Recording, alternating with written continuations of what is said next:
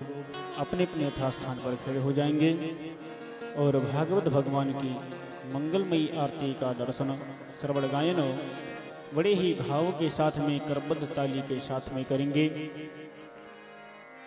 ओम श्री जगजननी ज्वाला मालिन्यै नमः।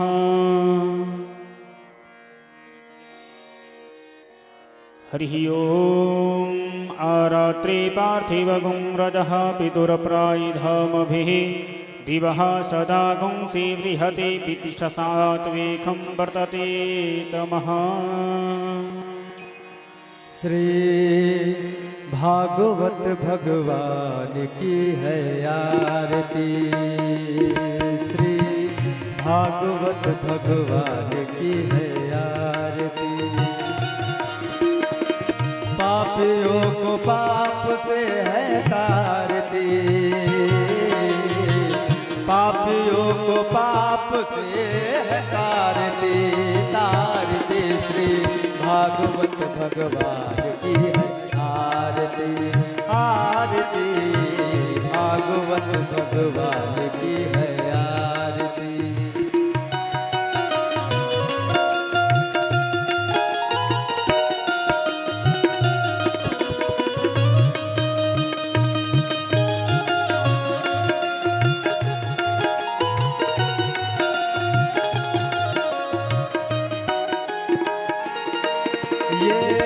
अमर ग्रंथ ये मुक्ति पंथ ये पंचम वेद निराला, ये अमर ग्रंथ ये मुक्ति पंथ ये पंचम वेद निराला। नव ज्योति जगाने हरि नाम यही हरि ध्यान यही, हरि नाम यही हरि ध्यान यही। जग के मंगल की आरती श्री भागवत भगवान की है आरती, आरती श्री भागवत भगवान की है आरती। ये शांति गीत पावन पुनीत पापों को मिटाने दर्श कराने वाला, हरि दर्श कराने वाला, हरि दर्श कराने वाला। ये शांत गीत पावन पुनीत पापों को मिटाने वाला, हरि दर्श कराने वाला, हरि दर्श कराने वाला। ये सुख करणी ये दुख हरणी, ये सुख करणी ये दुख हरणी। श्री मधुसूदन की आरती श्री भागवत भगवान की है आरती, आरती श्री भागवत भगवान की है आरती। ये मधुर बोल भवपंथ खोल सन्मार्ग बताने वाला, बिगड़ी को बनाने वाला, बिगड़ी को बनाने वाला, बिगड़ी को बनाने वाला।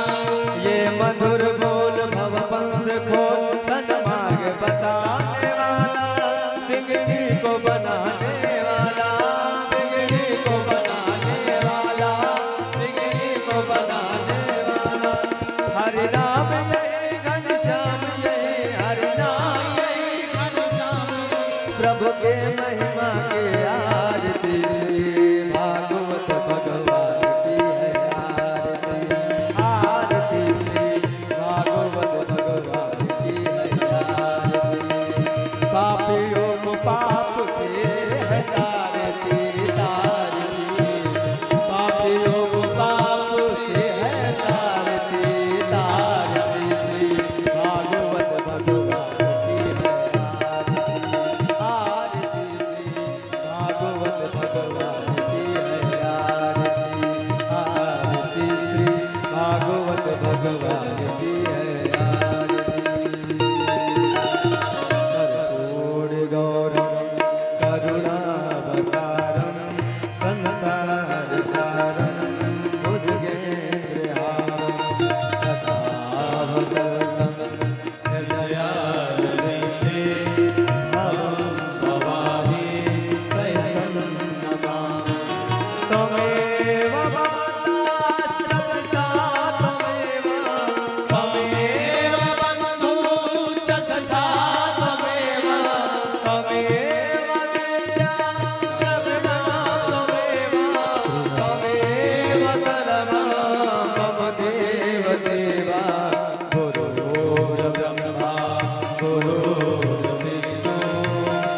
गुरुदेवो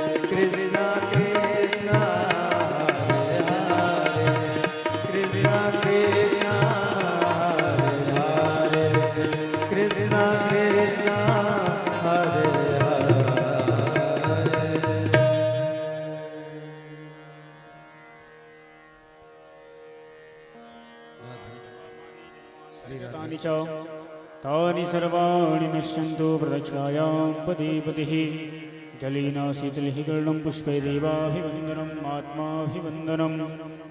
चल गिराइए।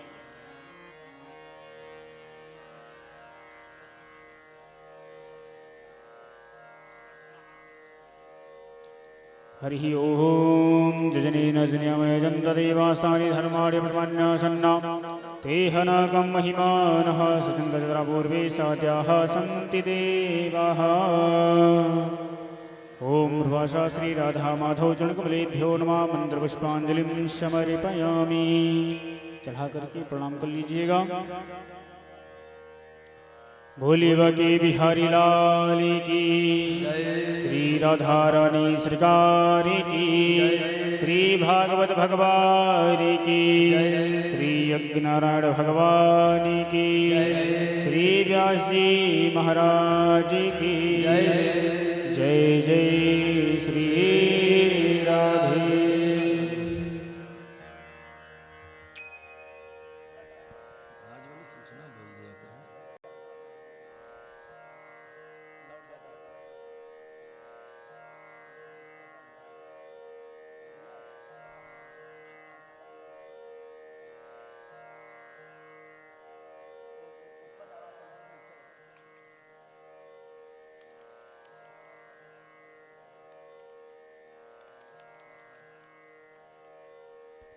राधे श्री राधे श्री राधे राधे श्याम।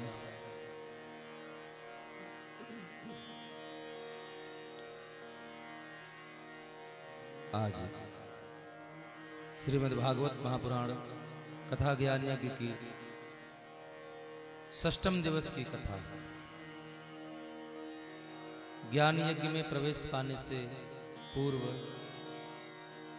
इस कथा प्रांगण में उपस्थित सभी भगवत चरण कमल अनुरागी श्रेष्ठ श्रोता बंधु एवं साक्षात भक्ति एवं शक्ति की स्वरूप हमारी माताएं बहनें एवं बड़े बुजुर्ग पिता तुल्य आप सभी भक्तों के साथ अनंत कोटि ब्रह्मांड नायक अनंत विभूषण विभूषित परात्पर पूर्ण ब्रह्म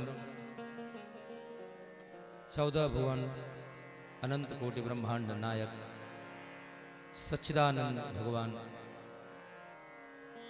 नंद के नंदन जसुदानंदन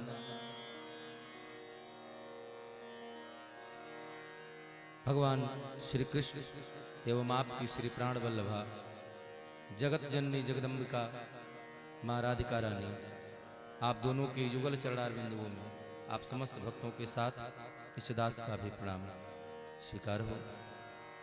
तदुपरांत इस कथा प्रांगण में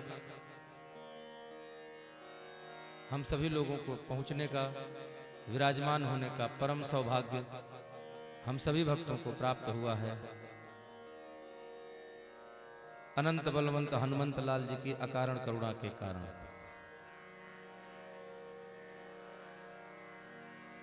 उन्हीं की गरिमामयी उपस्थिति में उन्हीं की प्रेरणा से उन्हीं की अनुकंपा से हम सभी भक्त यहाँ पर बैठ करके भगवान की भुवन पावनी कथा का रसास्वादन और श्रवण लाभ, कीर्तन का लाभ प्राप्त कर रहे हैं। आइए हम सभी भक्त बड़े भाव से मंगलाचरण के माध्यम से कथा क्रम में प्रवेश पाएंगे, अपने तन मन वाणी जीवा को पवित्र करते हुए। हरि ओम।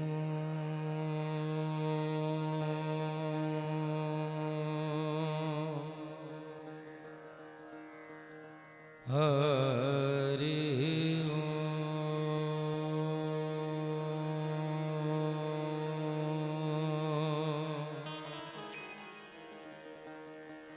श्री सरस्वत्यै नमः। श्री परमात्मने नमः। श्री राधा कृष्ण चरण कमलेभ्यो नमः।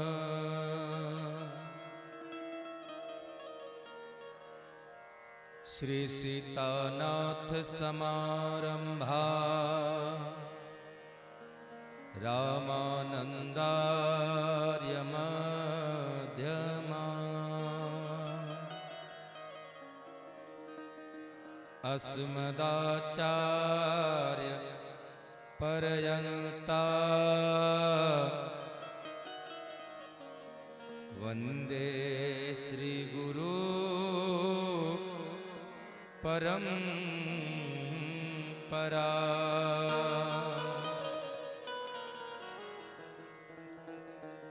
सच्चिदानंद रूपाय विश्वोत्पत्त्यादिहेतवे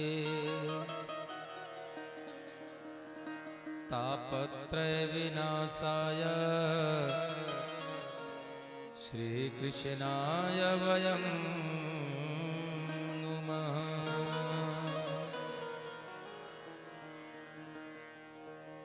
गंगा तरंग रमणीय जटा कलापम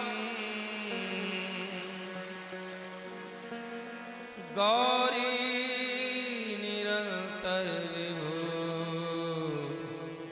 सिद्धवाम भागम। नारायण प्रियमनंगमदापहारम्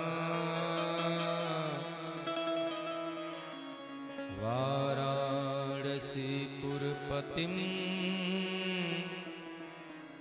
भज विश्वनाथम्।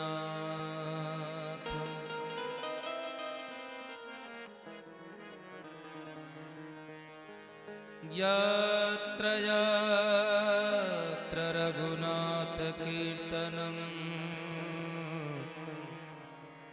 तत्र तत्र कृतमस्तकाञ्जलिं। वाष्पवारि परिपूर्ण लोचनम् मारुतिं नमत राक्षसान्तकम्।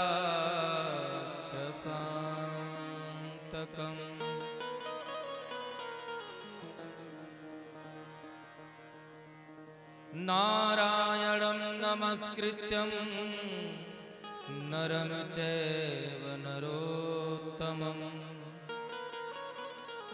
देवी सरस्वती व्यासं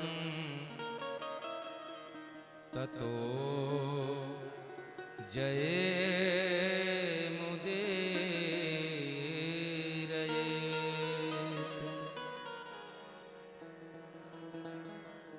राधा मेरी स्वामिनी मैं राधे जो को दास। जन्म जन्म मोहे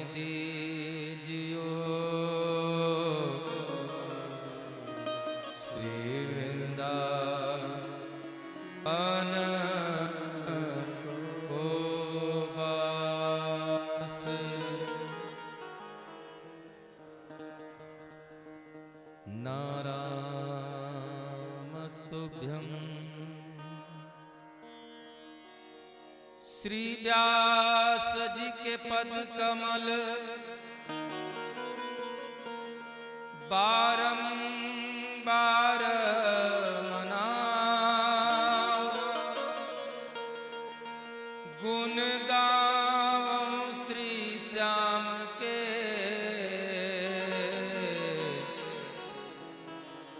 हनुमत हो हूँ सहाय। आये हनुमंत विराजे श्री शंभुनाथ हनुमान, प्रेम सहित आसन धरो करहूं कथा धरि ध्यान।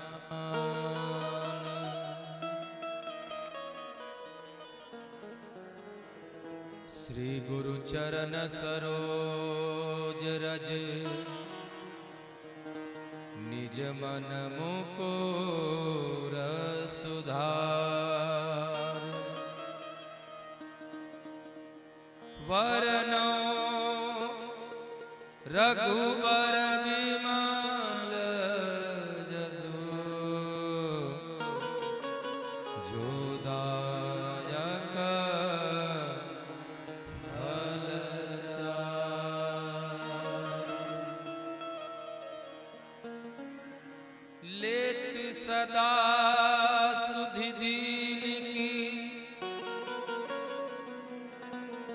सहज दया के धाम,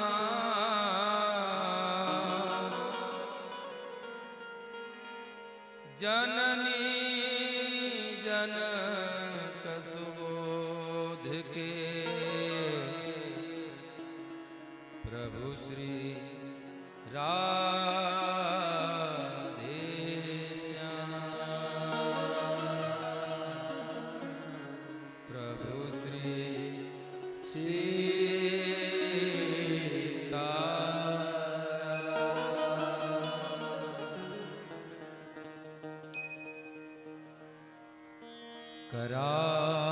करारविंदे नपदारविंदं, मुखारविंदे विनिवेशयन्त, वटस्य पत्रस्य शयानं बालं मुकुन्दं मनसा स्मरामि, बालं मुकुन्दं मनसा स्मरामि। कृष्ण गोविंद हरे मुरारी, नाथ नारायण वासुदेवा, हे नाथ नारायण वासुदेवा। आनन्दमानन्दकरं प्रसन्नं ज्ञानस्वरूपं निजभावयुक्तं, योगीन्द्रमेढ्यं भवरोगवैद्यं, श्रीसद्गुरुनित्यम् अहं नमामि, श्रीसद्गुरुनित्यम् अहं नमामि। श्रीकृष्ण गोविन्द हरे मुरारी, हे नाथ नारायण वासुदेवा। आनन्दमानन्दवने वसन्तं, आनन्दकन्दं हतपापवृन्दं, आनन्दमानन्दवने वसन्तं,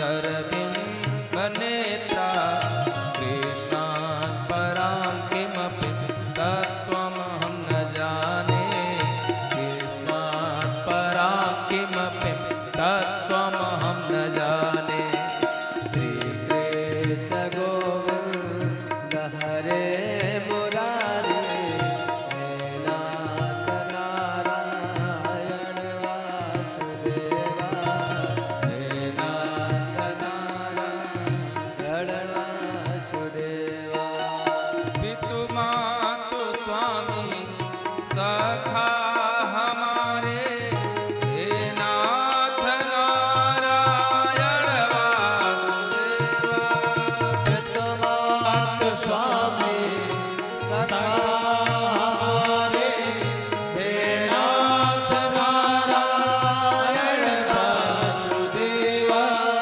पितु मातु स्वामी सखा हमारे हे नाथ नारायण वासुदेवा पितृमात स्वामी सखा हमारे हे नाथ नारायण वासुदेवा हे नाथ नारायण वासुदेवा कृष्ण गोविंद हरे मुरारी हे नाथ नारायण वासुदेवा कृष्ण गोविंद हरे मुरारी हे नाथ नारायण वासुदेवा हे नाथ नारायण वासुदेवा हे नाथ नारायण वासुदेवा हे नाथ नारायण वासुदेव हे नाथ नारायण वासुदेव जो खिल सके ना वो फूल हम हैं प्रभु तेरे चरणों की धूल हम हैं। जो खिल सके ना वो फूल हम हैं प्रभु तेरे चरणों की धूल हम हैं जो खिल सके ना वो फूल हम हैं हरि तेरे चरणों की धूल हम हैं।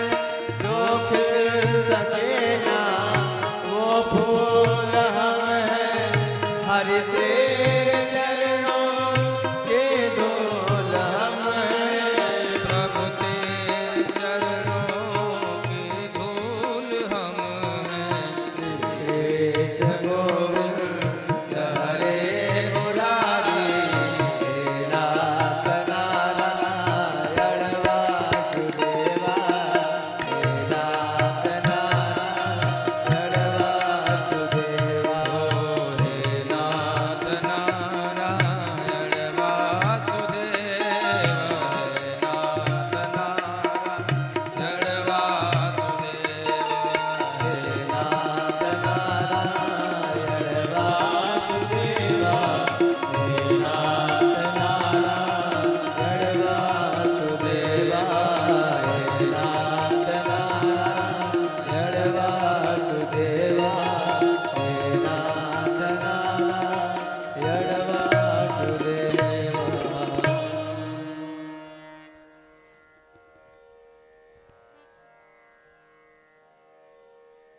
बड़ा सुंदर सा अवसर है और बहुत सुंदर सी व्यवस्था है।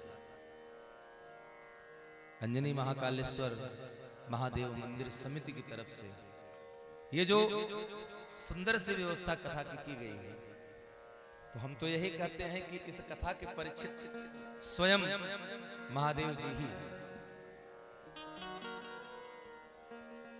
क्योंकि भगवान की कथा के इतने बड़े प्रेमी दूसरा कोई है ही नहीं इस पूरी सृष्टि में। क्यों?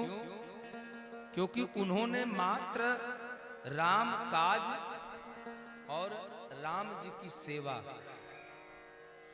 इसी दो चीज को निमित्त बनाकर अपना देव शरीर भी छोड़ दिया महाराज और कैलाश से चले आए धराधाम।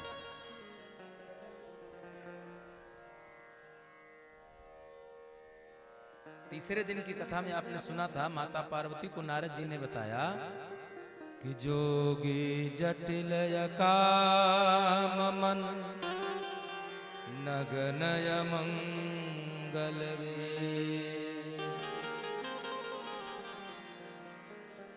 अस स्वामी एहि कह मिलहि परिहस्त असरे। माता पार्वती के हाथ में ऐसी रेख पड़ी है। कैसी रेख? 10 लक्षण बताए। अगुण अमान मातु पितु हीना औदासीन सब संशय छीन। ये 5। इसके बाद बताया कि जोगी जटिल अकाम मन नगन अमंगल बेस। मतलब जितनी अमंगल के लक्षण है वो सारी चीजें भगवान भोलेनाथ के साथ हैं। भस्म कोई नहीं लगाना चाहता। हम लोग अगर किसी की अंतिम यात्रा से आते हैं तो हम घर पहुंचने के पहले बाहर हाथ पर धुल लेते हैं, फिर घर में जाके स्नान करते हैं। जरा आप विचार करिए, क्या वो अपवित्र है कि हम अपवित्र हैं? वो जो जिस मिट्टी को हम छूकने के बाद घर आकर स्नान करते हैं, दरअसल वो मिट्टी हमसे कहीं ज्यादा पवित्र है। इसीलिए आपने देखा होगा किसी भी जात का हो, किसी भी वर्ग विशेष का हो, लेकिन अगर 100 यात्रा हो रही होती है तो प्रायः कोई भी व्यक्ति देखने के बाद प्रणाम कर लेता है। बाबा उस अंतिम यात्रा के बाद उस चिता की भस्म को भी अपने शरीर पर लेप करते हैं। क्यों करते हैं? क्योंकि पहली चीज भस्म जो होती है वो आपके शरीर की कामनाओं का दमन करती है।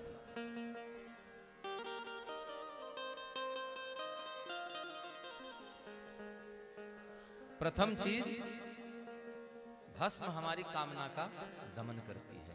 बाबा भोलेनाथ के विवाह में उनको हल्दी नहीं लगाता जैसे हमको आपको सबको लगता है। विवाह में हल्दी नहीं लगी थी, उनको चिता की भस्म लगी थी। क्यों लगी? क्योंकि वो पहले ही कामदेव को मार चुके थे। उनके अंदर कामना नहीं है। जहां कामतः राम नहीं और जहां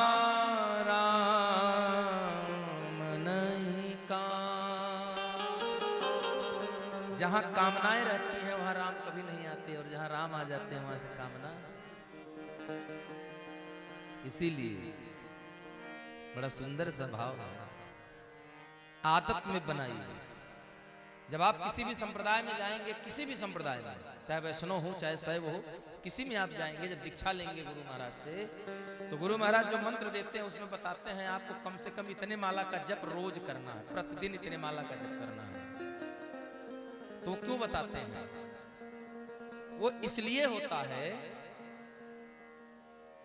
कि आज 6 माला करेंगे, 1 साल 6 माला करेंगे, खुद अपने आप आपको अंदर लगन लगने लगेगी। तो 6 माला से 8 माला हो जाएगा, 10 माला होगा, 20 होगा, 50 होगा। फिर धीरे धीरे वो आपके अंतर मन में सांस में बस जाएगा। ठीक वैसे जैसे हाथ का काम भोजन मुंह तक पहुंचाना है, तो अंधेरे में भी भोजन, अपने हाथ का भोजन अपने मुंह में जाता है, अगल बगल कहीं नहीं जाता। वैसे ही पता नहीं अगले किस क्षण इस सांस का आना होगा या नहीं होगा। हमने जिस सांस को अंदर लिया, पता नहीं हम उसको बाहर छोड़ पाएंगे भी या नहीं छोड़ पाएंगे। तो सांस व्यर्थ क्यों जाए? हर सांस पर भगवान के नाम को बिठा लीजिए ना। कोई गाना आया था ना, सांसों की माला पे सिमरू में पी का नाम। तो पी कौन है? ये है। इसीलिए राम नाम मुक्ति का साधन, जपो इसे हर याम बोलो राम राम राम बोलो राम राम राम बोलो राम राम राम बोलो राम राम ओ राम नाम मुक्ति का साधन, राम राम नाम मुक्ति का साधन,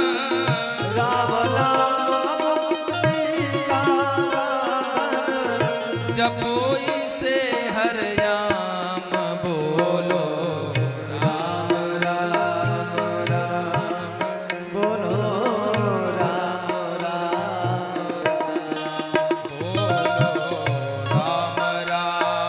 राम बोलो राम राम राम।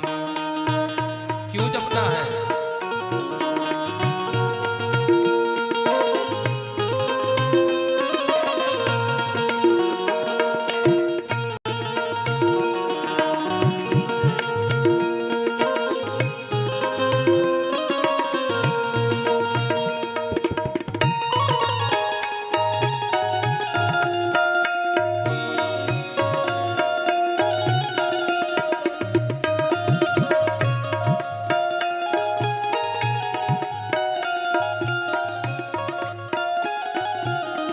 क्योंकि ये जीवन जो है, जग का तो सब कुछ नश्वर है, जग का तो सब कुछ नश्वर है, ओ जग का तो सब कुछ नश्वर है, जग का तो सब कुछ सब नाशवान है, शाश्वत केवल परमेश्वर है, शाश्वत केवल परमेश्वर है। राम नाम में डूबा जो तू, राम नाम में डूबा जो तू, राम नाम में डूबा जो तू, पाएगा विश्राम बोलो राम राम राम बोलो राम राम। सभी लोग। राम राम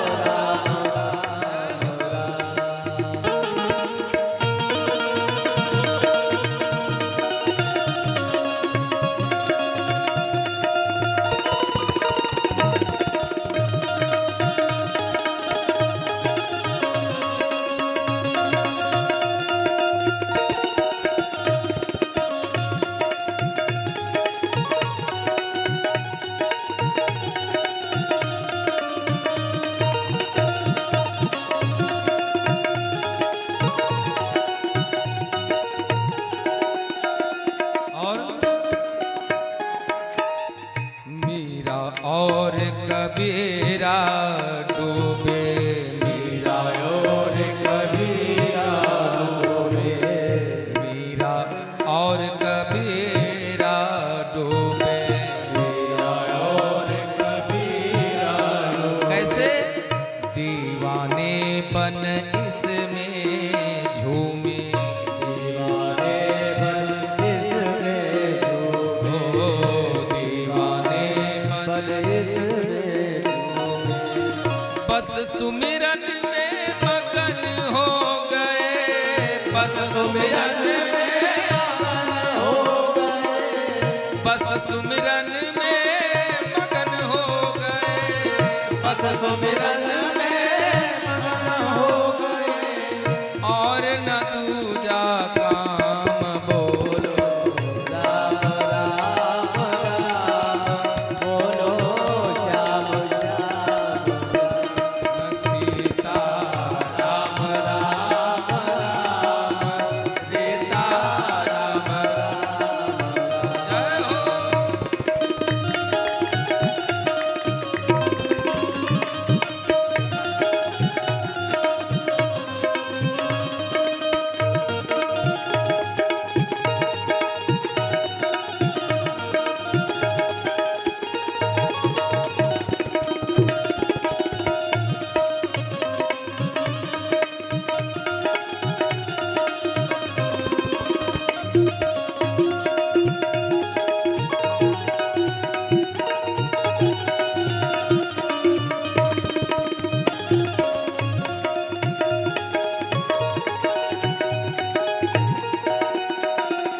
और कहते हैं पाई न के ही गति पतित पावन राम भज सुन सच मना। ऐसा कोई नहीं जिसने भगवान का नाम लिया उसकी गति ना हो गई हो। लेकिन गोस्वामी जी कहते हैं जो सुनत गावत कहत समुझत, जो सुनत सुनिए, सुनत उसके बाद गाइए, भगवान का नाम गाइए, तब कहत गोस्वामी जी कह रहे हैं उसके बाद क्या करना है, समुझत अपने मन में उसका चिंतन करिए। और जब इतना कर लेंगे तो क्या होगा, परम पद पाई हो। इसलिए हाँ, कोई भी सुमिरन लग कर जीवन धन्य बना, बना ले प्यारे, जीवन धन्य बना ले भैया, जीवन धन्य बना ले। ओ परमेश्वर है बड़ा दयालु, जो चाहे वो पाले भैया, जो चाहे वो पाले, जो चाहे वो लेकिन हम लोग कहते हैं आदमी अपना दोष नहीं देखता, काला ही कर्म ही ईश्वर ही मिथ्या दोष लगाए। कुछ गलत हो गया कहीं भगवान का बिगाड़े रहे, का इतना हमारे साथ अन्याय करना है।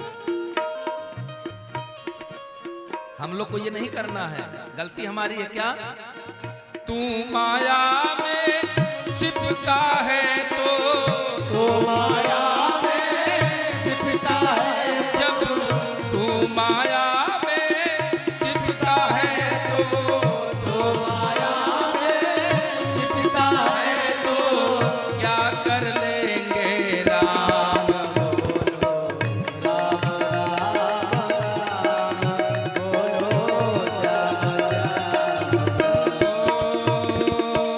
पता नहीं कब हो जाएगी, पता नहीं कब हो जाए,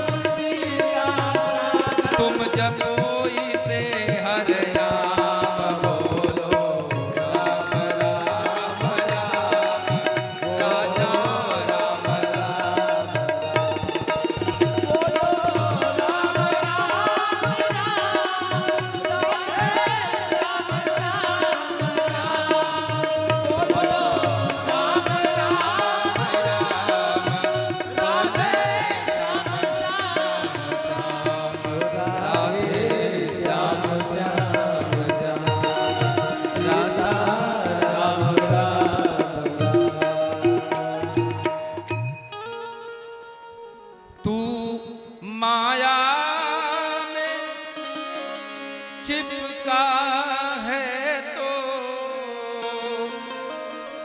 फिर क्या कर लेंगे राम बोलो। राम राम राम राधे श्याम श्याम श्याम। ये बहुत कठिन काम नहीं है, कठिन नहीं है। सांसों की माला पे भगवान का नाम बिठाने के लिए आपको इसे आदत में लाना पड़ेगा। जैसे आप लोग खाना बनाती हैं, एक अनजान आदमी चाकू से अगर काटे और किसी से बात करने लगे तो पता लगेगा उंगली ही काट लेगा। वो आपकी आदत में है। अंधेरा हो चाहे उजाला हो, आप अपना काम आसानी से कर लेते हैं। क्यों? क्योंकि वो आपकी आदत में है। आदत में लाइए भगवान को, क्योंकि ये जो जीवन है, जिस दिन ये प्राण छूटता है, जन्म जन्म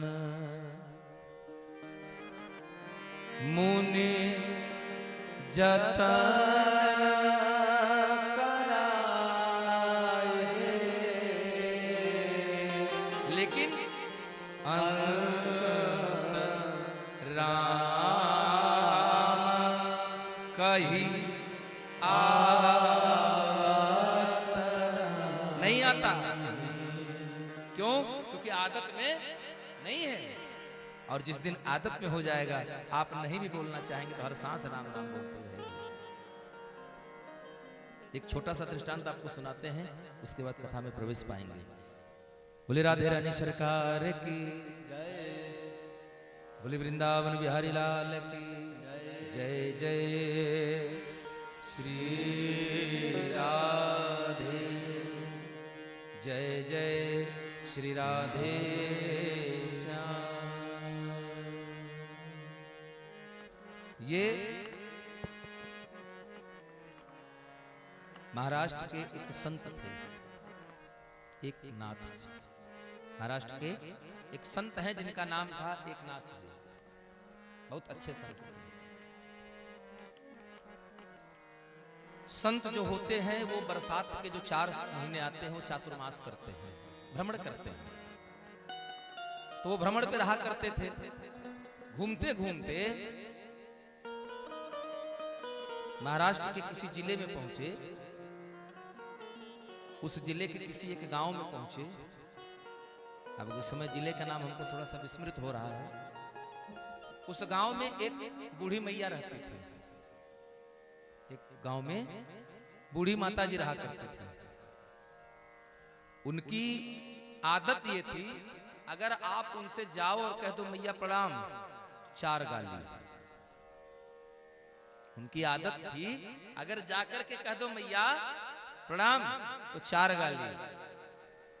मैया चाय पी लो, चाय पिएंगे लेकिन उसके साथ 2-4 गाली जरूर मिलेगी आपको। लड़ाक, इसको कहते हैं ना, झगड़ालू प्रवृत्ति की थी। अकारण झगड़ा कर लेती। तो गांव में कोई उनसे व्यवहार नहीं रखना चाहता था, कोई भी।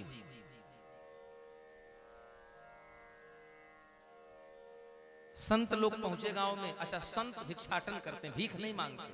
आप जान लीजिए आज एक बात, संत जो होंगे वो भीख नहीं मांगते। संत क्या करते हैं? भिक्षा मांगते हैं, भिक्षाटन करते हैं। भिक्षा मांगी नहीं जाती, भिक्षाटन किया जाता है। कैसे? आप जब पढ़ेंगे तो आपको अनुभव होगा कि भिक्षाटन करते थे बटुक। जैसे हमारे आश्रम पर 4 विद्यार्थी पढ़ रहे हैं, उनका काम है प्रातःकाल भिक्षाटन करना। तो क्या भिक्षाटन करना पूरी इंदिरानगर में? नहीं, भिक्षाटन मात्र 5 घर पर होता था। दरवाजे पर आ गए, अलख जगाया, आप निकले, दिया तो ठीक और नहीं दिया तो ठीक, अगले घर पे पहुंच गए। कुल मिलाकर के 5 घर से 1 बटुक का काम है, 5 घर ही जाता है। 6ठा घर उसके लिए नहीं होता भिक्षाटन में। 5 ही घर का नियम है। आपको भिक्षाटन देखना हो, आप वृंदावन चले जाइए। आपको ऐसे संत मिलेंगे, ऐसे भक्त मिलेंगे कि अपने घर संत महात्मा का भिक्षाटन कराने के लिए लोग 6-6 महीना 8-8 महीने पहले की डेट लिखवा के बैठे हैं कि महाराज होली के 3 दिन बाद हमारे घर भिक्षा है आपकी। होली के अभी जुलाई चल रहा है, अगली होली के 3 दिन आगे की डेट लिखवा के बैठे हैं कि 20 मार्च को, 15 मार्च को, 17 मार्च को हमारे घर भिक्षा आपकी है। सब परिकर माने अपने पूरे शिष्य सहित आप हमारे घर पर आएंगे, ये भिक्षा है। और जो लिए घूम रहे हैं कटोरा गांव गांव गली गली,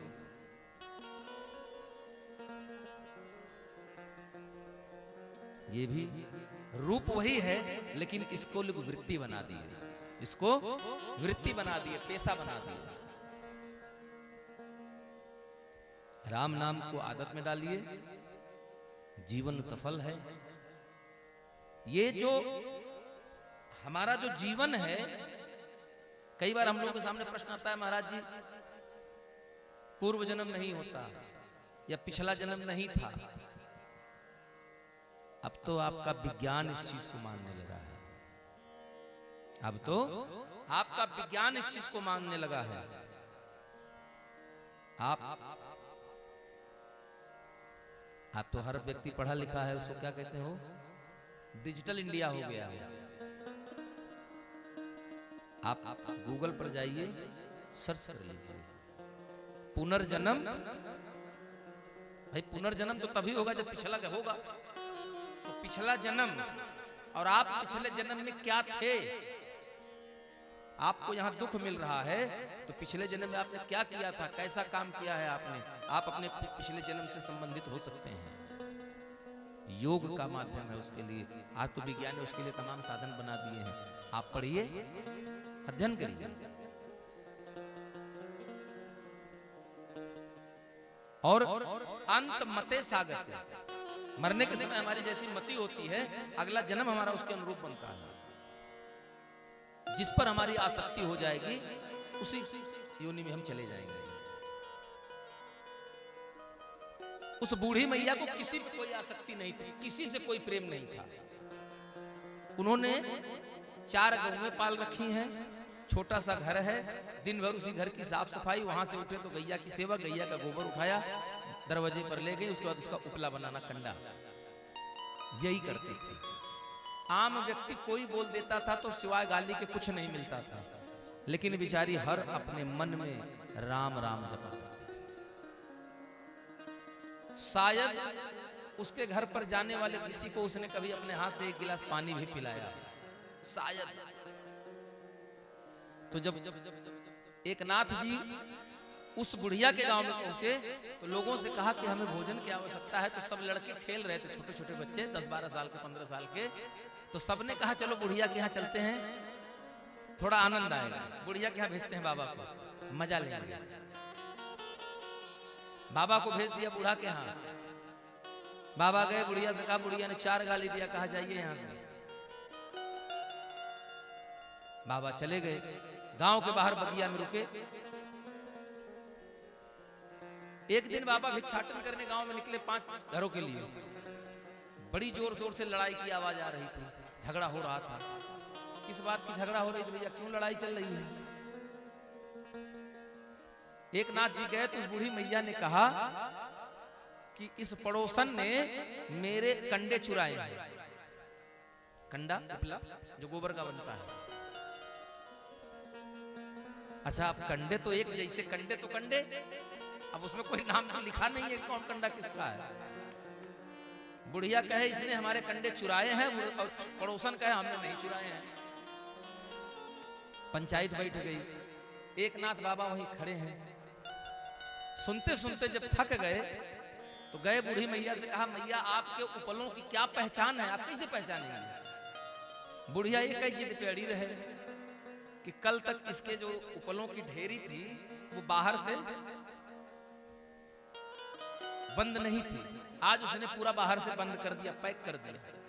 इसने मेरे उपले अपने इस उपलों के ढेरी में चुरा दिए हैं। वो कहे नहीं है, ये कहे हैं। तो एक नाथ जी गए, एक नाथ ने कहा मैया आपके उपले अगर इसने चुराए हैं तो ये कैसे प्रमाणित होगा? इस बात की क्या पुष्टि है कि इसने आपके उपले चुराए हैं? इसके कंडे में आपके कंडे हैं, है कोई पहचान? बनाने की आकृति आपकी जैसी है वैसी उसकी है, गोबर का रंग एक जैसा है। तो बुढ़िया ने कहा महाराज, हे प्रभु, हे संत भगवान, मेरे उपलों में राम राम की आवाज आएगी। ये कही सुनी बात, दंत कथा नहीं है, सत्य घटना है महाराष्ट्र की। मेरे उपलों से राम राम की आवाज आएगी। एक नाथ जी संत थे, उन्होंने अपने शिष्यों से कहा, तुरंत कहा कि इसके जो ढेर लगे हैं कंडे के, इसको खोलो। खुलवाया गया।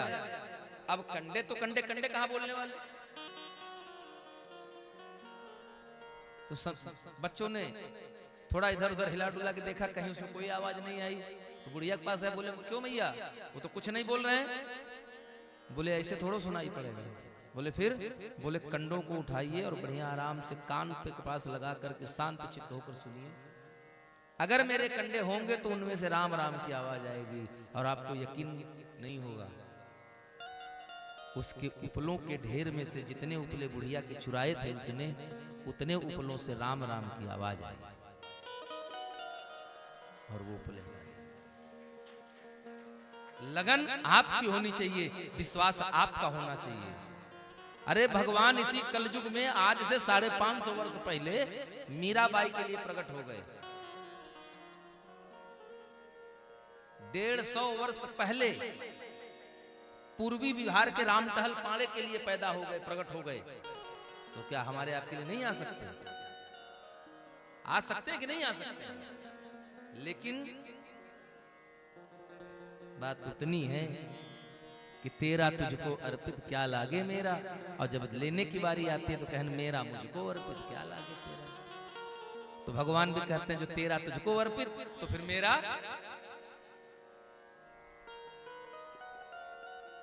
भरोसा पक्का हो। बाबा महादेव का एक नाम विश्वास है। इसीलिए पंडित जी लोग, आचार्य लोग जब भी पूजा कराएंगे, जब भी संकल्प बोलते हैं, तो लास्ट में संकल्प पूर्ण होने के बाद एक मंत्र बोलते हैं,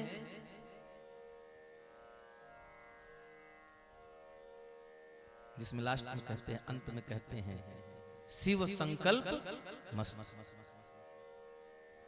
जजाग्रतो दूरमुदय दूरंगमन ज्योति खानम ज्योतिरेकम तन्मय मना शिव संकल्प मस्तु, यानी तुम्हारा संकल्प सिद्ध हो। वो संकल्प कैसा हो? जैसे बाबा ने किया था, शिव संकल्प कीन मन माहे,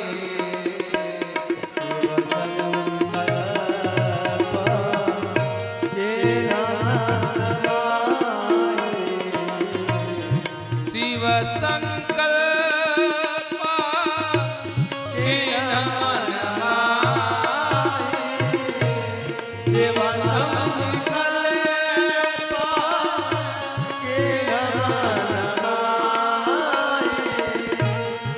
संकल्प किया उसको सिद्ध भी करके दिखा दिया। क्या संकल्प किया था? एहि तन सते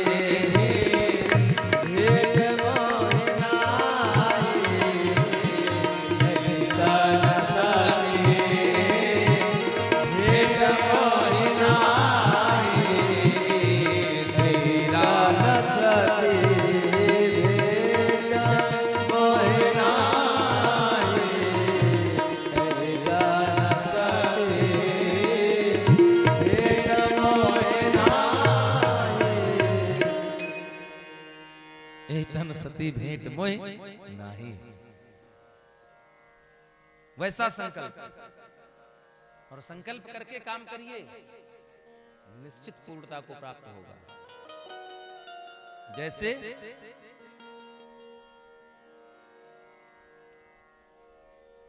पूर्व जन्म की पृछनी माता देवकी ने चाहा और भगवान को उनके घर आना पड़ा। तो आप भी मन में संकल्प बना लीजिए महाराज, और वो आ जाएंगे। जरूर आएंगे, क्योंकि परमात्मा तो हमारे लिए ही बैठे थे। वो तो कहते हैं ना, नियरे होए सूझत नहीं, लानत ऐसो जिंद।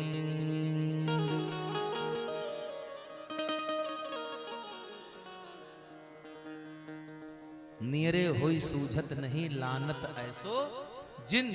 जिंद माने आंख, नजदीक का हमको दिखाई नहीं पड़ रहा। गोस्वामी तुलसीदास दोहावली में कहते हैं, नियरे होई सूझत नहीं, लानत ऐसो जिंद। क्यों? तुलसी इस संसार को भयवो मोतिया बिंद। तुलसी इस संसार को भयव मोतिया बिंद। सबकी आंख में मोतिया बिंद हो गया। क्यों? क्योंकि परमात्मा तो हमारे साथ रहता है, हम देख नहीं पाते हैं। अच्छा, जिसकी आंख में मोतिया बिंद हो जाता है उसको नजदीक का दिखाई नहीं पड़ता।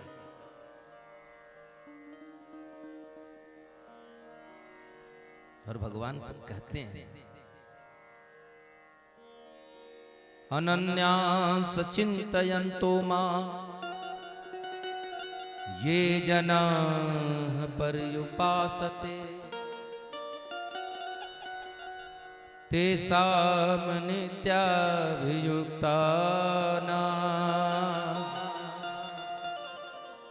योगक्षेमं वहाम्यहम्।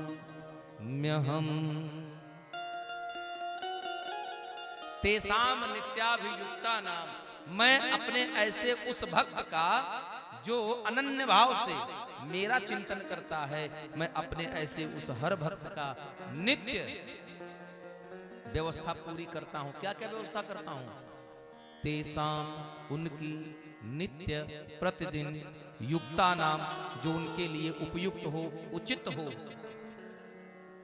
तेसाम नित्याभियुक्ता नाम, तो क्या? योग, उनको क्या देना है? क्षेमम, किसमें उनका कुशल है, वो सब क्या करता हूं अर्जुन? तेषां नित्याभियुक्तानां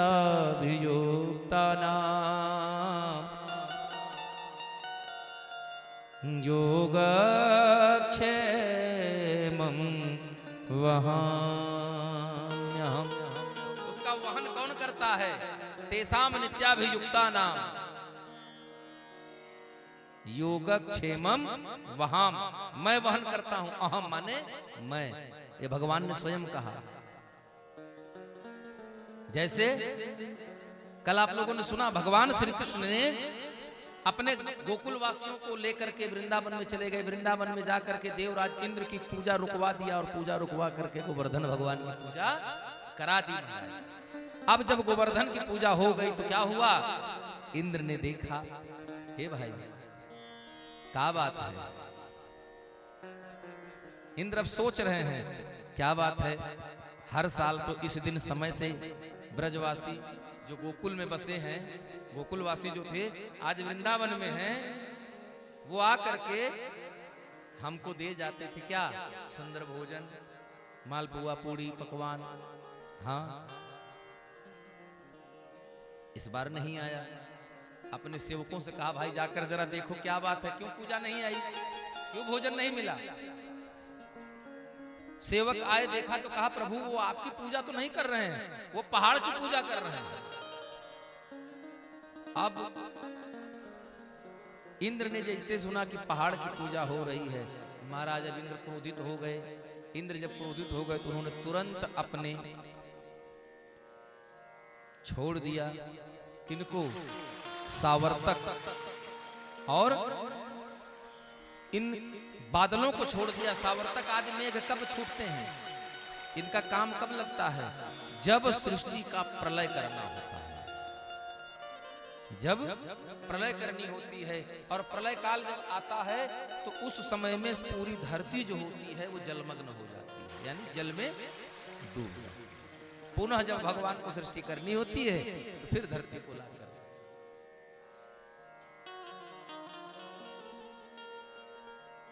इसके बाद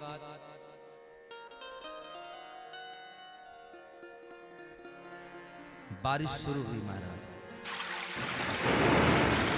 बिना मौसम भयंकर गर्जना। बारिश एक बार जो शुरू हुई तो सुबह से शुरू हुई, शाम हो गया, रात बीत गई, जब 24 घंटे हो गया और गोकुल की गलियों में पानी भर गया, वृक्ष की गलियों में पानी भर गया।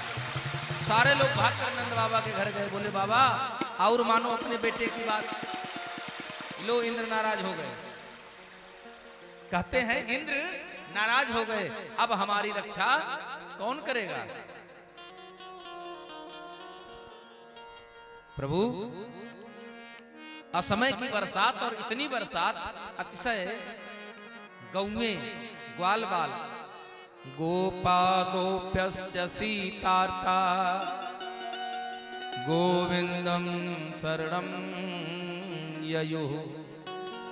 बोले नंद बाबा ग्वाल बाल गोपियां और साथ साथ गौवंश सारे लोग अभी शीतल एकदम ठंडी से त्राही त्राही कर रहे हैं, व्याकुल हो चुके हैं और सारे लोग खड़े हैं, कहां जाएं। ऐसा लगता है कि आज इंद्र हम लोगों को पूरा गोकुल डुबा ही देगा। तब तक कृष्ण भगवान नंद बाबा के पीछे घर के अंदर से निकल कर आ गए और जब कृष्ण भगवान को देखा तो सब कहने लगे कृष्ण कृष्ण महाभाग त्वन्नाथं गोकुलम प्रभो त्रातुर्मर्हसे देवाना कुपिताद भक्तवत्स।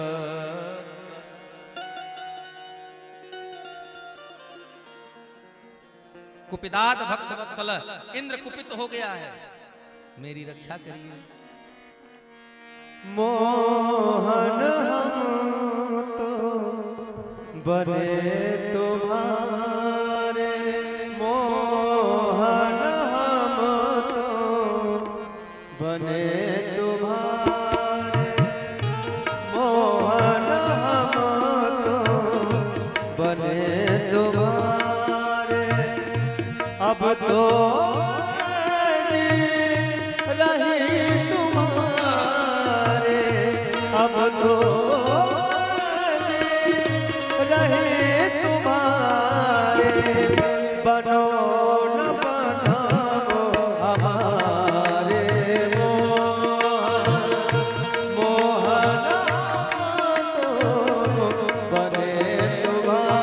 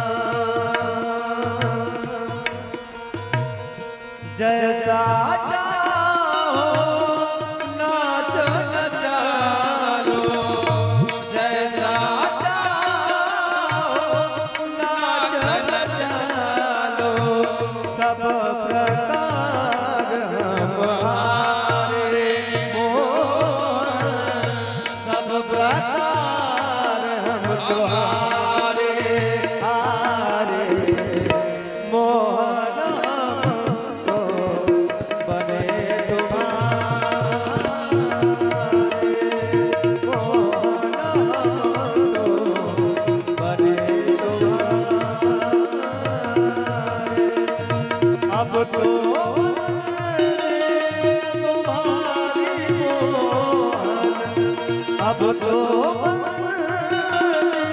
रही तुम्हारे, बनो न बनो हमारे, हमारे बनो न बने हमारे, मोहन तो बने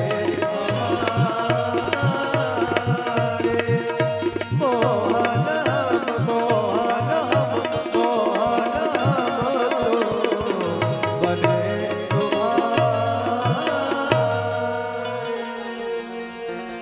मोहन हम तो बने तुम्हारे, सब प्रकार हम हमारे, मोहन हम तो बने तुम्हारे। सारे ग्वाल बाल पहुंचे, नंद बाबा के पीछे कन्हैया आ गया। कन्हैया कहते हैं डरो मत। जब सबने कहा कृष्ण कृष्ण महाभागवत त्वन्नाथम गोकुलम प्रभु, हे प्रभु आप, हम जानते हैं आप देवों के देव हैं, आप हमारे परमात्मा हैं, आप गोकुल के भगवान हैं, इसलिए आप ही गोकुल की अब रक्षा करिए। क्या हुआ? बोले इंद्र लगता है कुपित हो गया है, हमारी रक्षा कैसे होगी प्रभु? तो भगवान कहते हैं कि अरे भाइयों आप डरिए नहीं, आप डरिए नहीं।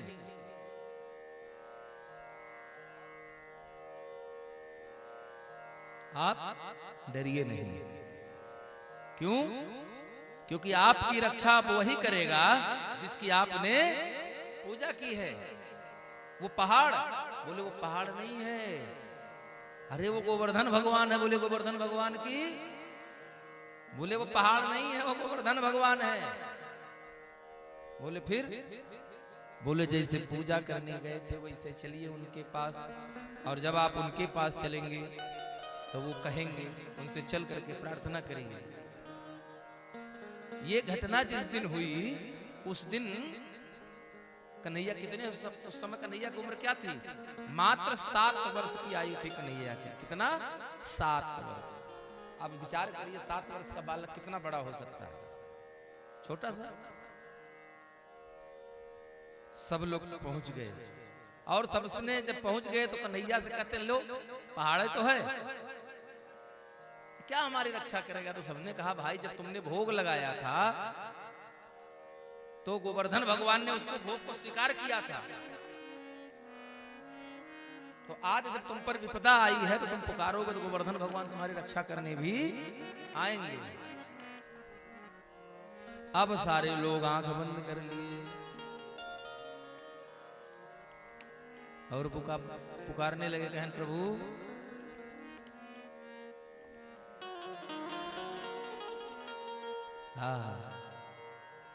अधमो को नाथ उबारना, तुम्हें याद हो कि न याद हो, मद जल जनों को उबारना, मद जल जनों को उबारना, तुम्हें याद हो कि न याद हो, अधमों को नाथ उबारना।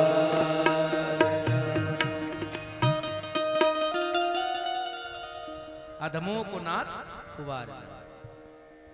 हम आज विपत्ति में हैं, हम आपको पहचान नहीं पा रहे हैं।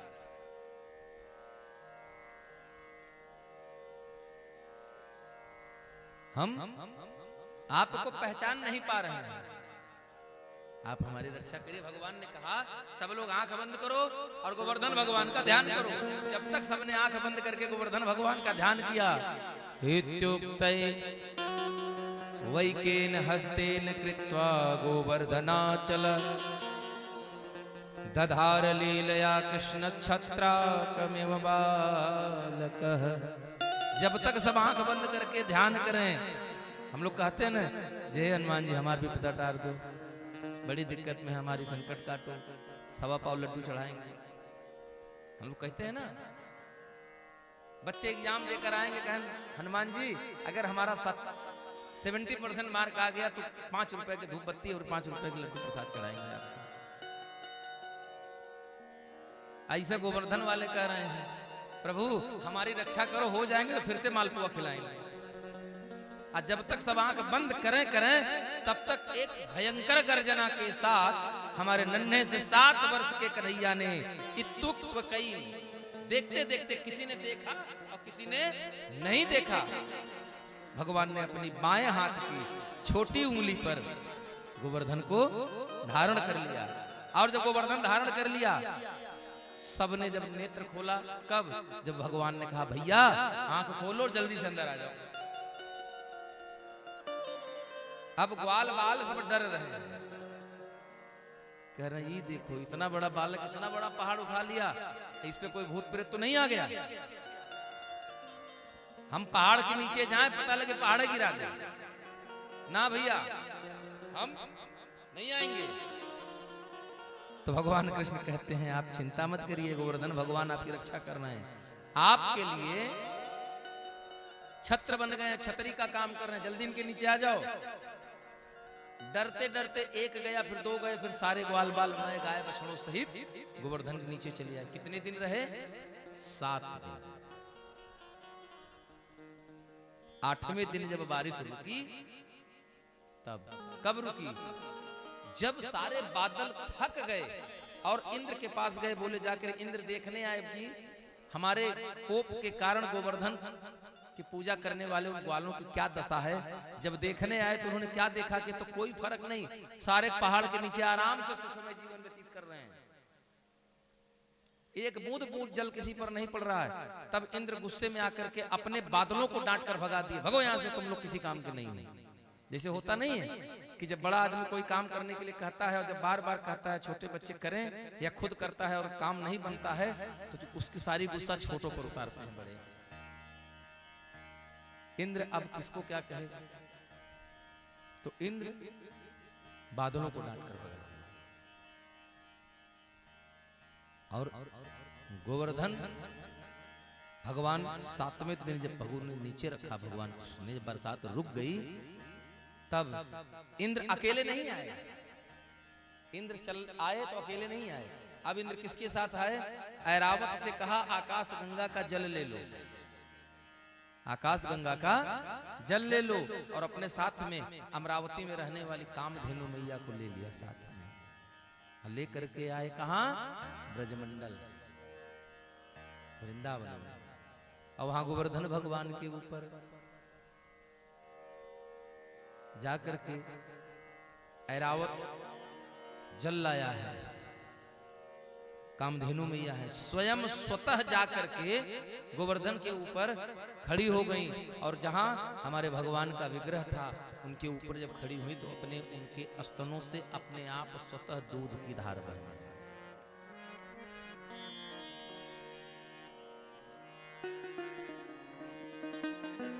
उस दूध की धार बहकर जब निकला, उसके पश्चात गोवर्धन अभिषेक कराने के बाद मां कामधेनु वहां से पृथक होती है। तदुपरांत ऐरावत अपने सूंड में भरकर जो आकाश गंगा का जल लाया था उस जल से भगवान का जलाभिषेक करता है। और इंद्र दूर खड़े, इंद्र हाथ जोड़कर भगवान से कहते हैं नमस्तुभ्यं भगवते पुरुषाय परमात्मने वासुदेवाय कृष्णाय सात्वतां पतये नमः। नमस्तुभ्यं भगवते, हे भगवान हम आपको प्रणाम करते हैं, साष्टांग प्रणाम करते हैं। पुरुषाय, आप पुरुषों में उत्तम हैं, आप पुरुष नहीं विराट पुरुष हैं, आप परमपिता परमेश्वर हैं। हे वासुदेव, हे भगवान कृष्ण, सात्वतां पतये नमः, मैं आपको हृदय से प्रणाम करता हूँ। हे यादवों के पति, हे यदुपति, हे यदुनाथ, मैं इंद्र स्वर का अधिपति आपको प्रणाम करता हूँ। और कहता है हे प्रभु आपकी माया का ब्रह्मादि पार पात पाते नहीं। हे यह सृष्टि एक भवसागर है, ऋषि मुनि भिगोते खाते। एक संसार भवसागर है, इसमें बड़े बड़े अमलात्मा विमलात्मा गोते खा रहे हैं। हे दया निधान दया करिए, मैं अधम देह अभिमानी हूँ, जग के पालक ब्रज के रक्षक मैं हुआ शर्म से पानी पानी हूँ। हे जग के पालक ब्रज के रक्षक मैं कौन? इंद्र हुआ शर्म से पानी हूँ। मैं शर्मिंदा हूँ प्रभु, अपनी गलती पर अपने कृत्य पर क्षमा मांगता हूँ। लेकिन मुंडकोपनिषद में कहा है, बताया गया है, भिद्यते हृदय ग्रंथि छिद्यन्ते सर्व संशया। जिस दिन मनुष्य भगवान का साक्षात्कार कर लेता है, उस दिन उसके हृदय की ग्रंथि, जो माया की गांठ पड़ी है ना, बंधन, उसकी गांठ खुल जाती है। छिद्यन्ते सर्व संशया, उसके मन से सभी संशय दूर हो जाता है। कब होता है? संशय विहग उड़ावन हारी। संशय रूपी पक्षी को उड़ा देता है कौन? राम कथा सुंदर करता रे, राम कथा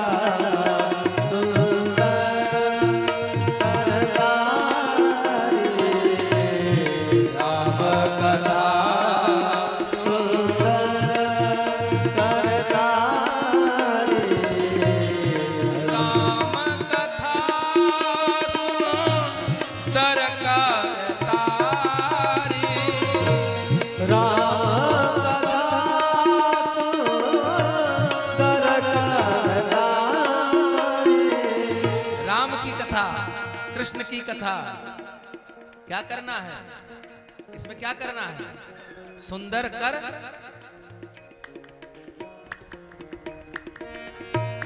राम कथा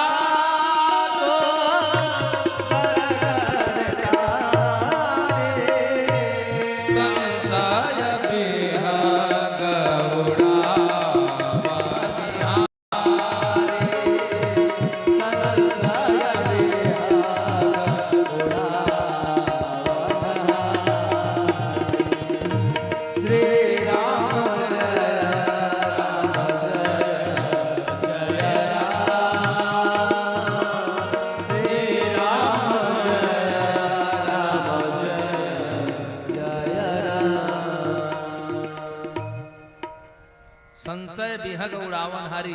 और मुंडको उपनिषद में कहा गया है, भिद्यते हृदय ग्रंथि। हृदय में जो माया का गांठ बंधा हुआ है, वो गांठ विध जाता है, खुल जाता है, खंडित हो जाता है।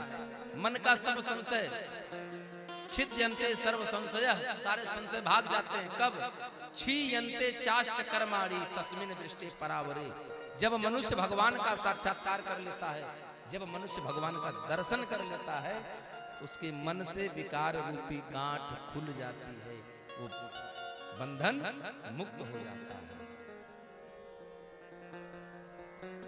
इंद्र प्रणाम करके कहता है कि प्रभु आपके दर्शन से मेरा विकार रहित अहंकार युक्त जो मन था वो अहंकार रहित हो गया। इसके बाद मैया कामधेनु प्रार्थना करते कहते हैं, कृष्ण कृष्ण महायोगी विश्वात्मन विश्वशंभव भवतालोकनाथेन शनाथा वयम च्युत। हे प्रभु, कृष्ण कृष्ण महायोगिन, आप योगियों के योगी हैं, आप योग योगेश्वर हैं, देवता तमाम हैं, संत तमाम हैं। 16,108 पत्नियों के बाद हमारे कृष्ण भगवान योगी कहे जाते हैं। योगी नहीं, योगेश्वर हैं। अकेले मोर पंख भगवान कृष्ण के ही माथे पर सजता है, बाकी किसी के माथे पर नहीं सजता। बोले राधे, ये भगवान के योगेश्वर होते हैं। कौन? भगवान श्री कृष्ण। वही कामधेनु मैया कहते हैं महायोगिन, आप महायोगी हैं, योगियों के देवता हैं, योगियों के योगेश्वर हैं। आप विश्वात्मन हैं, आप समस्त सृष्टि में समाये हुए हैं और समग्र सृष्टि आप में समाई हुई है। भवता लोकनाथेन, आप के विपरीत या आपके अलावा, आपसे पृथक इस सृष्टि की परिकल्पना नहीं की जा सकती। लेकिन हे प्रभु, सनाथा वयमच्युतः, आज हम सनाथ हो गए। क्यों? क्योंकि आपने हमारी गौवंशों की रक्षा की, इसीलिए आज से नाम होगा बोलिए गोपाल भगवान की।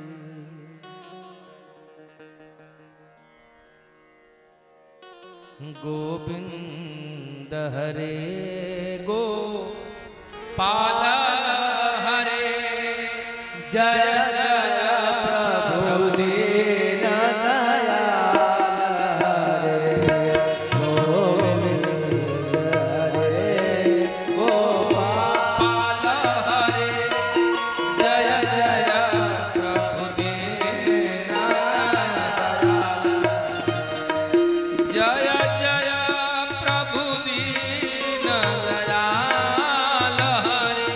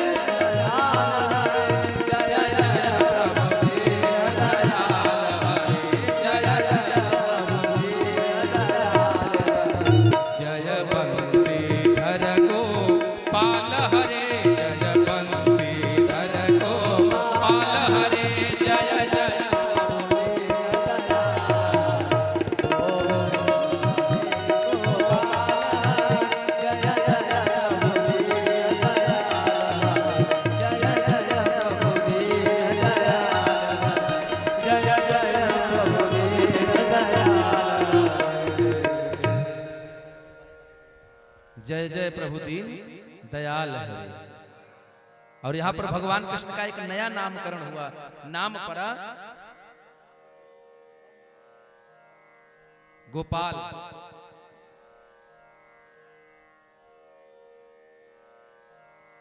बोलिए गोपाल कृष्ण भगवान की जय। बोलिए राधा रमण गोपाल की जय जय जय। हाँ, आज लग रहा है कि 5 दिन से पढ़ाते पढ़ाते छठे दिन में कुछ याद हुआ है आप लोगों को।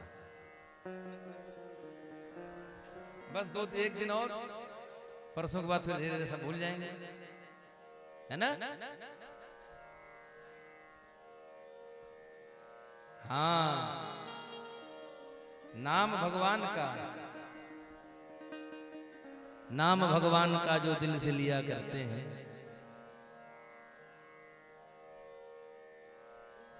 भगवान उन्हीं भक्तों को भव सिंधु पार करते हैं। नाम भगवान का लेते रहिए। आज इंद्र अपने कृत्य पर शर्मिंदा है, इसलिए जीवन में इस कथा से एक सीख मिलती है। अपने जीवन में क्रोध में आकर के कभी भी ऐसा काम ना करिए जिसके लिए बाद में आपको नजर झुकानी पड़े। किसी से साथ, घर में, परिवार में या बाहर, आप ऐसा कोई काम आवेश में आकर ना कर बैठे जिसके लिए कल आपको करके नजर झुकानी पड़े, सर झुक जाए, आपको शर्मिंदा महसूस होना पड़े। और भगवान की प्रार्थना करते हुए कामधेनु मैया कहती हैं कि हे कन्हैया, हे गोपाल, आप जैसा प्रतिपाल, आप जैसा रक्षक, आप जैसा शुभचिंतक अपना पा करके हम धन्य हो गए, हम धन्य हो गए कन्हैया। तब भगवान श्री कृष्ण कहते हैं कि मैं ऐसे नहीं, मेरा अवतार ही हुआ है विप्रधेनु सुर संत हित, लीन मनुज अवतार, निज इच्छा निर्मित तनु, माया गुण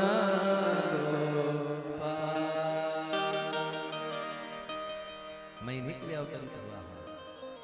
आपको बताएं, यहां से वृंदावन आप लोग काफी लोग गए होंगे, अधिकतर लोग गए होंगे। अब की बार जाइएगा गोवर्धन पर्वत पर जाइएगा। गोवर्धन भगवान का दर्शन मात्र इतना फल देता है, कितना, जितना आपको गंधमादन पर्वत की परिक्रमा करने पर मिलता है। गंधमादन यात्राया यत् फलम लभते नर।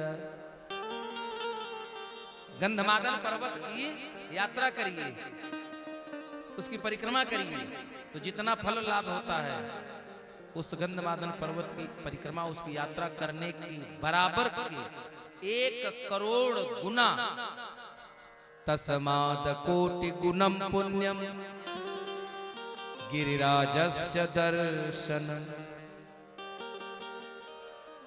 तस्मात उसके कोटि गुणम पुण्यम गिरिराजस्य दर्शने। आप खाली वृंदावन जाइए और जाकर के गोवर्धन भगवान का दर्शन मात्र कर लीजिए, तो आपको गंधमादन की करोड़ों परिक्रमा का फल मिल जाता है। बोले राधे। और वहीं पास में एक कुंड मिलेगा जल का, जिसका नाम है मानसी कुंड। मानसी कुंड, और मानसी कुंड के महिमा जानते हैं?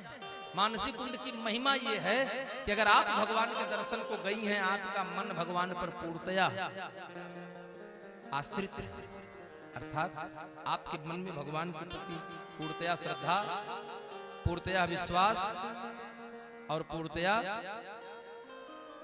प्रेम है, निष्कपट,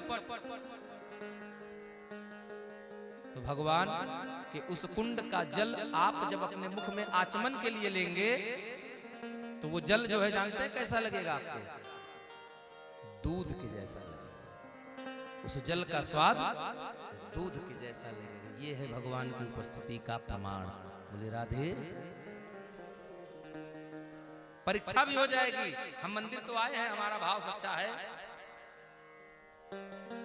किसी को परीक्षा देनी नहीं है। न किसी की लेनी है। स्वतः अपनी परीक्षा कर लीजिए। हम जिस वृंदावन बिहारी के दर्शन करने आए हैं, क्या मेरे मन में उनके प्रति श्रद्धा सच्ची है?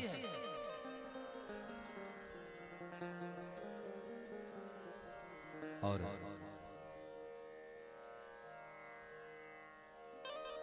इंद्र गोवर्धन भगवान के साथ भगवान कृष्ण का दर्शन किया, क्षमा याचना किया और वहां से चले गए। कामधेनु मैया चली गई। इसके बाद भगवान के साथ एक नई लीला घटती है। भगवान ने एक नई लीला रची। क्या लीला रची? नंद बाबा एकादशी का व्रत है। यहाँ एकादशी कितने लोग रहते हैं? सही से हाथ उठाइएगा।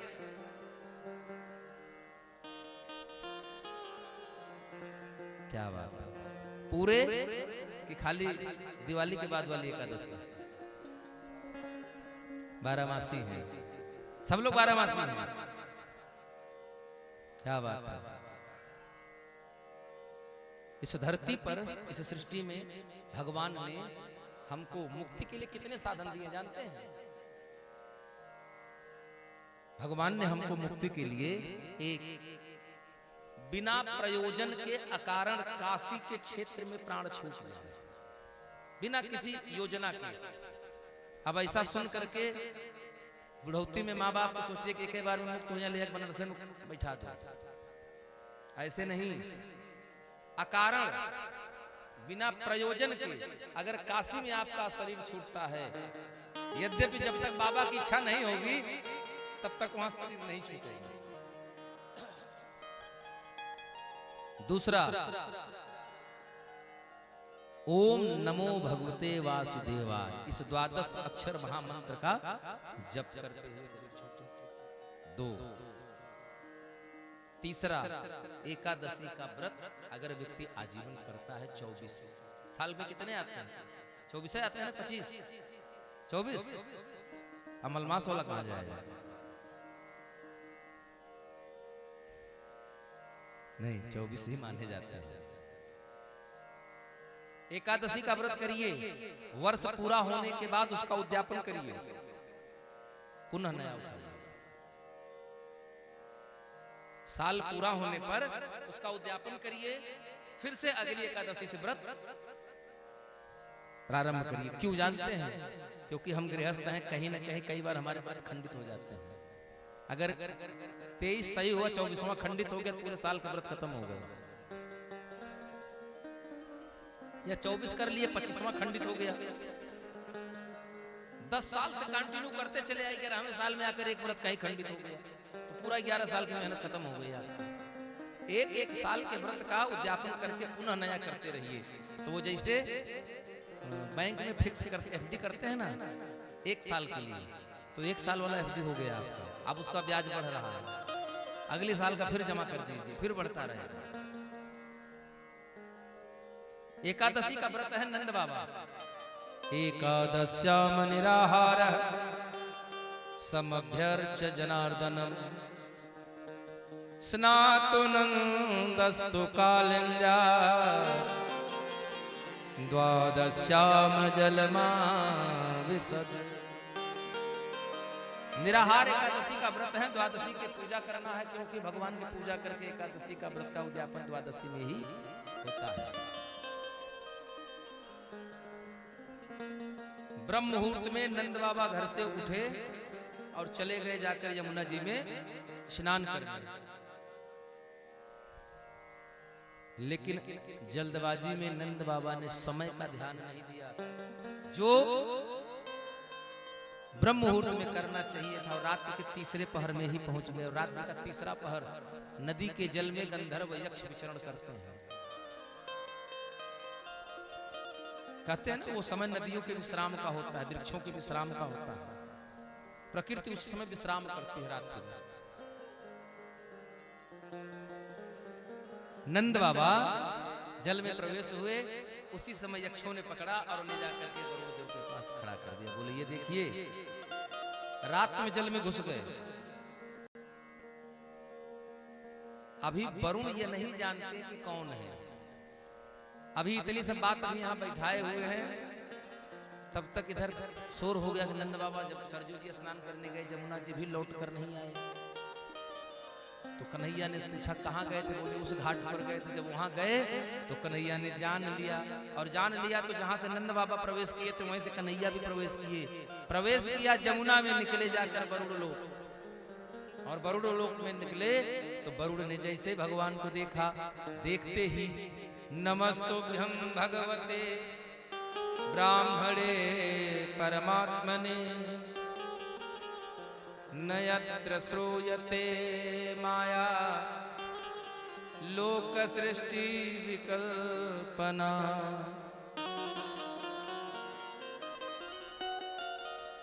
कहते हैं प्रभु आपके दर्शन हो गए, हमारा जीवन धन्य हो गया। आप यहाँ कैसे? तो भगवान कहते हैं हे वरुण देव, आपने जिनको बंदी बनाकर रखा है वो कोई और नहीं, हमारे बाबा हैं। क्यों बंदी बनाया इनको? अब ये सारी लीला नंद बाबा देख रहे हैं, उनकी बात समझ में आ नहीं रही है। कितना बड़ा बालक, और जल के देवता वरुण उनको प्रणाम कर रहे हैं और भगवान भगवान कह रहे हैं। ये जल में प्रवेश हुए थे रात्रि के तीसरे पहर में, इसलिए हमारे गंधर्वों ने यक्षों ने पकड़ लिया, इसलिए अभी इनको क्षमा करते हैं। और नंद बाबा को क्षमा करके छोड़ दिया, और वरुण देव को भगवान ने आशीर्वचन दिया, उनको अभय दिया, क्षमा किया, और नंद बाबा को लेकर ब्रज में आए। और जब नंद बाबा को लेकर ब्रज में आए तो नंद बाबा अब सबसे कहते हैं कि मेरा लाला साधारण बालक नहीं है, ये तो भगवान है। भगवान कहते हैं मैं भगवान नहीं हूं, और सब कहते हैं नहीं ये भगवान है।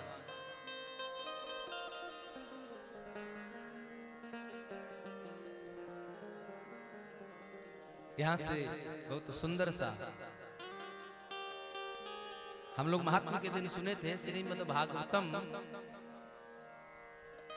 प्रत्यक्ष ये वही कृष्ण, ये प्रत्यक्ष भगवान श्री कृष्ण की विग्रह स्वरूप है।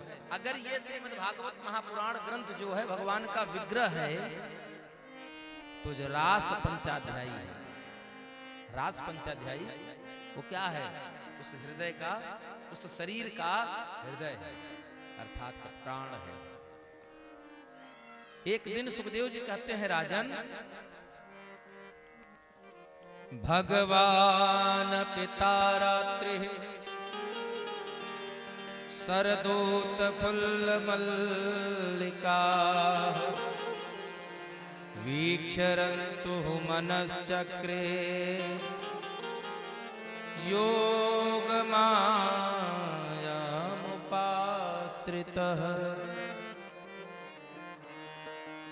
योग माया उपाश्रित। भगवान ने कहा कि कुछ लीला करनी चाहिए, क्या लीला करेंगे? भगवान ने कहा रास रचाई जाए। तब भगवान ने अपनी माया का सहारा लिया, और जब माया हुई तो अचानक से वन में बेला, चमेली, चंपक इनके फूल खिल गए चारों तरफ। और संत कहते हैं डोलत त्रिविध पवन सुखदाये, डोलत न त्रिविध सुखदाये, डोलत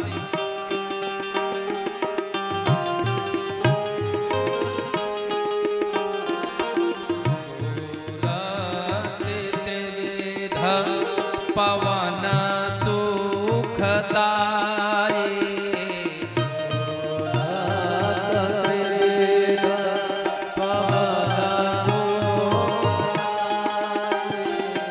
लखिताः प्रमोदित हैं यदुराई, लखिता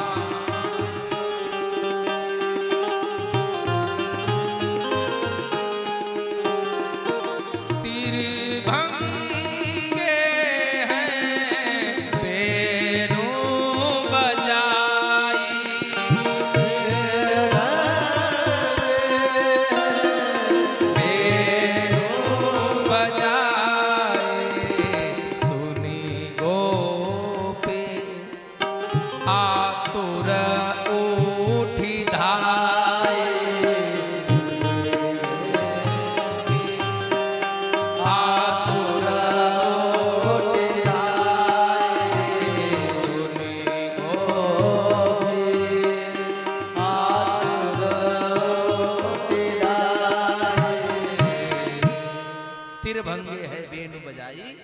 और सुनी गोपी आतुर होई धाई। जैसे भगवान ने बंसी बजाई वैसे गोपियों के कान में पड़ी। लहंगा पहिरो शीश पर। अब जब भगवान की बंसी बजती है तो भगवान की बंसी कैसी बजती है?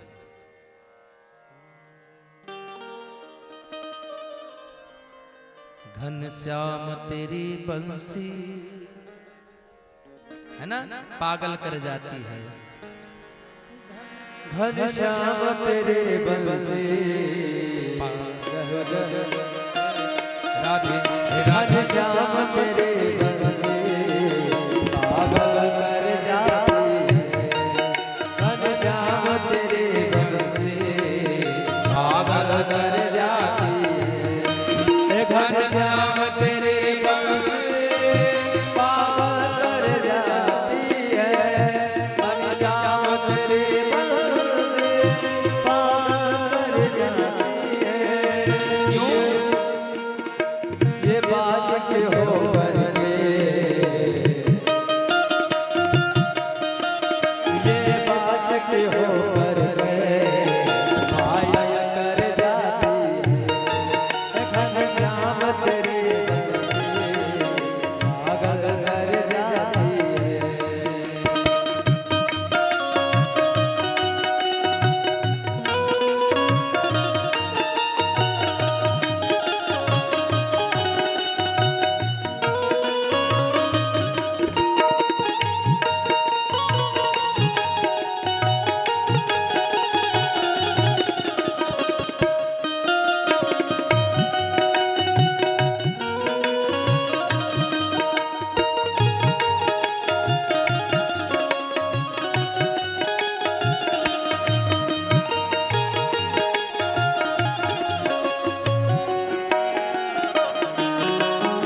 सोने की होती तो जाने क्या करते हो। सोने की होती तो जाने क्या कर जाती। सोने की होती तो जाने क्या कर जाती।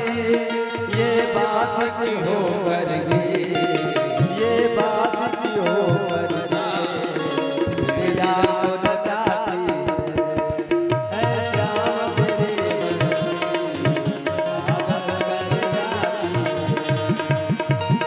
मेरा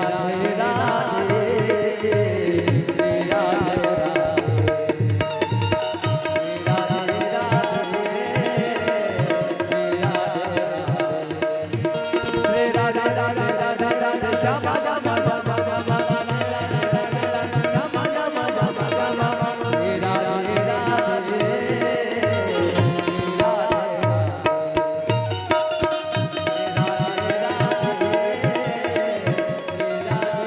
राधे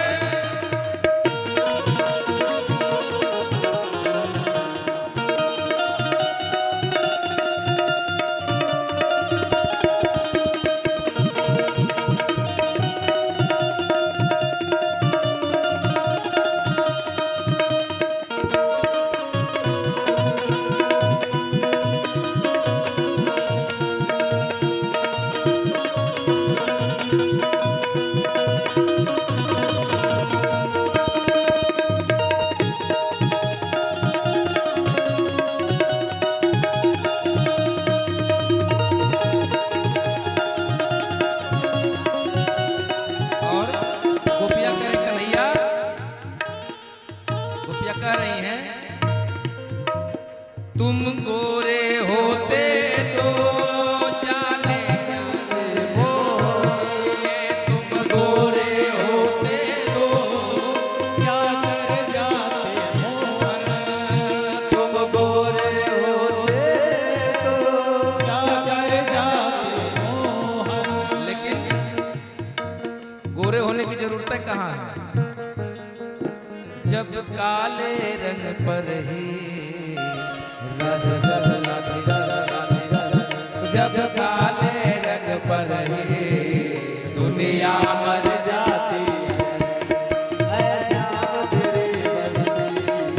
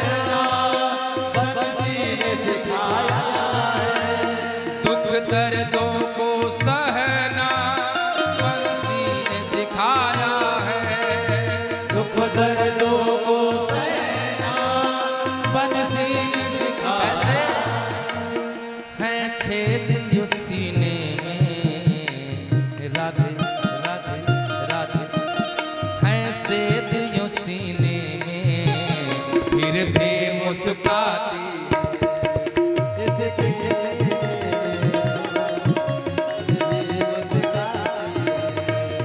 मुस्कान तेरी मुझको पागल कर जाती है मुस्कान तेरी मुझको पागल कर जाती है पागल कर जाती है पागल कर जाती है हर शाम तेरी बंसी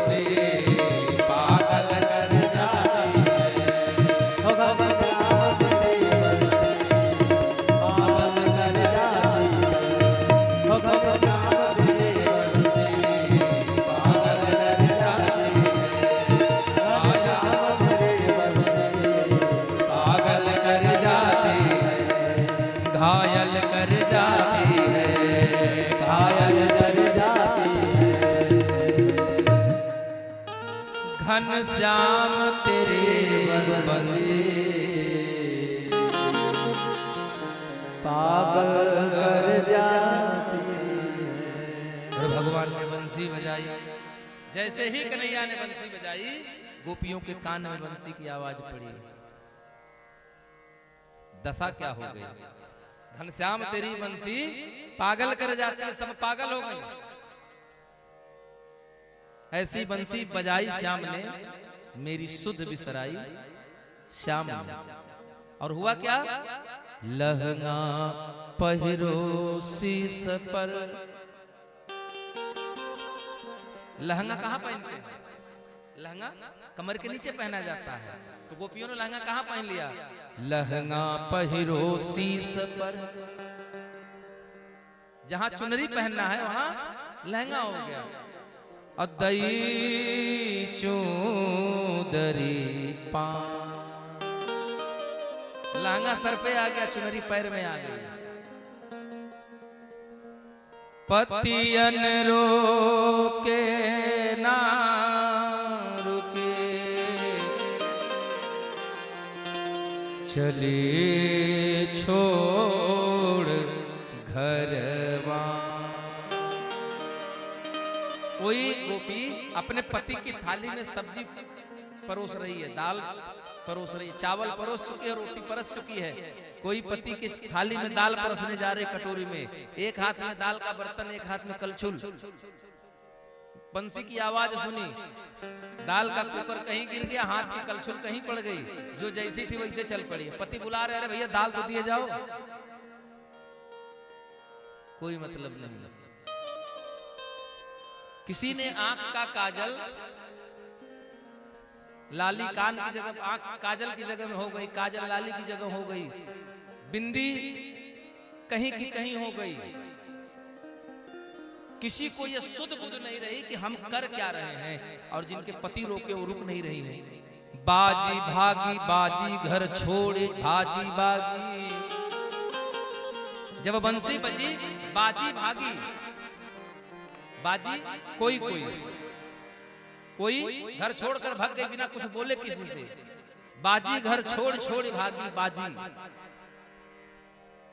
बाजी मारक भुलाई बाजी व्याकुल आंगन बंसी की धुन कान में पड़ी तो गोपी अपने ही घर से बाहर निकलने का रास्ता भूल गई रो रही है बिलख रही है और अपने घर के आंगन में गोल गोल घूम रही है कि रास्ता नहीं मिल रहा है बाजी बर छोड़ भागी बाजी कोई अपने पति तक को छोड़कर चली गई कोई खाना खिला रही थी कोई सर दबा रही है जो जैसे था वैसे छोड़ दिया पति तो चिल्लाते रहे अरे महाराज पानी तो दे जाओ कोई मतलब नहीं भाग गई काहे कि व्याधि लागी तन में बंसी जब बजी तो उनके तन में एक बुखार सा चढ़ गया एक नशा सा हो गया और भाग गई कहां वृंदावन और जब वहां पहुंची और जाकर के सारी गोपियां एक तरफ से खड़ी हो गई कन्हैया के बीच चारों तरफ घेरा बना करके और कन्हैया कह रहे हैं स्वागतम वो महाभागा प्रियम किम करवाणि वह ब्रजस्यानामयं कश्चित् ब्रूतागमन कारणम। स्वागतम वो महाभागा। अरे देवियों, आप इतनी रात में यहां, आपका स्वागत है। प्रियम किम करवाणी वह, इतनी रात में भांडीर वन में आने का, शरद पूर्णिमा की रात 12 बजे यहां पहुंचने का क्या मतलब है? क्या काम था अधरात में इतने जंगल में आने की? अपने पति तक को छोड़कर चली आई हो मध्य रात में, तो गोपियां कहती हैं अरे तुम्ही ने तो बुलाया।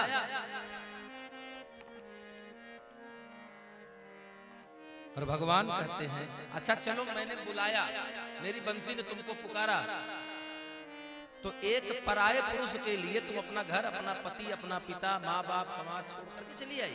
शर्म नहीं आई तुमको? बोले लख ब्रज राज तुम कियो नरक को का, सास ससुर पति मातु पितु तजी आए।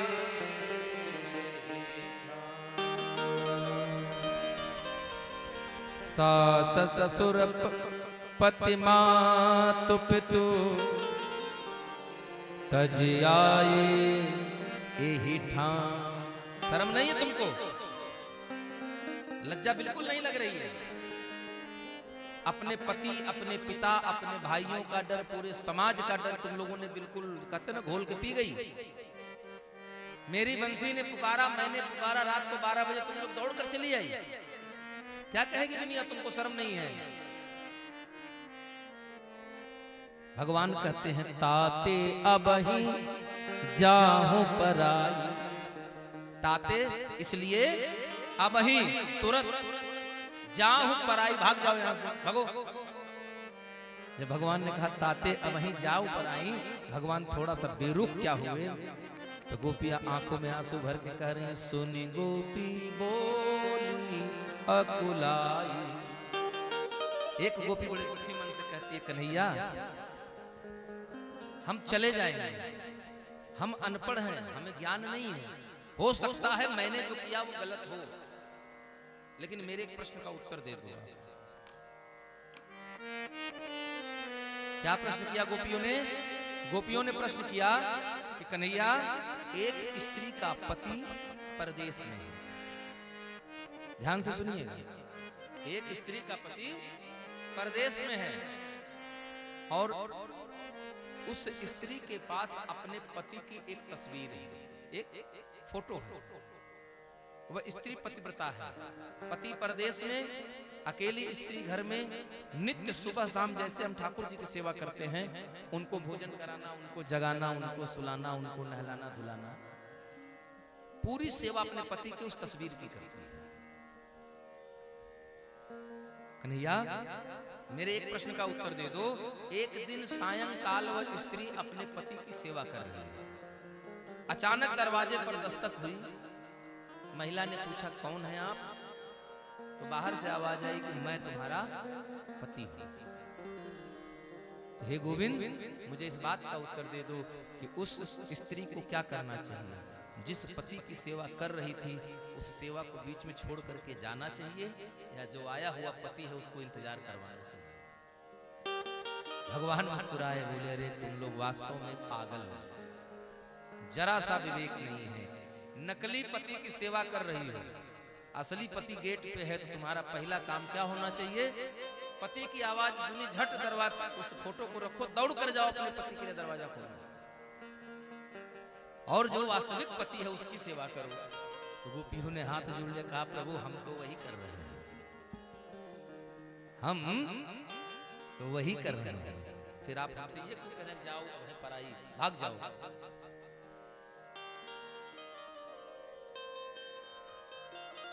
इस संसार में आप ही जगत पिता हैं, आप ही जगत पति हैं। हर जीव के पति आप हैं, हम तो आपको ही पति मानते हैं। तो काहे हमको नकली पति के पास बाप भेज रहे हैं? भगवान उनके इस प्रेम से प्रसन्न हुए और भगवान ने सारी गोपियों के मध्य में राधिका रानी के साथ खड़े होकर के, और गोपियां कह रही हैं, पितु मातु सहायक स्वामी सखा, तुम ही एक नाथ हमारे हो,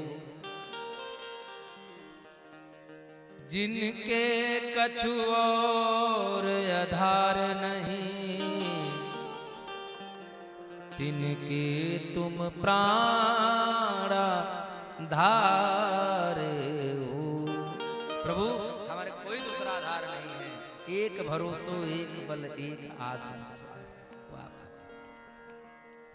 ये गोपियां कौन थी? भगवान राम के वनवास के समय जो दंडक वन में ऋषि मुनि थे वो थे। हजारों वर्ष की तपस्या भगवान की सानिध्यता प्राप्त करने के लिए द्वापर में आकर के वही गोपियां बने हैं। और दूसरा जो मिथिला की वो स्त्रियां हैं, जो भगवान राम जब मिथिला की गलियों में नगर घूमने गए हैं, तो गोपियां जो अट्टालिका पर खड़ी होकर के अपने दुमहले पर खड़ी होकर भगवान को देख रही थी, लेकिन भगवान ने नजर नहीं उठाया। यहाँ तक कि दशरथ का नाम लेकर, कौशल्या, सुमित्रा, कैकेयी का नाम लेकर के बहुत मजाक किया, लेकिन भगवान ने सर ऊंचा नहीं किया, उनकी तरफ देखा तक नहीं। अब वो इसलिए बोल रही थी एक बार भगवान हमारी तरफ देख लीजिए। कनिहेरे रघुनाथ, है ना, एक बार देख लें कहेंगे, लेकिन भगवान नहीं देखते।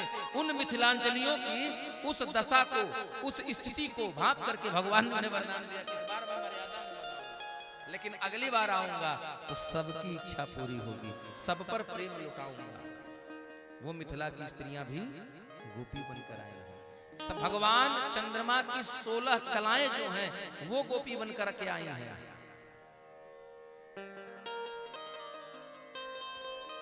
प्रभास खंड, स्कंद पुराण के प्रभास खंड में मिलता है कि चंद्रमा की 16 कला है, और वो 16 कलाएं 16,000 गोपियां बनकर के उस समय वहां उपस्थित हैं और बंसी बजे की धुन पर मोहित होकर आए। तब ये आपकी बंसी जो है ये हमारे मन में प्रेम की अग्नि को बढ़ा रही है कि नहीं है? इसलिए अच्छा, भगवान ने देखा कि अब सब गोपियां एक दूसरे के साथ अभी आनंद में हैं, लेकिन जैसे ही भगवान ने राधिका रानी के साथ रास रचाना शुरू किया, वैसे गोपियों के मन में जलन होने लगी, उनके मन में ईर्ष्या का भाव आ गया कि भगवान को राधिका को प्रेम करते हैं, हमसे तो प्रेम नहीं भगवान। अच्छा, उधर वो हुआ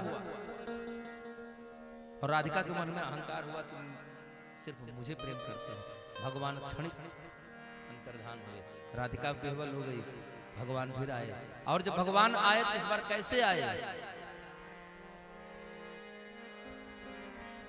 अमित रूप प्रगटे ते ही काला,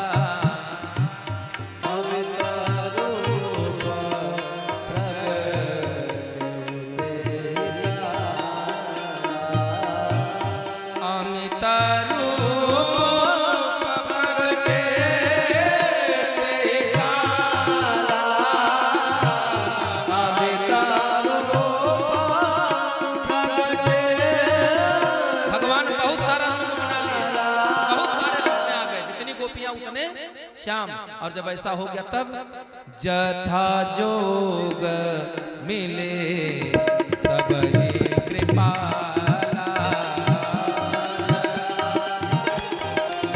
मिले सब ही कृपाला। जय राम जय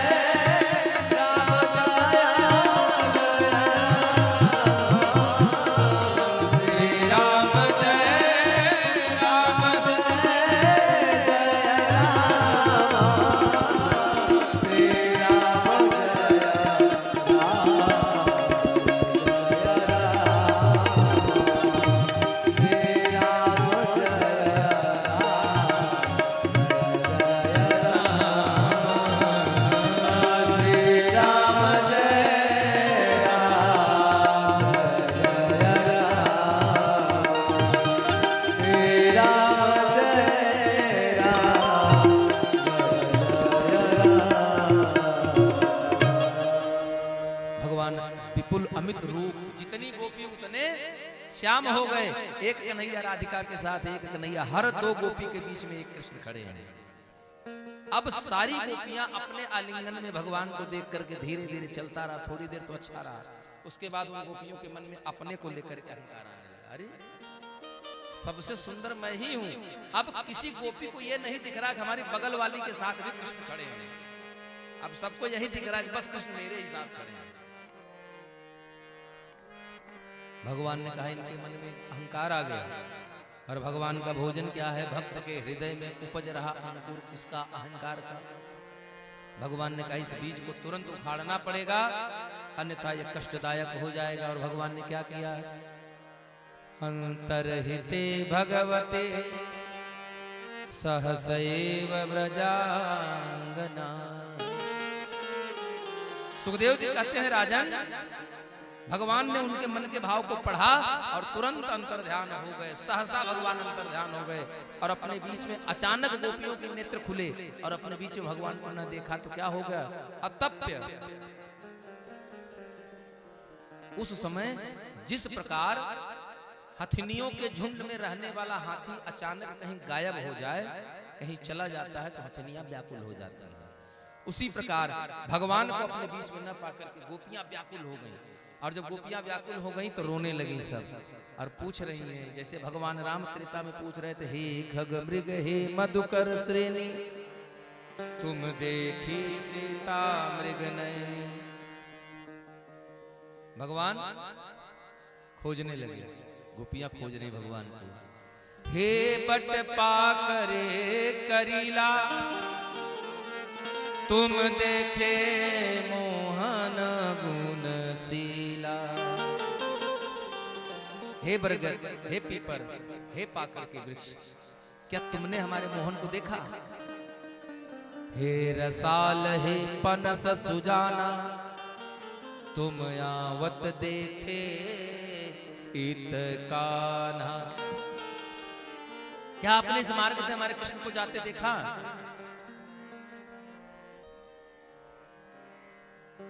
कोई जवाब नहीं। अचानक एक गोपी कहती है, वो देखो, वो देखो। क्या दिखा रही है? मार्ग में पद चिन्ह दिखाई पड़े। कस्याह पदानि चेतानि, यातायानंद सुनुना, असन्यस्त प्रकाष्ठाया,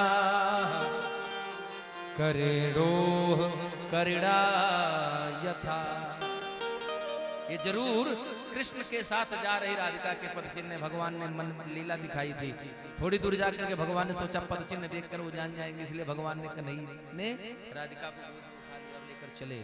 आगे गोपियां ढूंढते ढूंढते जब थक गई, एकदम कहीं कुछ नहीं मिला, तब गोपियां बिलख कर रोने लगी और कहती हैं, हे कन्हैया, हम तुम्हारे थे कन्हैया, हम तुम्हारे हैं, हम तुम्हारे ही रहेंगे।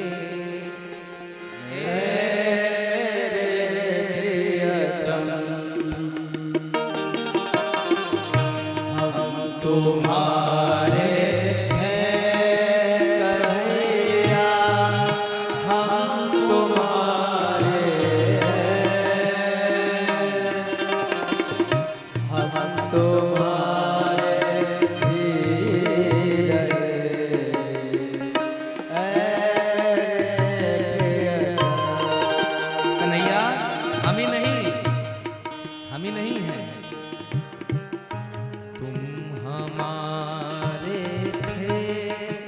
सांवरिया, तुम हमारे हो,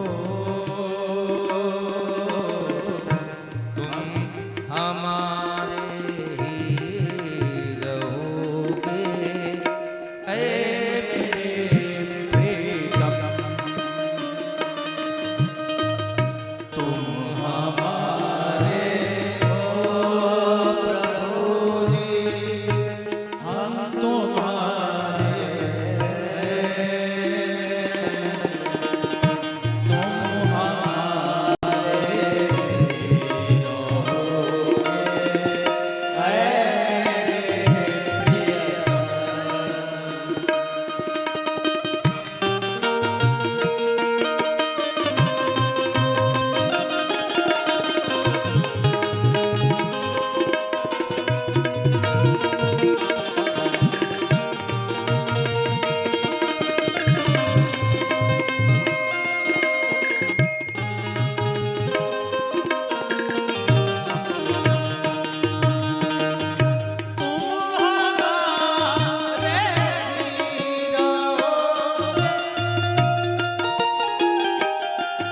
और गोपियां आज भगवान श्री कृष्ण के प्रेम में, भगवान कृष्ण के विरह में व्याकुल हैं और कह रही हैं कि श्याम जयति ते अधिकम जन्मना व्रजा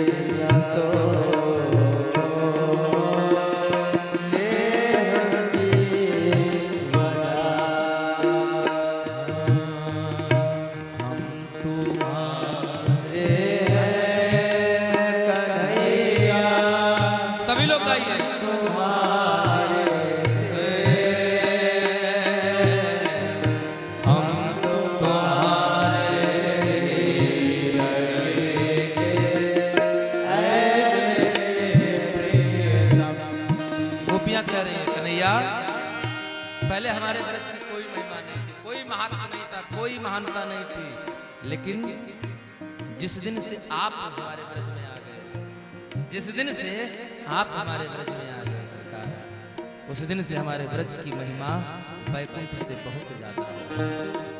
और हम आपके नाम से नहीं, आपके प्रेम में तो हम पहले ही मर चुके हैं। हमारा हृदय तो पूर्व में ही घायल है, हम आपके प्रेम में पहले ही अधमरे हैं सरकार।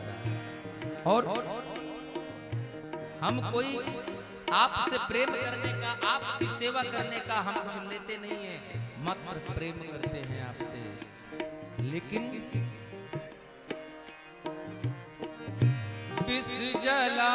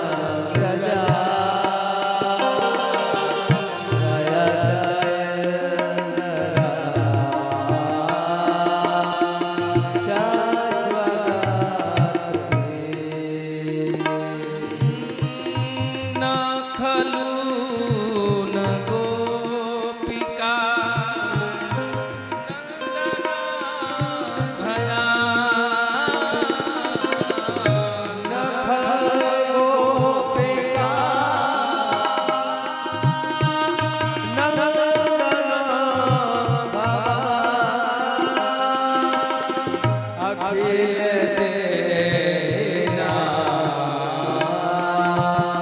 करात्मकं विघ्न साधितो विश्वगुप्तये सखमुदेवा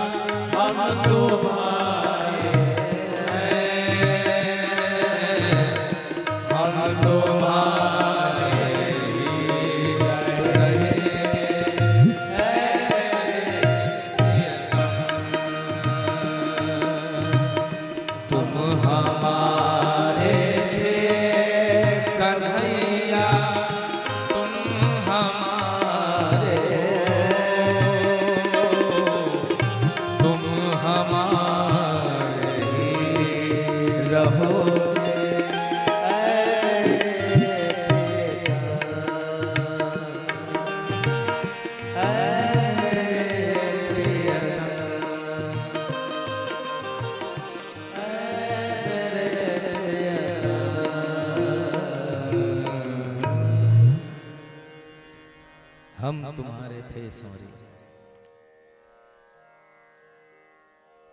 गोपिया कहती हैं प्रभु जिस दिन से आप इस ब्रज में आ गए उस दिन से हमारे ब्रज में एक नई चेतना नई आनंद की उपस्थिति हो गई। हर तरफ जहां सिर्फ गौवंश हुआ करता था आज हमारे नगर में हमारे गोकुल में हर तरफ लक्ष्मी का वास है। प्रभु हम आपके प्रेम में विह्वल हैं। हम आपको यत्र तत्र हर तरफ ढूंढते ढूंढते हम मारी मारी खेल रहे हैं। प्रभु अब हमें दर्शन दे दीजिए। अब आप हमें दर्शन दे दीजिए। गोपिया कहते हैं कन्हैया आपके जो कमलवत नेत्र हैं कमल नेत्र हैं उन नेत्रों की तिरछी तकान ने तिरछी चितवन ने पहले ही हमारे हृदय को घायल किया। पहले ही हम अधमरी पड़ी और हमने आपसे कुछ लिया नहीं। हम आपसे कुछ मांग नहीं रहे हैं। हम तो बस आपकी सेवा करना चाहते हैं। आपसे प्रेम करते हैं। हम बिना कुछ व्यय किए आपकी दासी हैं। हमने आपसे कुछ लिया नहीं है। आपको कुछ भी नहीं देना है। आप तो सबको जीवन देने वाले हैं सरकार। चर अचर समस्त जीव आपकी उदारता आपकी करुणा के कारण ही इस धराधाम पर पल रहे हैं। फिर आप हम प्रेम की मारी हम जो आपके प्रेम में पागल हैं। आधी जीवन तो हम हार चुके हैं आधा तो मर चुके हैं पहले ही। आप क्यों अपने विरह रूपी बाण से हमें पूर्णतया हमें करना चाहते हैं? सरकार आपका काम तो अभय देना है न कि किसी को घायल करना या किसी का प्राण ले लेना।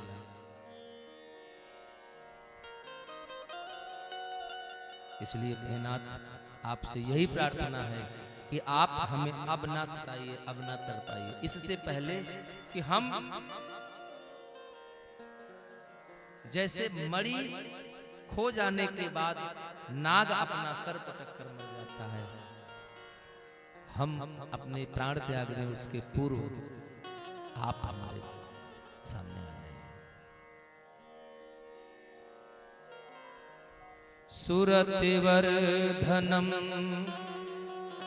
शोकनाशनम श्वरत वेणुनां सुष्ठुचुम्बितम् अमृतम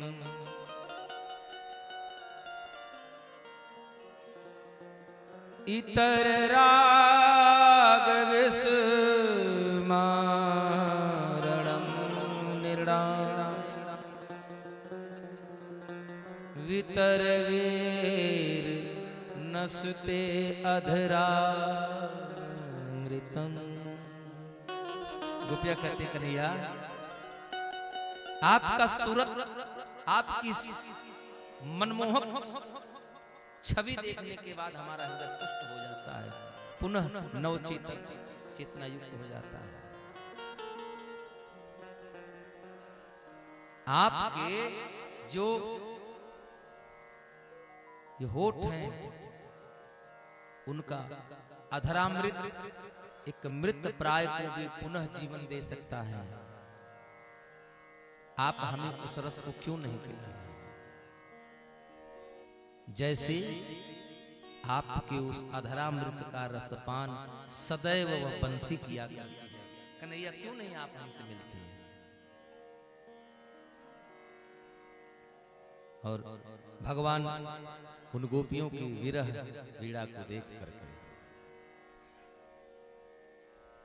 उनके मन से जब अहंकार रूपी फल जो था, वृक्ष था, बीज था, वो आंसुओं के रूप में जब बाहर आ गया तो परमात्मा उनके सामने प्रकट हो गए।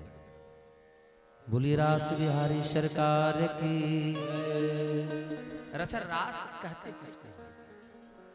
रास कहते किसको है? रसो वैसह रसम ह्यवायं लब्धानंदे भवति। एक श्रुति के अनुरूप रस शब्द का अर्थ ब्रह्मा से है। जो रस शब्द है यह ब्रह्म से प्रेरित है। रस का आशय ब्रह्म से है, अर्थात इसमें स्वार्थ है और अण प्रत्यय होने के कारण रास शब्द बना, अर्थात ब्रह्म की लीला। अब ब्रह्म क्या है? सर्वं खल्विदं ब्रह्म। यहाँ जितने लोग बैठे हैं, यह जितने चर अचर 84 लाख योनियां है, सब में ब्रह्म है। देखो ब्रह्म समान सब पाहि। ब्रह्म सब में बसा हुआ है। रास रसो वै सह रासः, रसानाम समूह रास। जहां प्रेम समूह में हो वो रास है। आइए हम लोग भगवान के रास का दर्शन करते हैं।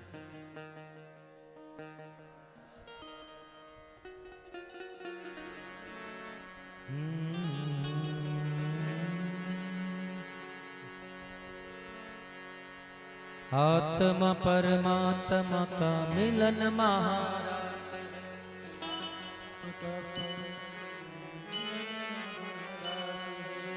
आत्मा परमात्मा का मिलन महारास है। आत्मा परमात्मा का मिलन महारास है। आत्मा परमात्मा का मिलन महारास है। आत्मा परमात्मा का मिलन महारास है। यही महारास है, यही महारास, यही महारास है, यही महारास है, यही महारास है, यही महारास है, यही महारास। और आत्मा परमात्मा का मिलन है महारास है। इधर जब वृंदावन के गलियों में, यहाँ वृंदावन के भांडीर वन में कदम के वृक्ष के नीचे भगवान वो लीला रचा रहे हैं, तो सारे लोग, सभी देवी देवता आए हैं। कैलाश से भी तैयारी चल रही है। कौन तैयार हो रहा था कैलाश पर? मैया पार्वती। और मैया पार्वती तैयार हो रही हैं। अच्छा, रास की एक मर्यादा थी, रास की एक मर्यादा थी। वहां कोई पुरुष आने वाला नहीं था, वहां सिर्फ आएंगे कौन? महिलाएं। तो अकेले माता पार्वती तैयार हो रही हैं, लेकिन बाबा ने देख लिया कि मैया खूब बढ़िया श्रृंगार कर रही हैं। हाँ, जो शादी के समय लहंगा पहना था वो लहंगा पहन कर जब मैया तैयार हो रही है, तो बाबा ने कहा, क्यों देवी, कहाँ? कहीं बस जैसे आप लोगों की पार्टी होती है ना, कहीं एक महिलाओं की व्यवस्था है, पार्टी वहीं जा रहे हैं, कहाँ जा रहे हो बता तो हमको, कहीं ब्रज जा रहे हैं, बोले हम भी चलेंगे वहीं, हमारे सरकार रहते हैं, दर्शन करेंगे, हम भी रास में रहेंगे। तो मैया पार्वती ने कहा कि रास में पुरुषों का जाना मना है, आप नहीं जा सकते। तो भगवान कह रहे हैं ना हम भी चलेंगे। मैया पार्वती ने कहा ऐसे चलोगे? है? एक झोली भस्म लपेटे हो, इधर बिच्छू, इधर गोजर, इधर नाग, ऐसे चलोगे? भगवान ने कहा हमको कुछ नहीं पता, आप मुझे तैयार करो, श्रृंगार करो, जाने तभी दूंगा। शर्त एक है, मैं जाने तब दूंगा जब मुझको तैयार करके ले चलोगे। अब माता पार्वती बाबा को मना रही हैं, लेकिन मैया पार्वती मनाने के बाद भी बाबा मान नहीं रहे। एक दिन भोले भंडारी बनकर ब्रज के नार वृंदावन आ गए हैं, वृंदावन आ गए हैं। ओ एक दिन भोले भंडारी बनकर ब्रज के नार गोकुल आ गए हैं, वृंदावन आ गए हैं। पार्वती के मना के हारे नाम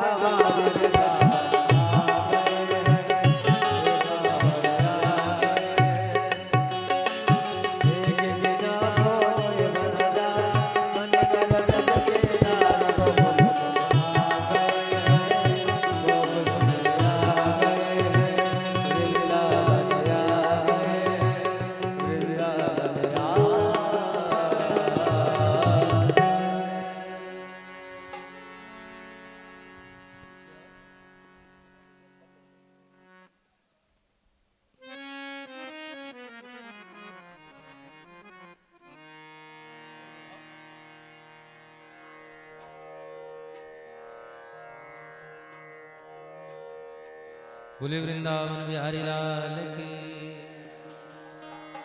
और वहीं पर बाबा भोलेनाथ भी आया। मैया ने खूब बढ़िया श्रृंगार उनका कर दिया, जटा उटा के ऊपर से सांप के ऊपर से कैसे घूंघट उघट बना कर ले आई। बाबा तो समझ गए, बहुत बचाने का प्रयास किया कि किसी को पता न चले न चले न चले, लेकिन बाबा तो सब जाने। और जैसे कन्हैया ने जान लिया तो इतनी बढ़िया बंसी बजाई, इतनी बढ़िया बंसी बजा दी कि भोले बाबा सब भूल गए। आज जब भूल गए आ गए अपने अलमस्त फकीरा में,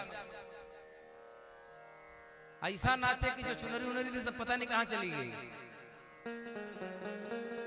अब बाबा अपने रूप में आ गए, और जब अपने रूप में आए तो वहीं वृंदावन में भोलेनाथ स्थापित हो गए। नाम पड़ा गोपेश्वर महादेव। बोले गोपेश्वर महादेव की जय। आइए एक भोले बाबा का भजन।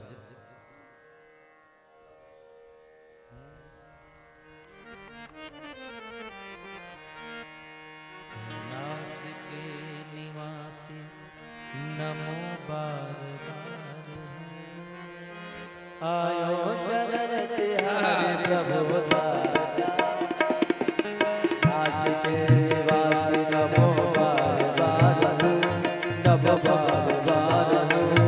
आयो शरण तिहारे प्रभु दाता, आयो शरण तिहारे प्रभु दाता। भक्तों ने कभी शिव ने राजना किया, भक्तों का भी शिव ने राजना किया। मांगा जिस चाहा वही वरदान दे दिया, मांगा जिस चाहा वही वरदान दे दिया। बड़ा है तेरा दायरा बड़ा बहार तू, बड़ा है तेरा दायरा बड़ा बहार तू। आयो शरण तिहारे प्रभु तार तार तू, आयो शरण तिहारे प्रभु तार तार तू। बगान क्या करूं मैं रातों के घेर का, बगान क्या करूं मैं रातों के घेर का। लिपटे विभूति में खजाना डूबेगा, लिपटे विभूति में खजाना डूबेगा। है भगवान मुक्तिदार ओंकार तू, है भगवान मुक्तिदार ओंकार तू। आयो शरण तिहारे प्रभु दाता, आयो शरण तिहारे प्रभु दाता। तेरे कृपा बिना नहीं कभी आयो, तेरे कृपा बिना नहीं आयो। लेते हैं श्वास तेरी दया से रघुवर, लेते हैं श्वास तेरी दया से रघुवर। कर दे नाथ एक बार तुझको निहार दूं, कर दे नाथ एक बार तुझको निहार दूं। आयो शरण तिहारे प्रभु दाता, आयो शरण तिहारे प्रभु भोलेनाथ। मेरे भोलेनाथ शुभ समान लाए, विपद विघान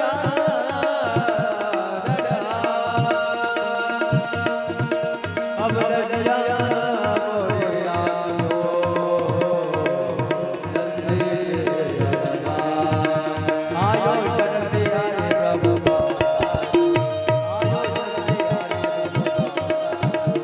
आयो शरण तिहारे प्रभु दाता। कैलाश के निवासी नमो बार बार हो, नमो बार बार हो।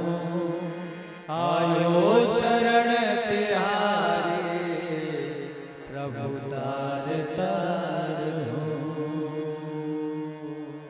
बोले भोलेनाथ भोलेनाथ भगवान की जय हो, बोले डमरू वाले बाबा की जय हो। पार्वती पते हर हर महादेव।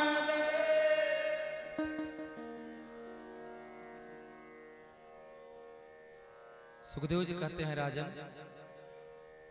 पूरे रास के अंतर्गत जो गोपियों का समूह था जो भगवान के साथ रास लीला में संलिप्त था, वो थक कर चूर हो गया, लेकिन भगवान श्री कृष्ण के ऊपर कितना भी काम का प्रभाव नहीं पड़ा,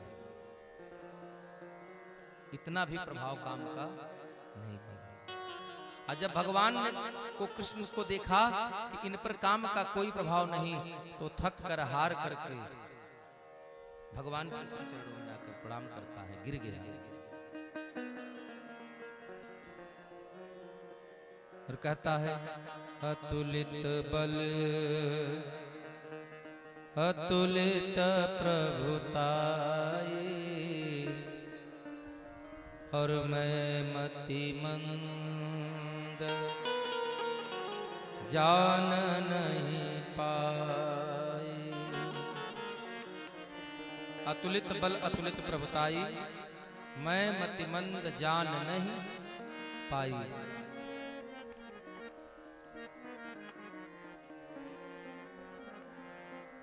भगवान कहते हैं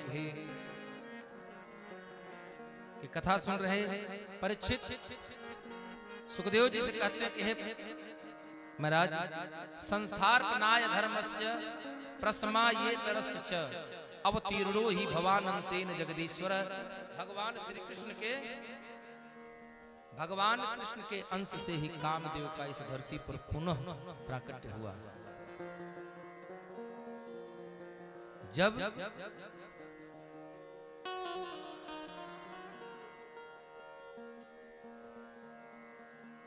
परमात्मा धर्म की स्थापना के लिए धरती पर अवतीर्ण हुए, परमात्मा इस धराधाम पर धर्म की पुनर्स्थापना करने हेतु आए। फिर परमात्मा ने स्त्रियों का संग क्यों किया, स्पर्श क्यों किया, हास परिहास जैसे गर्हित कर्म क्यों किया जो अमर्यादित कर्म है। कृपा करके आप मेरे इस संशय को दूर करिए। तब सुखदेव जी कहते हैं धर्म व्यतिक्रमो दृष्ट ईश्वराणाम च साहसम तेजी असामन दोषाय वन हे सर्वभुजो यथा। सुखदेव जी कहते हैं प्रजापति इंद्र सोम विश्वामित्र आदि बड़े बड़े सामर्थ्यवान लोगों ने व्यतिक्रम और धर्म का साहस देखा है। सर्वविक्षी विष्टा आदि जो सभी कुछ खाते हैं, जैसे अग्नि, अग्नि में अच्छी चीज भी पकती है, अच्छी चीज भी जलती है, खराब वस्तु भी जलती है, लेकिन क्या अग्नि कभी अपवित्र होती है? नहीं होती है। हमारे घर का कोई बर्तन, कोई पात्र धातु का अगर अपवित्र हो जाता है तो उसको पवित्र करने का एक ही तरीका होता है कि उसको आग में तपा लिया जाए, फिर से वह पवित्र हो जाए। कहते हैं गोस्वामी तुलसीदास, समरथ कहूं नहीं दोष गोसाई रवि पावक सुर सर के।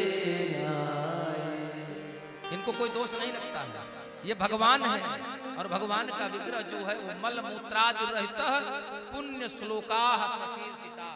भगवान के शरीर में मल मूत्र नहीं होता, और वहीं उसी शरीर में उसी जैसे आकृति उसी जैसे शरीर में विग्रह में हम हैं, हमारे शरीर में मल मूत्र विष्ठा सब कुछ है।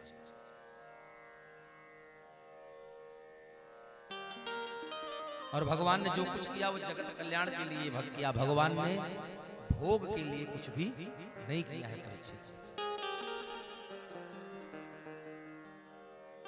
परमात्मा धीरे धीरे अपने जीवन काल में शंखचूड़ का वध किया, अरिष्टाचूड़ का। जितने लोग भगवान के पास आते गए भगवान ने सबका उद्धार किया। और भगवान तो कहते भी हैं कि सन्मुख होई जीव मोहि जब हो जन्म कोटिया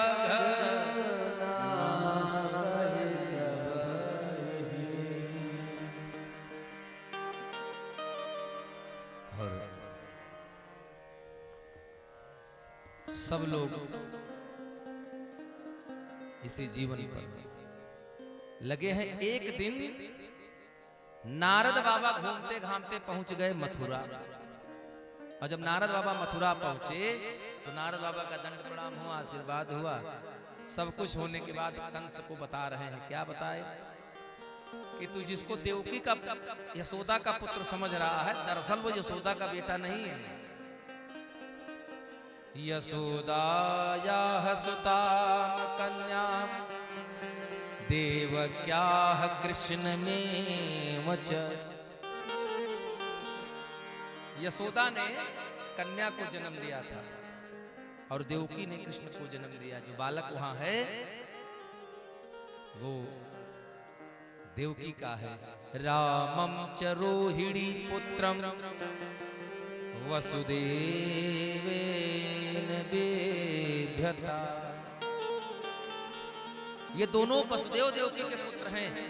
उनकी रक्षा के हेतु वसुदेव देवकी ने उन्हें नंद के घर में रख छोड़ा है।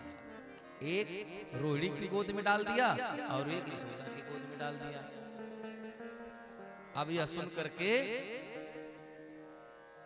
नारद को मारने के लिए कंस क्रोधित होता है। कंस से नारद कहते हैं, देखिए महाराज, क्रोध करने की जरूरत नहीं है। आज तक तुमने जितने राक्षसों को गोकुल भेजा, ब्रजभूमि में भेजा, एक भी लौट कर आया नहीं वापस। एक भी वापस नहीं आया। सबको उन्हीं दोनों ने मारा है। वो दोनों कौन? कृष्ण और बलराम। तुरंत कंस ने केसी नाम के राक्षस को आदेश दिया कि तुम तुरंत वृंदावन जाओ और जाकर उसे मार दो।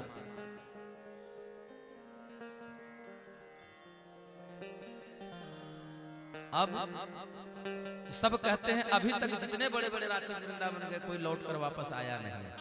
इसलिए प्रभु अब उसको वृंदावन मारने का ख्याल तो छोड़ दीजिए, उसको यहां बुलाइए। तो सारे लोग, केसी तो जा चुका था, भगवान ने केसी को देखा। केसी क्या बन करके गया? केसी बढ़िया सुंदर काला रंग का एकदम करिया घोड़ा बनकर गया और भगवान के गौओं को परेशान करने लगा। भगवान को मारने का प्रयास करता है, लेकिन इतना भयंकर अश्व था वो कि वो उसके जो पैर की टाप पड़ती थी, खुर पड़ती थी जमीन पे, उससे जमीन में गड्ढे पड़ जाया करते थे। भगवान श्री कृष्ण की तरफ दौड़ा और दौड़ करके उसने भगवान की तरफ अपने पिछले दोनों पैरों से दुलत्ती चलाई और भगवान ने अपने आप को बचाते हुए उसके दोनों पीछे के पैरों को पकड़ा, उठाया, घुमाया और जमीन पर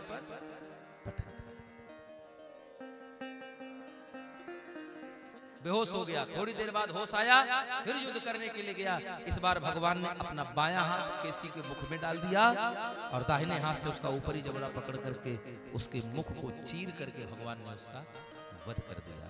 बोले राधे। इसके बाद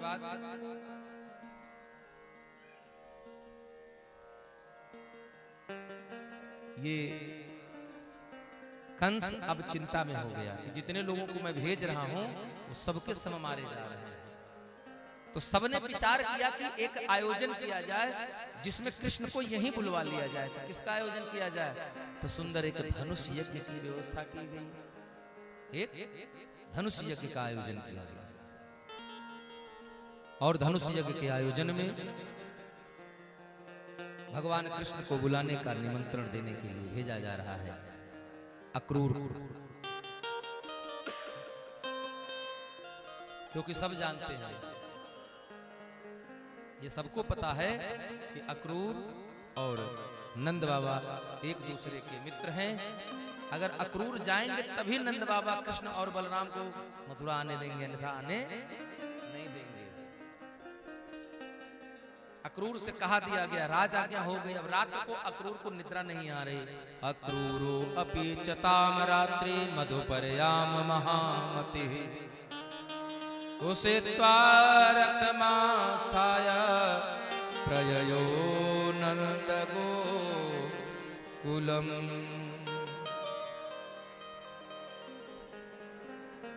लेकिन सोचते हैं कि अगर मैं नहीं जाऊंगा तो भगवान के दर्शन मुझे नहीं मिलेंगे, और भगवान के दर्शन के लिए चल पड़े। कैसे? जैसे जब विभीषण को रावण ने लात मारकर लंका से निकाल दिया तो रावण की कर्म से विभीषण शर्मिंदा है, लेकिन फिर सोचते हैं कि देखियों जाई शरण जाल जाता,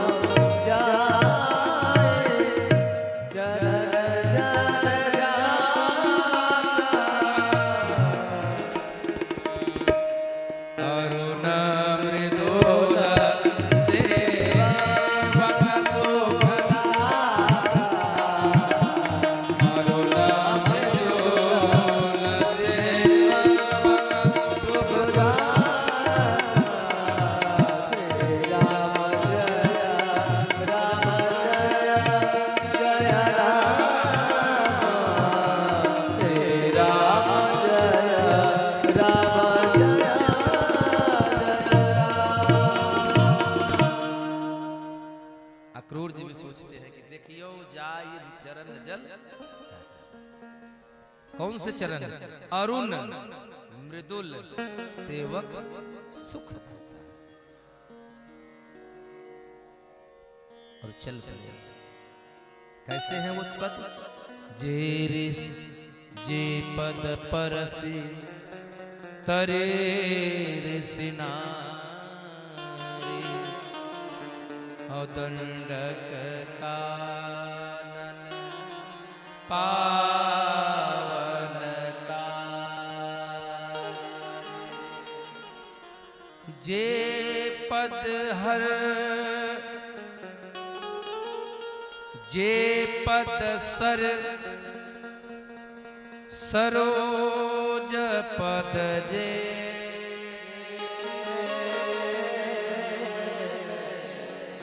अहो भाग्य मैं देखिया ते। बड़े भाग्य की बात है कि मैं उन चरणों को जाकर देखूंगा। इति संचित सुखदेव जी कहते हैं, इति संचितयन कृष्ण स्वफल तनयो ध्वनि रथेन गोकुलम प्राप्त सूर्यश्चास्त गिरिम नृप। ब्रह्म मुहूर्त में मथुरा से रथ को हाँक दिया और सूर्यास्त के समय गोकुल में पहुंच गए। कौन? गोकुल कौन पहुंचा? गोकुल कौन पहुंचा था?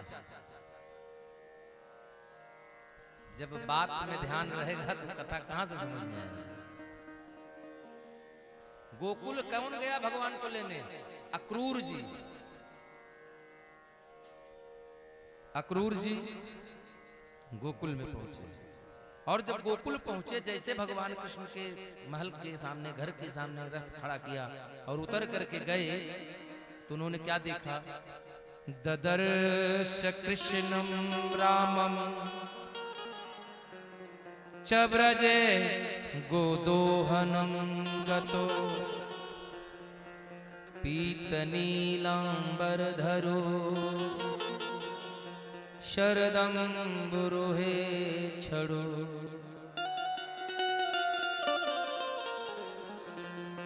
देखते हैं सायंकाल की बेला है, गोदोहन के लिए भगवान श्री कृष्ण और बलराम भैया गाय दुहने जा रहे हैं। गाय दुहने और गाय दुहने से छोटा सा दृष्टांत याद आ गया, हमारे गुरुदेव भगवान सुनाया करते थे कि एक बार भगवान श्री कृष्ण सायंकाल गाय दुहने बैठे हैं, गाय दुहना दूध निकालने के लिए। अब भगवान श्री कृष्ण के कांधे पर काली कांवर कंबल और दोनों पैर के घुटनों के बीच में बाल्टी दबा ली, यानी दुग्ध पात्र दबा लिया जिसमें दूध निकालना है। और इनके एक अभिन्न मित्र है, नाम है श्रीदामा, नाम है श्रीदामा। और वो बेचारे वहीं खड़े हैं। अब वो भगवान को देख रहे हैं, कर क्या रहे हैं। जब भगवान श्री कृष्ण ने गाय को दुहने के लिए अपना हाथ बढ़ाया तो पीछे से उनके मित्र ने कहा, अरे कन्हैया क्या कर रहा है? तो कृष्ण ने कहा, मित्र देख नहीं रहे हो, गाय दुहने जा रहा हूं, दिख नहीं रहा है मुझे, गाय दुहने जा रहा हूं। तो मित्र ने कहा, अरे जरा ध्यान से देख तो ले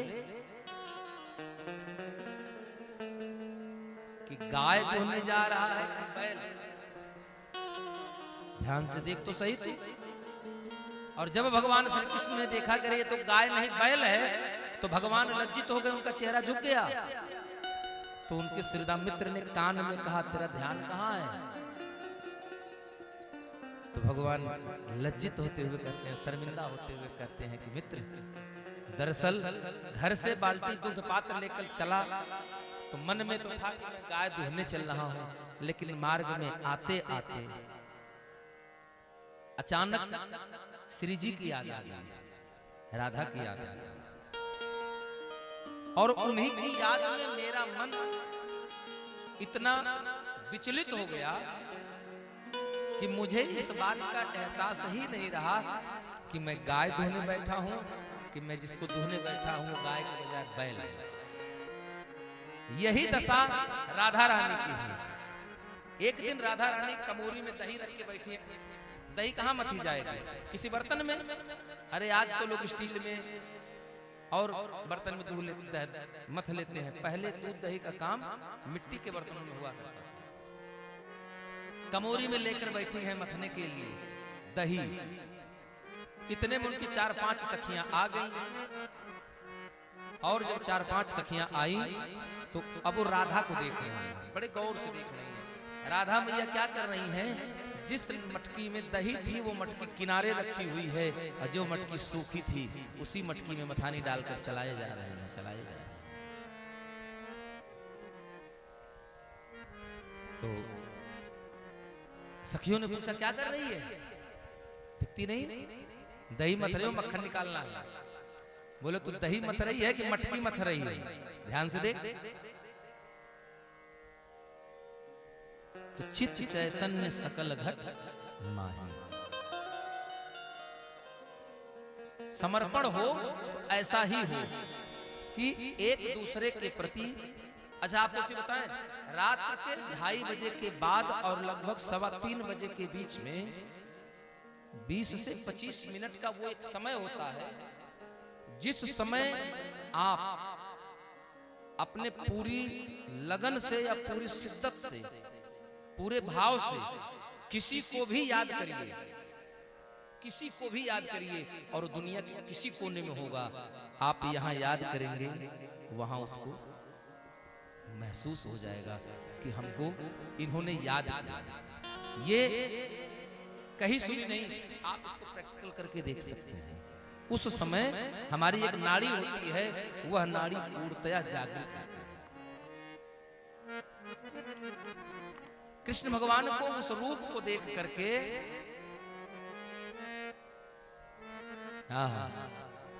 अक्रूर जी भूल गए क्यों आए। थोड़ी देर खड़े रहे, उसके बाद उनको भगवान उनके पास चलकर आए और भगवान कृष्ण से कहते हैं कि हे काका, यहाँ आप क्यों खड़े हैं? आप आए, बड़ी कृपा की हम पर, आइए चलिए बैठिए।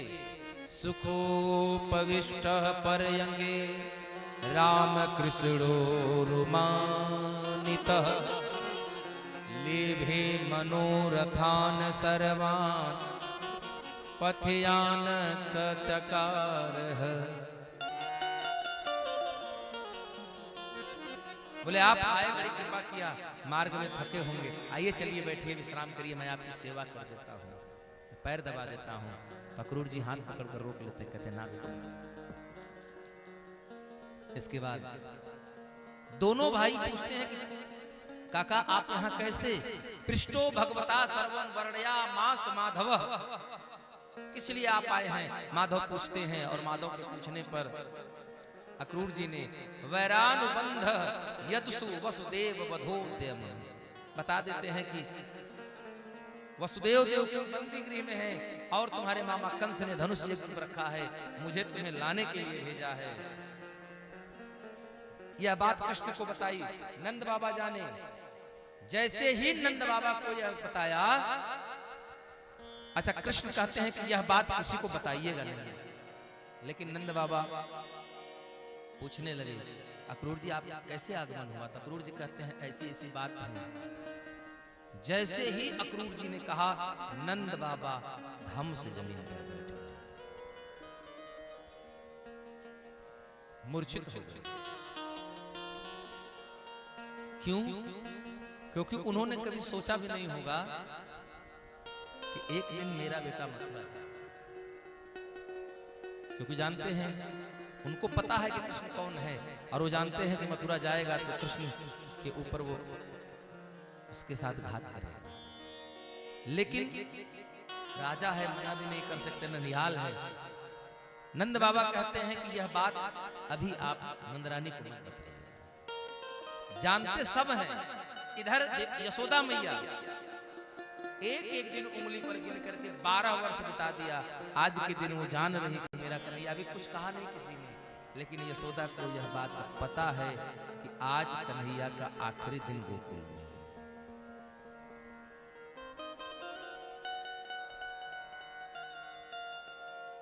सायंकाल सारे लोगों को भोजन आदि करा करके सब लोग शयन कर रहे हैं। इधर भगवान श्री कृष्ण को भोजन करा रही है मैया यशोदा। अचानक भगवान ने हाथ पकड़ लिया, कहा मैया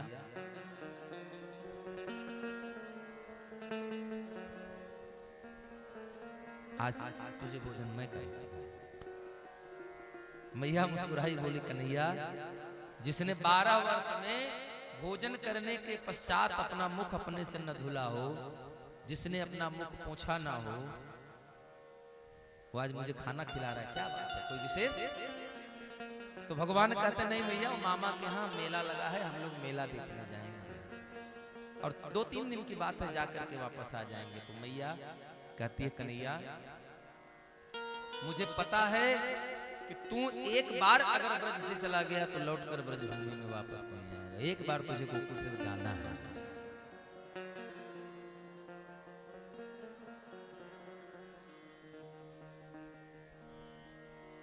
भगवान मैया यशोदा के आंखों में आंसू हैं, भगवान सजल है भगवान के, परमात्मा रो रहा है।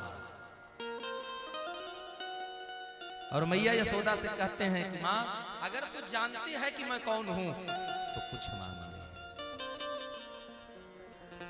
तो जो कहेगी मैं वो तेरे लिए कर सकता हूं। मैया कहती है तू मुझे क्या देगा? अरे मैं माँ हूं, आज तक मैंने तुझे दिया और आगे भी देती रहूंगी, तू मुझे क्या दे सकता? एक बेटा थोड़ा बड़ा हुआ, धन कमाने लगा, मां बूढ़ी हो गई। एक दिन कोई बात हुई तो उसने कहा कि तुमने हमारे लिए क्या किया है, जो आजकल प्रायः बच्चे कह देते हैं, क्या किए हैं हमारे लिए आप? उस मां ने कहा बेटा हमने कुछ नहीं किया, जो किया है तू भी वही मेरे साथ कर दे। तो क्या किया? बोली माघ की ठंडी में जब तू बिस्तर पर बाथरूम कर देता था तो उस गीले में मैं सोती थी, तो उसको सूखे में सुलाती थी, तो तू वही क्रिया मेरे साथ कर। मैं जैसे ठंडी में सोने जाती थी तुझे बाथरूम आ जाती थी, हर 2 मिनट में तुझे प्यास लगती थी, हर 2 मिनट में तुझे भूख लगती थी, मैं बूढ़ी हो गई हूं, तू थोड़ी दिन ऐसी सेवा मेरी 1 हफ्ता कर दे। पहले दिन रहा, माँ ने 2 मिनट बाद मुझे प्यास लगी है, गया ले आया। अच्छा वो ऐसा क्यों करने लगा? क्योंकि गुरुजी कथा में कहा गए थे कि माँ के कर्जे से कोई उर्ण नहीं हो सकता, माँ बाप के कर्ज से कोई मुक्त नहीं हो सकता। तो उसने कहा ऐसा क्या है नहीं मुक्त हो सकते? हम इतनी सेवा कर देंगे कि माँ कह देगी कि आप बेटा तुम मेरे कर्जे से मुक्त हो गए। माँ अपने बेटे की परीक्षा लेती है और जैसे ही वो बेटा बैठता तैसे माँ बुलाती, बेटा हम या मुझे इस चीज की जरूरत है। आता, एक घूंट पीती, फिर वापस कर देती। फिर 2 मिनट बाद, बेटा मुझे बाथरूम जाना है, मुझे भूख लग रही है, मुझे ठंड लग रही है। एक दिन किसी तरह बीता, तो बेटा मैं अकेले नींद नहीं आएगी, तू मेरे साथ सो जा। बिस्तर पे सुला लिया। बेटे को जैसे नींद लगे वैसे मैं अपने हाथ से उसको कोहनी मार दे, कभी कोहनी मार दे तो कभी बेटा पानी ला दे। रात भर सो नहीं पाया, 24 घंटा बीता। अगला दिन इसी प्रकार बीता। तीसरे दिन बेटे के बोलने के अंदाज में परिवर्तन हो गया। बेटा मुझे प्यास लगी है, अच्छा लाता हूं। रात होते होते थोड़ी देर शांत रहा करो। चौथा दिन आते आते बिल्कुल कहते हैं बदतमीजी, अमर्यादित शब्दों का प्रयोग करने लगा। छठे दिन ठंडी का महीना है, जैसे बेटा सोने आया मैया ने उसके बिस्तर पर 1 गिलास पानी गिरा दिया और बेटा जैसे बिस्तर पर लेटा छनक कर उठ गया और ठंड लगी। चूंकि माँ की तरफ बिस्तर सूखा था, बेटे की जगह पर गीला था, तो उसने झट से बिस्तर खींचा और बूढ़ी माँ जमीन पर गिर गई। जमीन पर गिर गई तो रोते हुए माँ ने कहा, बेटा जा, मैंने तुझे अपने कर्जे से मुक्त किया। तू सेवा करके क्या कर्जे से मुक्त होगा? अरे इस धरती पर भगवान भी कर्ज से भगवान के मुक्त नहीं हुए माँ के, तो तू क्या मुक्त हो जाएगा? तो बोले ऐसे भी कोई सेवा लेता है, सोने जाता हूं कोहनी मारती है, तेरे साथ सो लेता हूं, ऐसे सोती है कि मेरा खाना हजम नहीं होता, रात भर मेरा गला जलता है, मुझे खट्टी डकारें आती हैं, बदहजमी हो गई। तो माँ ने कहा, बेटा ये तो मात्र 7 दिन की बात है, और आज 6ठा दिन है। तू सोच, तू तो 9 महीने मेरे पेट में रहा है, तुझे लेकर ना खा पाती थी ना सो पाती थी। तूने तो कितनी बार मेरे पेट में लात भी मारी है, जन्म देने के बाद भी तूने कितनी बार मुझ पे हाथ पैर चलाए हैं, मुझे कष्ट पहुंचाया, फिर भी मैंने तुझ पर तो नहीं क्रोध किया। इसीलिए सुंदर सी पंक्ति किसी भक्त ने गाई है,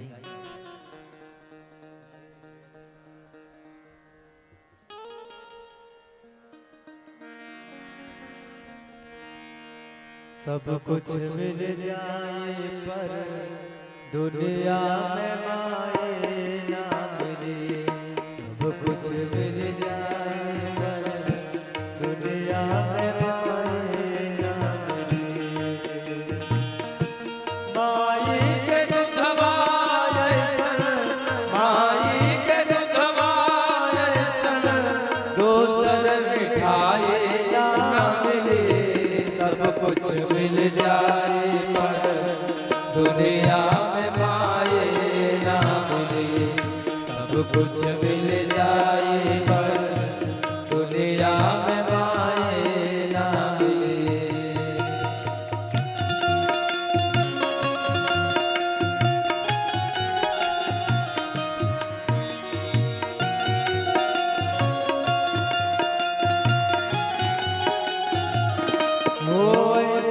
धरती पे होई लेके पेट में बोझा ढोई, ऐसा धरती पे होई लेके पेट में बोझा ढोई। थक के तन को घबराई, दुखवा के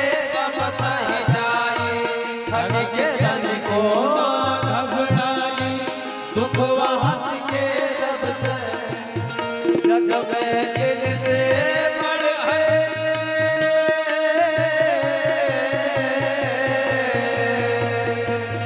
जग में इनसे बड़ कौना सेवकाए ना मिले सेवकाए ना मिले सब कुछ मिल जाए पर दुनिया में माए ना मिले सब कुछ मिल जाए पर दुनिया में माए ना मिले कोखिया में फूल पियवली सगहे का जात चलवली कोखिया में फूल पियवली संग में का जात चलवली ठोर के जाड़ा सगरी पितवली लेके छाती से चिपकवली ठोर के जाड़ा सगरो पितवली लेके छाती से चिपकवली इनके गोरिया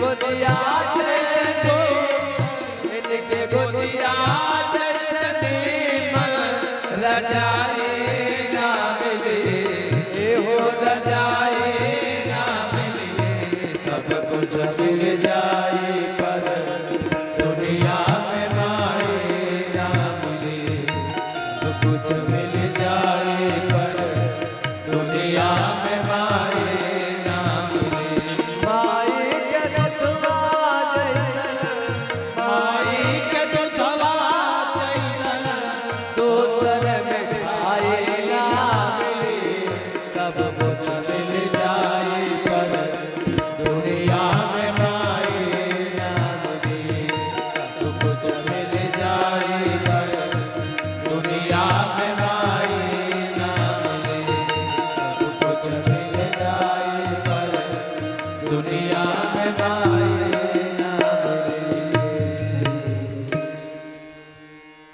सब कुछ मिल जाए पर दुनिया में माए ना इस धरती पर कोई भी ऐसा नहीं है जो परमात्मा से ऊपर है, लेकिन वो भगवान भी माँ के कर्ज से खुद को मुक्त नहीं कर पाए। धीरे धीरे यह बात सुबह हुई, प्रातः काल भगवान को जाना है। यह बात धीरे धीरे नगर में फैल गई और ब्रजनारी व्याकुल भये उमड़ा प्रेम अपार मथुरा जाते प्राण पति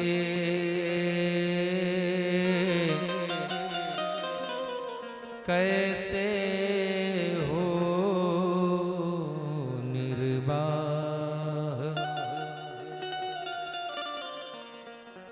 अहो विधास्तवन क्वचि दया संयोज मैत्रा प्रणयेन देहिना।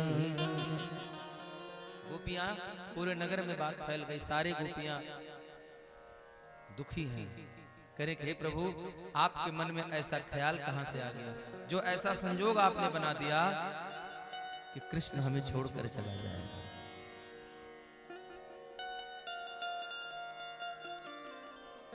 और भगवान श्री कृष्ण प्रातः काल अक्रूर जी के रथ पर सवार है। कैसे? एक छोटे बालक की तरह, जैसे छोटे बच्चे ननिहाल जाने के लिए बड़ा उत्सुक रहते हैं। अक्रूर जी अभी नंद बाबा के साथ पैदल ही चल रहे हैं, लेकिन कन्हैया रथ पर रथारूढ़ हो गए हैं। कृष्ण और बलराम रथ पर हैं। आगे आगे रथ लेकर चल रहा है, पीछे से नंद बाबा के साथ बात करते हुए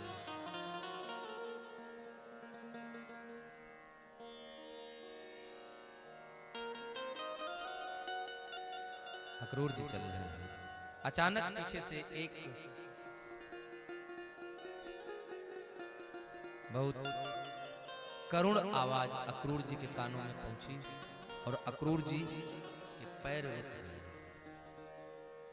अक्रूर जी के कानों में आवाज पड़ी कि भैया आप जा रहे हैं तो देवकी से मेरा एक संदेश है।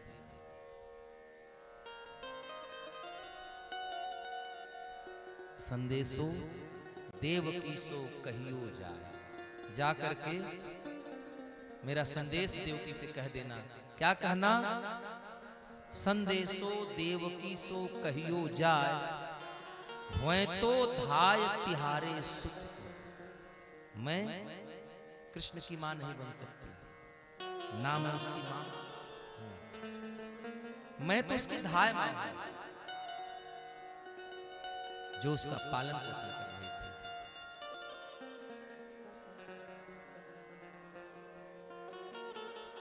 अगर मेरी सेवा में तेरे पुत्र को कभी कोई कष्ट हुआ तो उसके लिए मेरी तरफ से आप क्षमा मांग लीजिएगा। और एक बात मेरी कह देना, जो कहना तो नहीं चाहिए, उचित नहीं है कि एक माँ को उसके बेटे के रख रखाव, उसकी देखभाल के लिए बताई जाए, लेकिन देवकी से कह देना कि 12 वर्ष का कन्हैया है, आज तक सुबह सोकर उठने के बाद कन्हैया ने अगर कुछ खाया है तो सिर्फ मक्खन,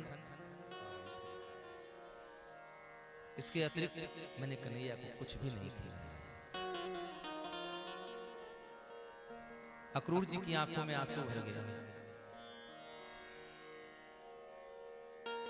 कन्हैया जा रहे हैं, रथ पर सवार हैं, पीछे से इनके ग्वाल बाल उनको बुलाते हैं।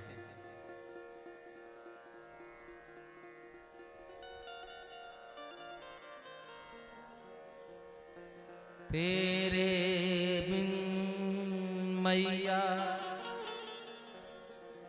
कैसे जिएगी, श्याम बिना राधा कैसे रहेगी।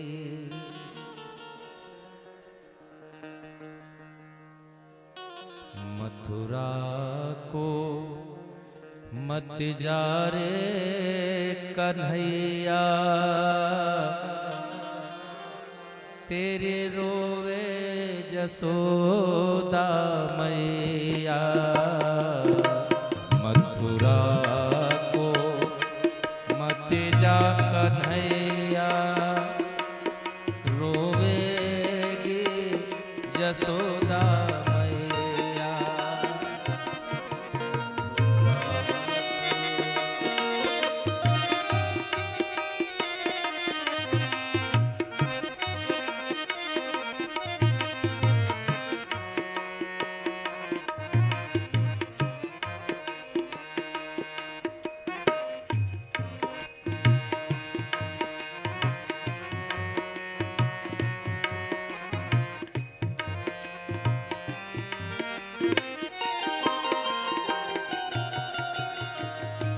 कौन खाएगा चोरी माखन, कौन खाएगा चोरी चोरी माखन, कौन नाचेगा नंद जू के आंगन।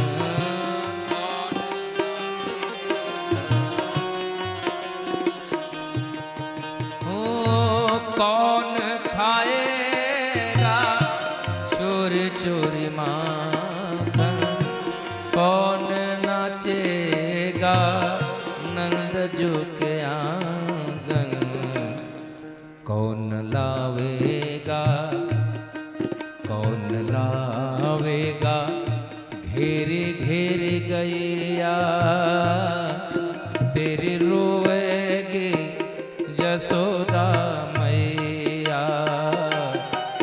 मथुरा को मत जा कन्हैया तेरे रोएगे जसोदा मैया।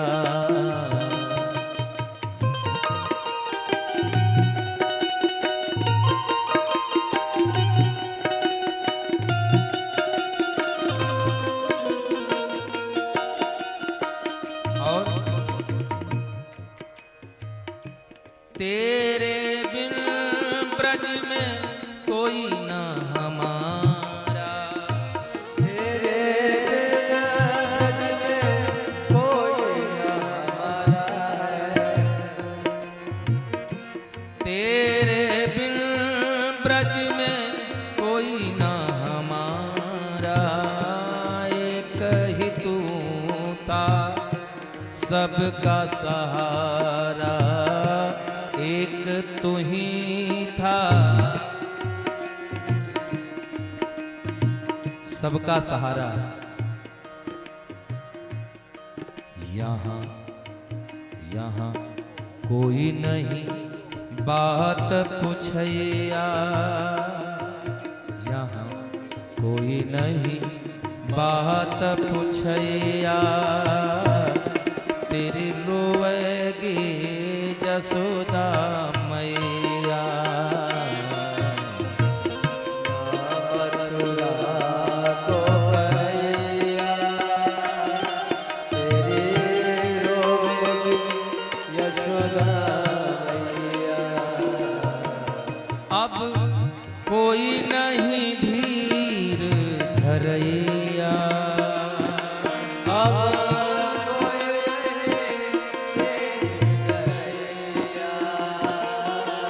अब कोई नहीं धीर धरैया रोवेंगे ग्वाला भैया।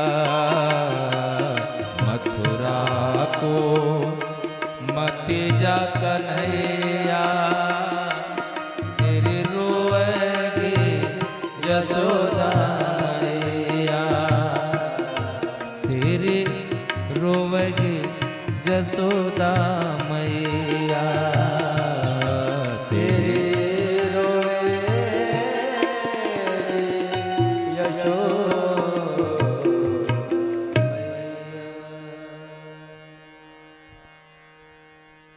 क्या बात है, किस बात को लेकर के आप लोग बड़ा बेचैन दिख रहे हैं? हैं? शादी के लिए तैयारी चल रही है? अच्छा ठीक ठीक चलिए।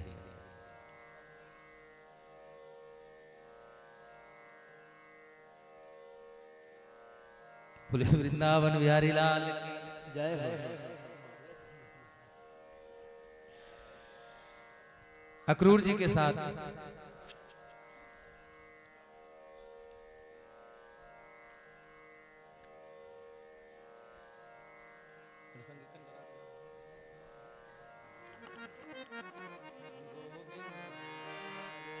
गोपाल हरे जय जय प्रभु दीन दयाल गोविंद हरे गोपाल जय जय प्रभु दीन दयाल हरे करुणामयी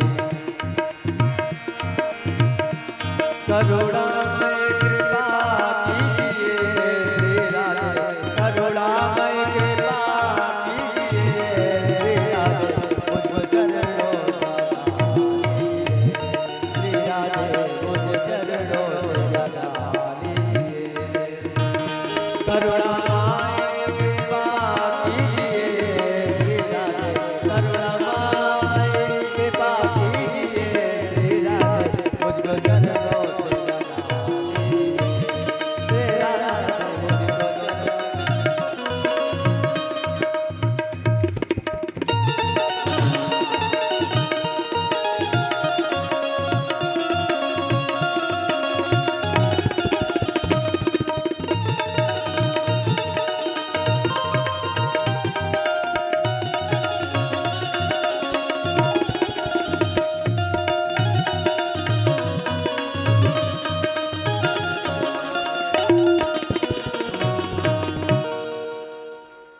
बोले वृंदावन बिहारी लाल की जय।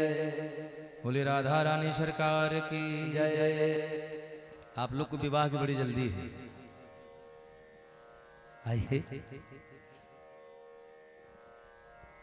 भाव बनने बनाने में बड़ा वक्त लगता है। कहते हैं भावना में भाव ना हो तो भावना बेकार है। भावना में भाव ना हो तो भावना बेकार है। भाव से भजले जो प्राणी तो भाव से बेड़ा।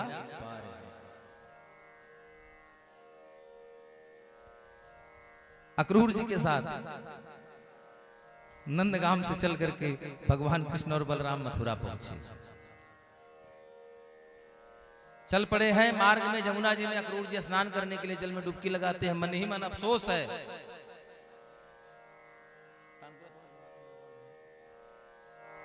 हाँ, अक्रूर जी को अफसोस हो रहा है कि मेरे कारण इनको दुख होगा।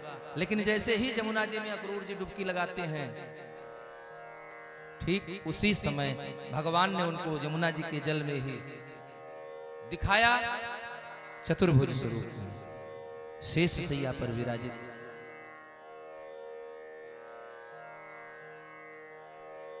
माता लक्ष्मी चरण दबा रही हैं। भगवान है। कभी बाहर निकलते तो रथ पर देखते, जल में जाते तो चतुर्भुज स्वरूप में देखते। बात समझ में आ गई। अब उनके मन से जो भय था, जो चिंता थी, वो दूर हो गई। लेकर पहुंचे और मथुरा में पहुंचे तो चूंकि ग्वाल बाल है, धोती पहने हैं, कमरी कांधे पर धरे हैं, हाथ में लाठी लिए पड़े हैं। अब मथुरा में पहुंचे तो देखा कि सब राजा महाराजा जैसे कपड़े पहने घूम रहे हैं। तो भगवान श्री कृष्ण से बलराम कहते हैं, भैया हम लोग ग्वाल बाल ठहरे और यहाँ जहाँ हम लोग जा रहे हैं, यहाँ सब मामा तो राजा हैं, इनके यहाँ कपड़े लत्ते अच्छे अच्छे लगेंगे, सब अच्छे अच्छे पहनने वाले हैं। तब तक मार्ग में धोबी मिल गया। रजकम कंचिदायंतम रंगकारम गदाग्रजः दृष्टवा या चतवासांसि धौतान्ययुत्तमानि च। धोबी से कहते हैं कि हे मामा, अच्छा सबसे अच्छी बात तो यह है कि नाना के गांव में पूरा गांव नाना मामा हो जाता है। हाँ, पूरा गांव नाना मामा हो जाता है।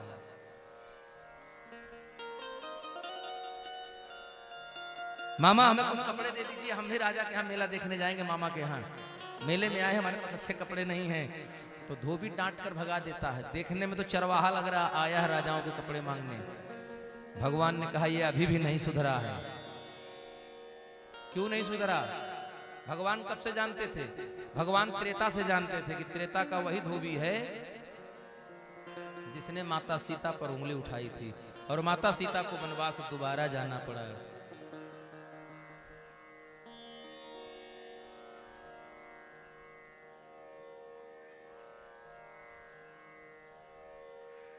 इसके बाद भगवान आगे बढ़े। दाहिने हाथ की छोटी 2 उंगलियों से एक थप्पड़ मारा। एक ही चाटा मारने के बाद पता क्या लगा कि गर्दन कट करके दूर जमीन पर जा गिरी है और धोबी के प्राण पखेरु राधे राधे हो गए, सीताराम हो गए।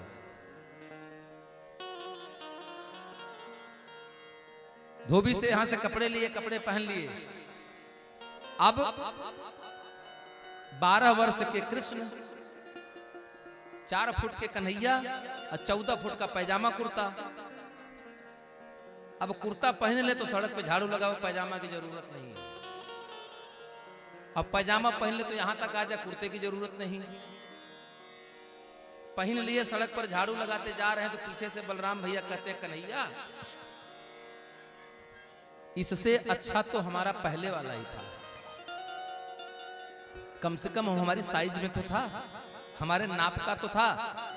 भगवान ने कहा चलो आगे इसकी भी व्यवस्था करते हैं। मार्ग में दर्जी मिला। दर्जी के पास गए। दर्जी ने देखा और देखते ही मोहित हो गया। दर्जी ने तुरंत कपड़े उतारे, काट छाट कर उनके नाप के बना दिए। ये दर्जी वो दर्जी है जो मिथिला में जब भगवान 1.25 महीना विवाह के बाद रुके तो भगवान के लिए, चूंकि भगवान कपड़े तो लेकर गए नहीं थे, हम लोग आज 4 दिन के लिए जाते हैं तो एक सूटकेस भर के कपड़ा ले जाते हैं। लेकिन तब भगवान कोई कपड़ा लेकर नहीं गए थे, और भगवान जब कपड़ा लेकर नहीं गए तो उन्हें कपड़े की जरूरत तो पड़ी होगी ना 1.25 महीने में। तो वो मिथिला का वो माली उनको कपड़ा सिल करके रोज देता था, लेकिन उनके मन में एक बार ख्याल आ गया कि प्रभु ऐसी कृपा करो कि एक बार कपड़ा मैं सिलूं और खुद अपने हाथ से आपको पहनाऊं। भगवान ने उसकी वो इच्छा द्वापर में पूरी किया। दर्जी काटकर छांटकर बराबर किया, भगवान को अपने हाथ से पहनाया। भगवान ने उस पर प्रसन्न हुए। गर्ग संहिता के मथुरा खंड में मिलता है, श्री रामस्य वरात सो अयम, वरात सो अयम, जब विवाह करने गए थे, मथुरायाम बभूव तर्यो वेश कारयित्वा तत्सारूप्यम जगामः। उसकी वो इच्छा पूरी करनी है भगवान द्वापर में। इसके बाद आगे बढ़े। एक माली का घर है, सुदामा माली। सुदामा माली के पास गए। सुदामा माली ने भगवान को देखा, देखते ही मोहित हो गया। भगवान को उसने सुंदर पुष्पमाल पहनाया। भगवान उस पर कृपा की। ये सुदामा माली कौन है? चैत्र रथ वन का माली है, जिसका नाम था हेम माली। यह प्रतिदिन भगवान शंकर के शिवलिंग पर उनकी पूजा करने के साथ 300 कमल के पुष्प प्रतिदिन चढ़ाता था। और जब भगवान इस पर प्रसन्न हुए तो इसने वरदान मांगा कि प्रभु एक बार मेरे जीवन में ऐसी कृपा कर दीजिए कि हमारे ठाकुर जी हमारे घर पर आ जाएं। और ठाकुर जी वो कृपा करने के लिए उसके घर पर गए माला लेने। भगवान अब कुर्ता पैजामा बढ़िया शेरवानी हो गया, शेरवानी पहन लिए, पगड़ी लगाए ही थे, सब कुछ फिट हो गया। लेकिन अब पसीने की बदबू आ रही, खुशबू आ नहीं रही है, तो कुछ तो चाहिए। अब आजकल तो तमाम सेंट परफ्यूम चल गए हैं, तब सेंट परफ्यूम नहीं चलता था, तब चलता था चंदन, अंगराग चलता था, जिसको लगाया जाता था। कुब्जा, कंस के महल में रहने वाली कुब्जा अंगराग बनाती थी। यद्यपि मथुरा में बहुत लोग अंगराग बनाया करते थे, लेकिन कंस को कुब्जा के हाथ का अंगराग बहुत पसंद था, तो अकेले उन्हीं के लिए बनाती थी। भगवान को देखी, भगवान ने कहा, देवी हे सुंदरी। अब कुब्जा चिढ़ गई। क्यों चिढ़ गई? जैसे, अच्छा देखिए बड़ी विडंबना है, काने को काना कह दो तो गड़बड़, अब अगर ये कह दो नहीं भाई आप काना नहीं हो, तब तो और गड़बड़ बोली बोल रहे हो। काने को काना कहो तो मजाक उड़ा रहे हो, और काना न कहो तो कहेगा हम पर मजाक, हम पर बोली बोल रहे हो। कुब्जा टेढ़ी है 3 जगह से। भगवान श्री कृष्ण उसको सुंदरी कह रहे हैं। कुब्जा बिगड़ गई। बहुत उदंड बालक हो। अभी तक तो मथुरा के बच्चे कहते थे, तुम लोग बाहर से आकर के तुम लोग भी कहने लगे भगो यहां से। तो भगवान ने कहा, सुंदरी मुझे थोड़ा सा अंगराग दे दो, मुझे भी चंदन लगा दो। लेकिन कुब्जा कहती है कि ये चंदन मथुरा नरेश कंस के लिए है, ये मैं नहीं दे सकती, लेकिन मेरा हृदय कहता है कि मैं तुम्हें दे दूं, बिना दिए जा नहीं सकता, मन नहीं कर रहा है।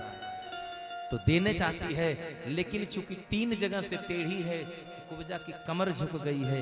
कुब्जा चाह कर भी भगवान के माथा तक नहीं पहुंच पा रही है। तब भगवान ने जब देखा कि कुब्जा अब निराश हो रही है, तो भगवान ने पैर के अंगूठों पर पैर का अंगूठा रखा, एक हाथ कुब्जा के कमर पर रखा, एक हाथ उसकी ठोड़ी पर रखकर भगवान ने एक बार झटका मारा और कुब्जा तीनों जगह से सीधी, जो 3 जगह से टेढ़ी हो बिल्कुल सीधी। एक कृपा है भगवान की। ठीक वैसे ही जैसे सुंदरकांड में लंकिनी की बिकल होश इतने कप के मारे, तब जाने सुनिश्चर संग। हनुमान जी ने मारा था ना मुष्टिका, मुठका एक महाकपि हनी। जब भगवान ने मुठका मारी तो क्या हुआ? रुधिर, खून, बमत गिर पड़ी। क्या कर रही है? गिरकर खून की उल्टी कर रही है। तो क्या सचमुच खून की उल्टी कर रही थी?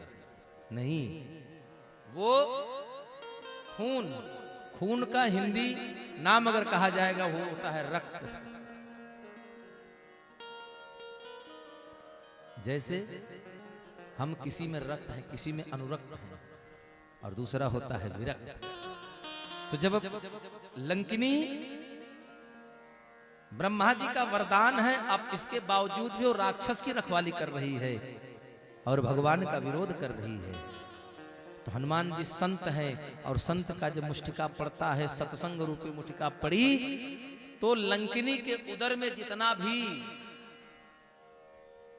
अनुराग रूपी रक्त था, वो सारा रक्त वमत उल्टी करके बाहर कर दिया, यानी बाहर निकल गया।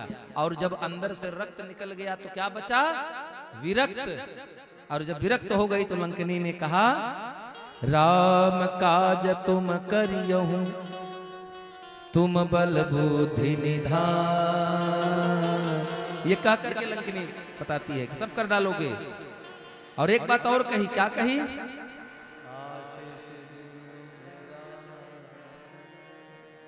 इस दुनिया में सत्संग भले 2 घड़ी का हो, लेकिन वो सत्संग सबसे अच्छा है। तूल न ताहि सकल मिली, जो सुख लो सत्संग।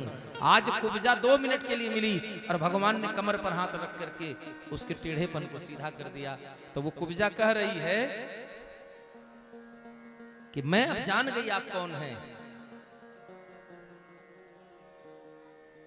मेरे घर चलो। भगवान कहते हैं अभी मैं बहुत जरूरी काम से हूं, इसलिए कुछ समय बाद मैं उस कार्य को निपटा लूं, तब आपके घर पर आऊंगा।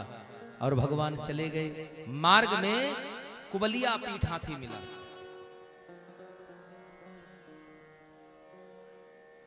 कंस ने बड़ी अच्छी व्यवस्था की थी, कुबलिया पीठ हाथी की व्यवस्था की, चारों ओर मुष्टिक बड़े बड़े पहलवानों की व्यवस्था की थी।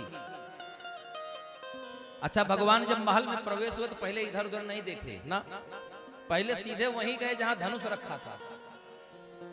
और जाते ही भगवान ने धनुष उठाया और तुरंत तोड़ दिया। उन्होंने ये नहीं देखा कि कोई कहे, कोई बोले, कुछ करे। पहुंचे, उठाया, प्रत्यंचा चढ़ाई और धनुष टूट गया। धनुष टूट गया, जमीन पर डाल दिए।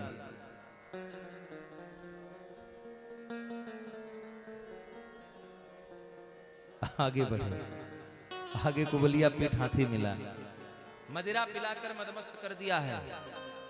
कृष्ण बलराम को आता देख करके उसको छोड़ दिया गया, लेकिन भगवान ने अपने हाथ से उसके सूंड को पकड़ा, उठाया, घुमाया और जमीन पर दे मारा। कुबलिया पीठ से सीताराम हो गया। कुबलिया पीठ के 2 दांत, कुबलिया पीठ के 2 ही दांत थे। हाँ, आप लोग आपस में पहले बतिया लीजिए, हम चुप हो जाए थोड़ी देर, हम भी थक गए हैं बोलते बोलते।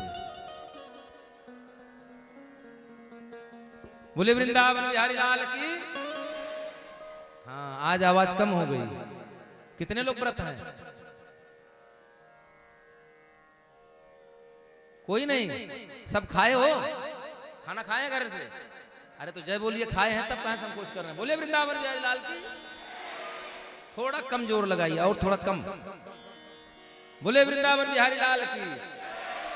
और थोड़ा सा कम। बोले वृंदावन बिहारी लाल की।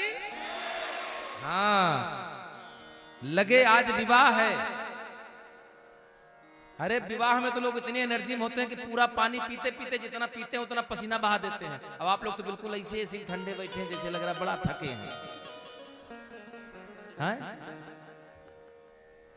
कुबलिया पीठ मर गया। कुबलिया पीठ के 2 ही दांत। तो क्या हाथी के 2 ही दांत थे? क्यों गुप्ता जी, हाथी के कितने दांत? नहीं पता? 2 ही दांत ना, और जो दोनों तोड़ लिए भगवान ने। खाने वाले अलग और दिखाने वाले अलग। जो दिखाने वाले दांत थे भगवान ने उन दोनों को उखाड़ लिया। एक भगवान कृष्ण ने रखा, एक बलराम ने रखा, गदा की तरह रख लिया और चले अखाड़े की तरफ। आगे अखाड़े में गए तो मार्ग में उन्हें दिखा मिला कौन? चारूण मिला। चारूण कहता है न बालो न किशोरस्त्वम बलश्च बलिनाम वरः। देखने में तो बालक हो लेकिन बालक लगते नहीं हो। किशोर से भी ऊपर हो तुम, तुम्हारे बल का कोई पार नहीं, बलियों में तुम बली हो। क्यों मामा, हम तो बालक है, देख लो हम छोटे से 12 वर्ष के बालक हैं। तो चारूण कहता है कि ना, मुझसे छल न करो, मुझे पता है अभी 1000 हाथी से ज्यादा बल रखने वाले कुबलिया पीठ हाथी को पलक झपकते ही तुमने मार दिया। सुखदेव जी कहते हैं एवं चर्चित संकल्पो भगवान मधुसूदन आस सादात चारूणम मुष्टिकम रोहिणी सुतः। चारूण को आवाहन करता है अखाड़े में आओ और हमसे 2-2 हाथ करो। चारूण का निमंत्रण पाकर भगवान श्री कृष्ण ने चारूण और बलराम भैया ने मुष्टिक दोनों पहलवान से युद्ध किया और एक झटके में दोनों को ही धार कर दिया। फिर बलराम जी ने कूट को, श्री कृष्ण ने सल को, दोनों ऐसे बड़े बड़े मल्लों को मारते रहे। मल्लों को मारते रहे, जो अखाड़े के बाहर बचे वो बेचारे भग गए। सेना दौड़ी, कंस पहलवानों को मरता देखा तो कंस बौखला गया। आप लोगों के साथ भी कभी ऐसा हुआ होगा कि जल्दी जल्दी में कहना कुछ और चाहते हैं, कह कुछ और जाते हैं। तो कंस कहना चाह रहा है कि इन ग्वालों को पकड़ लो, वसुदेव देवकी को मार दो, लेकिन कह रहा है निहसारयत दुर्वृत्तो वसुदेवात्मजौ पुरात् धनम हरत गोपानाम नंदम बधनेत दुर्मतिम। कहता है नंद को भी बंदी बना लो। और इतना बौखला गया क्रोध में कि कहता है उग्रसेन पिता चाबी सानुग पर पक्षगः। कहता है वसुदेव देवकी उग्रसेन सबको मार डालो। यहां इस बात की पुष्टि हो गई कि विनाश काले विपरीत। भगवान ने सबको मारने के बाद जब कंस बड़बड़ा रहा था तो भगवान अखाड़े से उछले और सीधे पहुंचे कंस के पास। और कंस के पास पहुंचकर कहते हैं न जी भर के देखा न कुछ बात की, बड़े आरज़ू थी मुलाकात की। मामा बड़ी चिंदी थी आपको हमसे मिलने की, न जी भर के देखा न कुछ बात की, काहे परेशान है, अब तो आप ही के पास आ रहे हैं। और मामा का हालचाल? कंस बौखला गया, तलवार निकाल ली, मारने के लिए प्रयास करता है। भगवान ने गर्दन से पकड़ा और झटका मारा, सीधे अखाड़े में आ गिरा। भगवान वहां से आए, कंस के सीने पर बैठे, अपने नन्हे नन्हे हाथों की मुष्टिका से प्रहार करते हैं। अचानक भगवान ने वज्र मुष्टिका बनाई और एक मुष्टिका का प्रहार उसके वक्ष पर, उसके सीने पर ऐसा किया कि कंस के प्राण पखे राधे राधे उड़ गए महाराज। और कंस का उद्धार हो गया। बोले वृंदावन बिहारी लाल की। वहां उसका उद्धार के उद्धार करने के बाद वसुदेव देव की बंदी गृह में है। अपने नाना उग्रसेन को बंदी गृह से बाहर निकाला, उनको राजगद्दी दिया। वसुदेव देवकी को जेल से बाहर निकाला। 12 वर्ष के किशोर बालक को देख करके वसुदेव देवकी ने तुरंत उनका यज्ञोपवीत संस्कार कराया और गुरुकुल भेज दिया। कहां? सांदीपनी ऋषि के आश्रम। गुरु गृह गए रघुराए, गुरु गृह पड़ा गए रघुराए, गुरु गृह पढ़ना गए रघुराए, गुरु गृह पढ़ना गए रघुराए।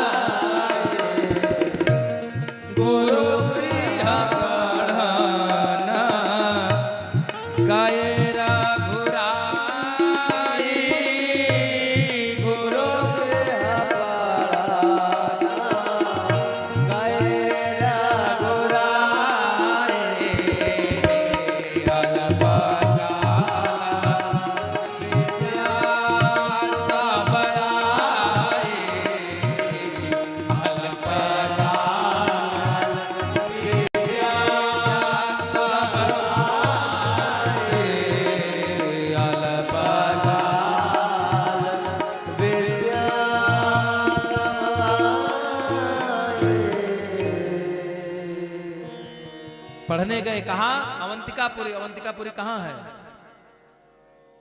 उज्जैन। उज्जैन में गए। उज्जैन में किसका आश्रम है? सांदीपनी ऋषि का। सांदीपनी मुनि के आश्रम में जाकर के विद्या अध्ययन किए। अल्पकाल में 64 कला जितनी भी थी सब कुछ भगवान के पास आ गई। अच्छा, अगर पढ़ते तो गोस्वामी जी लिखते अल्पकाल विद्या सब आई, आता, लेकिन आई नहीं लिखा। गोस्वामी जी लिखते हैं अल्पकाल विद्या सब पा गए। कैसे पा गए? जैसे आप अपने घर में कोई चीज रखी होंगी, जब ढूंढेंगी तो मिल जाएगी, आवश्यकता पड़ने पर। विद्या मिल गई। अरे थोड़ी देर आप लोग शांति बनाइए, आज कुछ ज्यादा बातचीत हो रही है। भगवान विद्या अध्ययन करने के बाद वहां से चले, गुरुकुल से चलने लगे तो गुरु सांदीपनी से कहा, प्रभु महाराज जी कुछ गुरु दीक्षा। गुरु दीक्षा के बाद दक्षिणा दी जाती है, ज्ञान लेने के बाद दक्षिणा दी जाती है। गुरु दक्षिणा तो सांदीपनी मुनि कहते हैं नहीं नहीं ठीक है आप लोग जाइए। कहते हैं नहीं, कोई गुरु दक्षिणा मांग लिए। संदीपनी जानते हैं, उन्होंने कहा कि समुद्र ने मेरे बेटे को मुझसे छीन लिया है, इसलिए प्रभु आप हमें हमारे बेटे को ला कर दे दीजिए। और भगवान गए समुद्र के पास, समुद्र से कहते हैं कि हमारे गुरु का पुत्र तुम्हारे पास से दे दो। अच्छा देखिए, यहां द्वापर में भगवान ने एक ही बार बुलाया है, एक बार। तमाह भगवान आसु गुरु पुत्र प्रदीयताम। हे समुद्र देव, तुम्हारे पास हमारे गुरु का पुत्र है, उसे मुझे सौंप दो। इतने कहा समुद्र देव तुरंत आ गए। क्यों? क्योंकि जानते हैं यहां मर्यादा नहीं है, यहां सिर्फ लीला है। सावधानी हटी दुर्घटना। हाँ, इसलिए समुद्र देव तुरंत आ गए और हाथ जोड़कर बोले, प्रभु वो बालक मेरे पास नहीं, मेरे अंदर में एक राक्षस है शंखचूड़।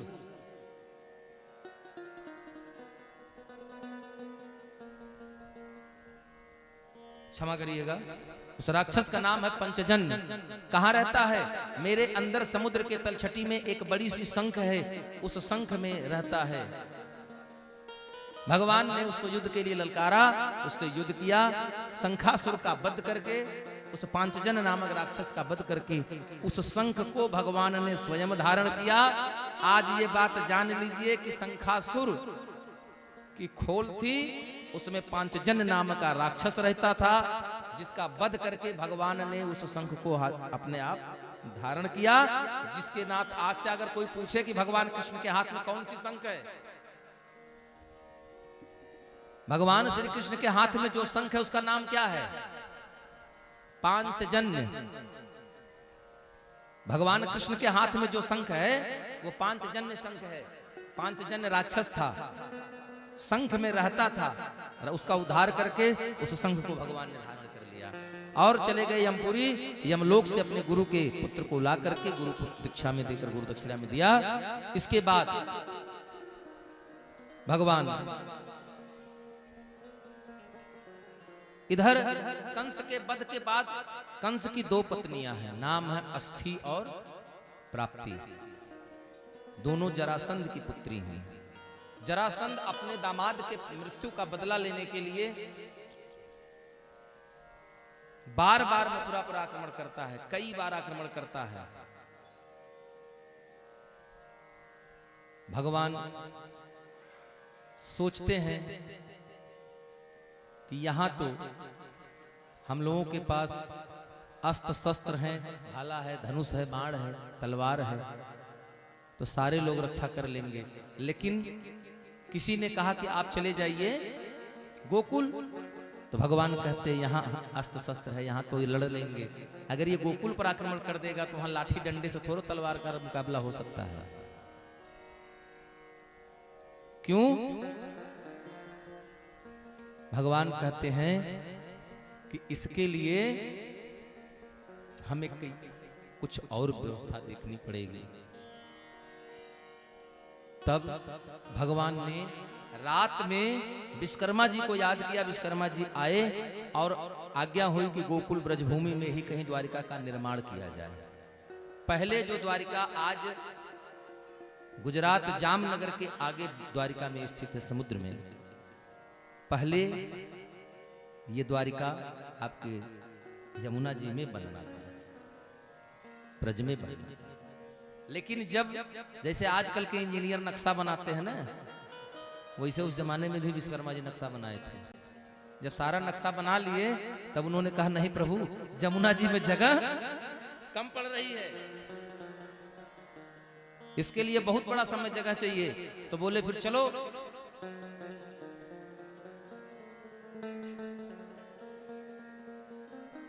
पश्चिम चले गए गुजरात। वहां जाकर जामनगर में समुद्र में द्वारिका बसाई गई और रातों रात भगवान श्री कृष्ण ने अपनी माया से सभी लोगों को लेकर के द्वारिका ग्वाल वालों के साथ पहुंचे। सुखदेव जी कहते हैं, हे राजन, एवं संतदस कृत्वा इस्तावत्य छोहड़ी बलह। भगवान श्री कृष्ण के द्वारा रक्षित द्वारिका होने के बाद भी जरासंध ने 23 अक्षौहिणी सेना लेकर के मथुरा पर आक्रमण किया। कितनी बार? 17 बार। उद्धव आदि कहते हैं कि हे कन्हैया,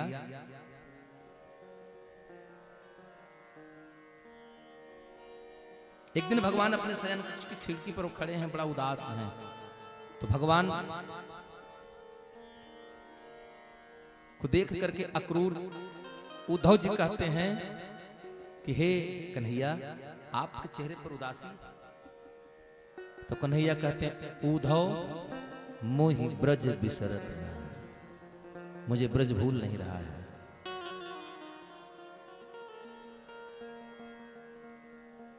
सुखदेव जी कहते हैं, वृषणीनाम प्रवरो मंत्री कृष्णस्य दयितः सखा शिष्यो बृहस्पतिः साक्षात् उद्धवो बुद्धिसत्तमः।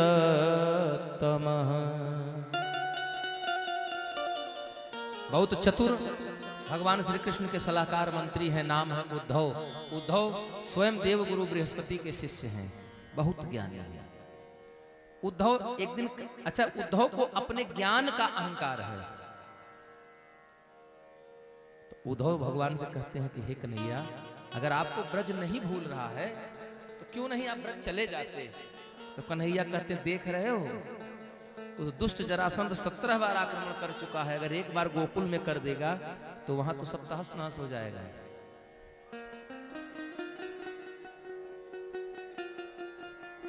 तब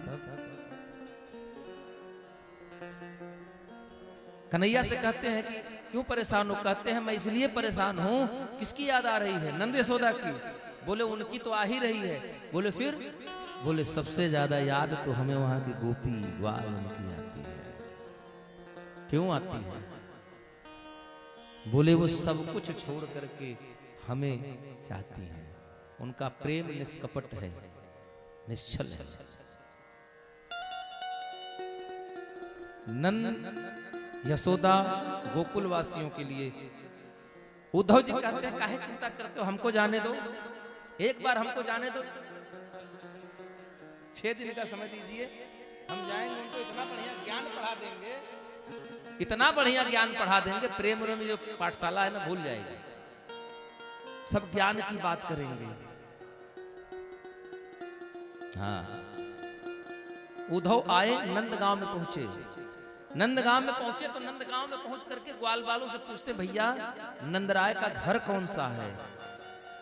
तो एक दुखी गोपी आंखों से आंसू बह रहा है।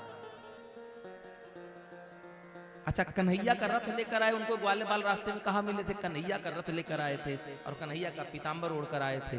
जब आए तो मार्ग में कन्हैया का रथ, कन्हैया का पीतांबर देख करके सबने सोचा कि कृष्ण आ रहे हैं। दौड़ करके भाग कर पहुंचे और जब कन्हैया के रथ के पास पहुंचे तो सब चिल्लाए, अरे ये तो कन्हैया नहीं है, ये हमारा कृष्ण नहीं है, ये हो नहीं सकता। तो रथ से उतर करके उद्धव जी उन बच्चों से पूछते हैं कि बच्चा, हमें नंद बाबा के घर जाना है, यशोदा के घर जाना है, वो रास्ता बता सकते हो? तो वो बालक उनको रास्ता दिखा रहा है। कहता है ये जो सड़क के मध्य से एक पानी का नाली बहती दिख रही है, पानी का पनारा जो बह रहा है, एक पतली धार पानी की जो बहती चली आ रही है, आप इसी नाली को पकड़ लीजिए, इसको छोड़िएगा नहीं।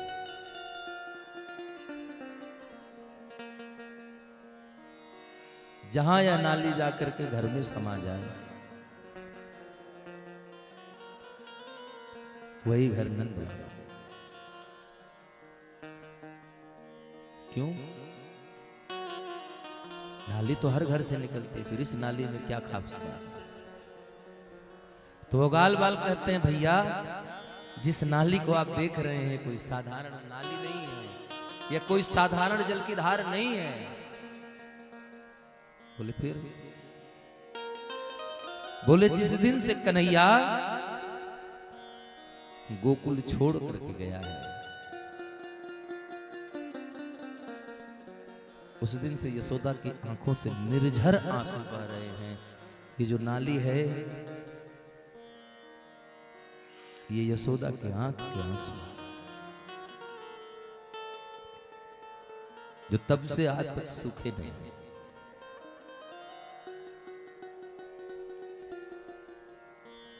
जसोदा भई आधे पागल से अपने लाला को ढूंढ रही। जसोदा भई आधे पागल से अपने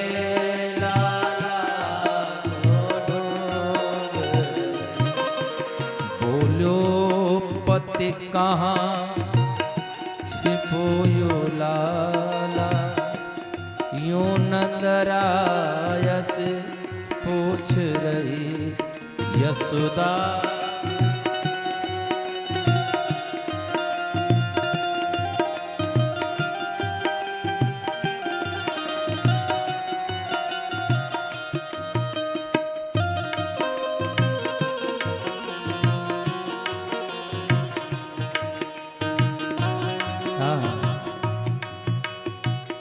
गोप कह रही हैं,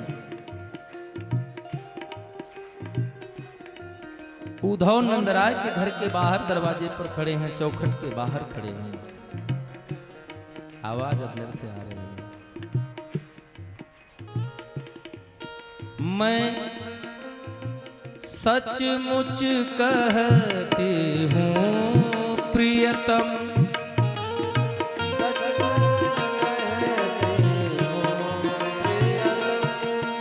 मेरा लाला रोता होगा, वो मेरा लाला रोता,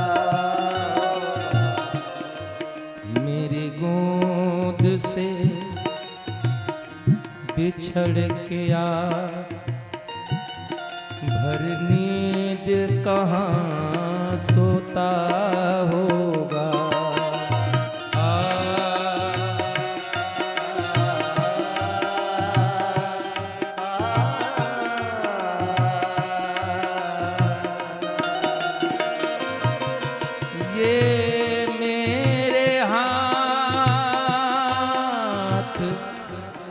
आज रोते हैं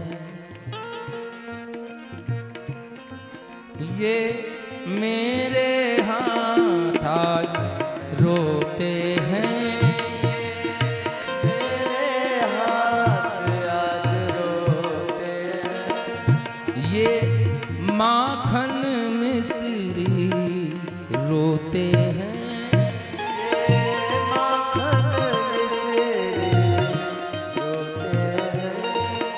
रोता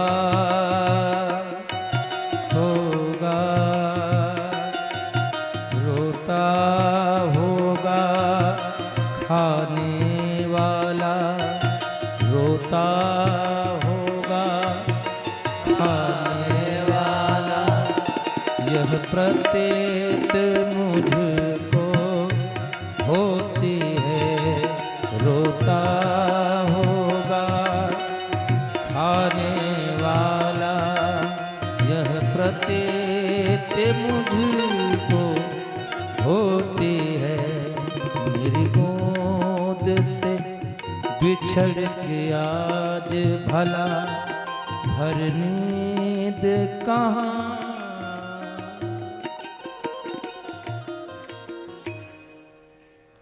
भर नींद कहाँ, सोता कहती हूँ प्रियतम मेरे, मेरा लाला रोता।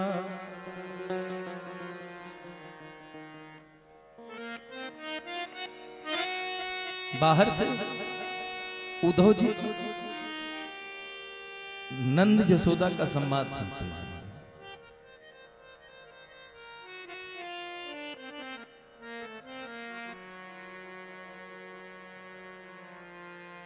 स्वयं देवगुरु बृहस्पति के शिष्य उद्धव जी हैं, ज्ञान की पराकाष्ठा है।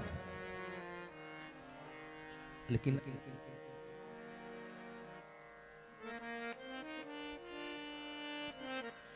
नंद के दरवाजे पर आने के बाद उद्धव कदम आगे नहीं बढ़ता है।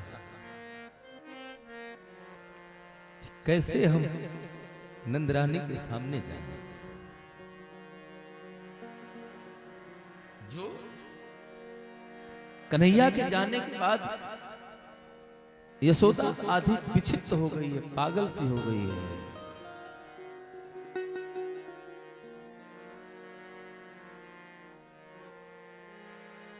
नंद बाबा के घर उद्धव जी पहुंचे रथ देख करके। पूरे नगर में बात फैल गई कि कन्हैया आया है, कोई आया है।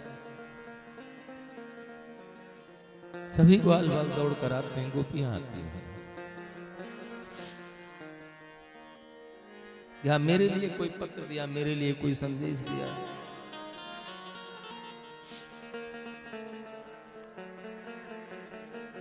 लेकिन वो गोपियां वो ग्वाल बाल कहते हैं कन्हैया मथुरा का राजा हो गया, हम लोगों को भूल गया है। 3 दिन का वादा करके गया था, कह के गयो परसों, लेकिन वर्षों बीत गए, लौट कर आया नहीं। भगवान कृष्ण के मित्र यश उद्धव जी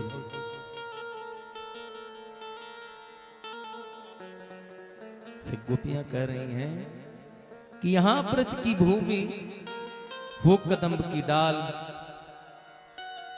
वो जमुना का तट, हम सभी उनके सखा। हम सबसे कन्हैया ने नाता तोड़ लिया द्वारिकाधीश बनने के बाद। अमृतम शिशिरे बहने मृतम प्रियदर्शनम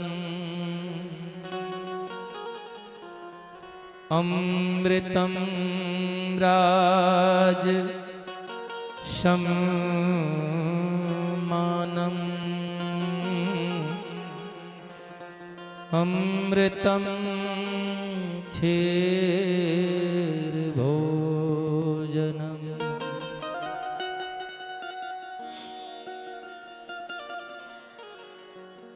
संसार में ये जो अमृत हैं, आज अगर वो अमृत भी होते तो भगवान के इस नंद के लाला नंदलाल के विरह का कोई उपाय नहीं है।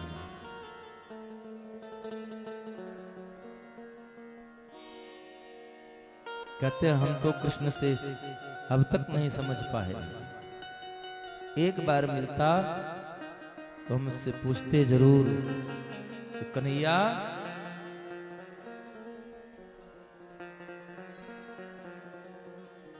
दिल दिया है जान भी देंगे, ये सर भी है बेटे नजर,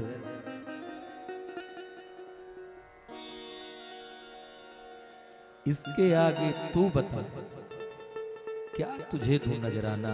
कन्हैया कि तू हमसे खुश हो जाए, फिर से लौट कर वृंदावन आ जा।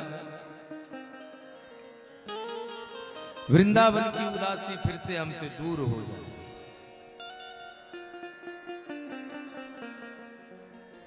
जिस दिन से कन्हैया हमको छोड़ कर गया है, मानो हम लोगों से सब कुछ छीन लिया। जिस आदमी के अंदर सब कुछ हो, अगर उसका हृदय उसके साथ ना हो तो उससे बड़ा दरिद्र दुनिया में कोई नहीं। गोपियां कहती हैं निसस्वम त्यजन्ति गणिका, जैसे एक वैश्या अपनी स्वार्थ सिद्धि होने के बाद मनुष्य को त्याग देती है। अकल्पम नृपंति राजा प्रजा, निष्क्रिय राजा का त्याग प्रजा कर देती है। दग्धम मृगा अस्तर आरण्य, आग लग जाए जिस जंगल में, उस जंगल से हिरण आदि उस जंगल का त्याग कर देते हैं। हे उद्धव, जारो भुक्त्वा रताम स्त्रिया, कामी पुरुष अपनी कामेच्छा की पूर्ति करने के बाद स्त्री को त्याग देता है। आचार्य नृत्यो दत्त दक्षिणाम, जैसे यज्ञ आदि कराने वाले आचार्य दक्षिणा मिल जाने के बाद ब्राह्मण को छोड़कर चले जाते हैं, यजमान को छोड़कर चले जाते हैं। अभी गोपियां अपने मन की बात कही रही थी और उद्धव समझा रहे हैं कि गोपियां तुम क्यों कन्हैया के चक्कर में पड़ी हो, अरे वो तो छलिया है। प्रेम करना है तो परमात्मा से करो। मैं तुम्हें ज्ञान करा देता हूं।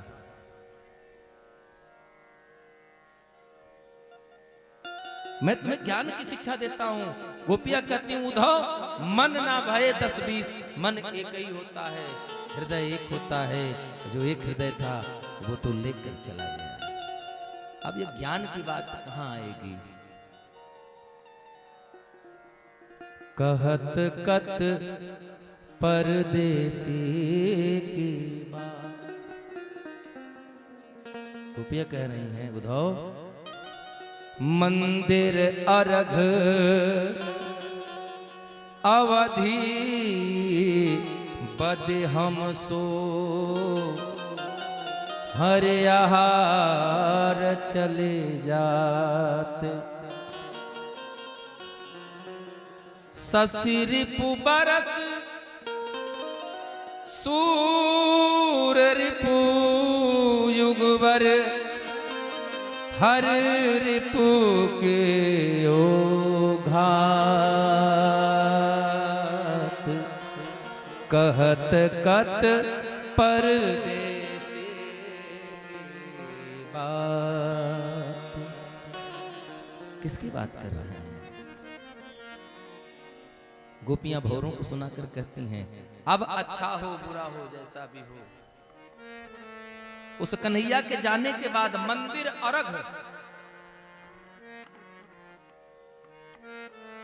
मंदिर का आधा यानी 15, एक महीने में कितना दिन होता है 30 दिन।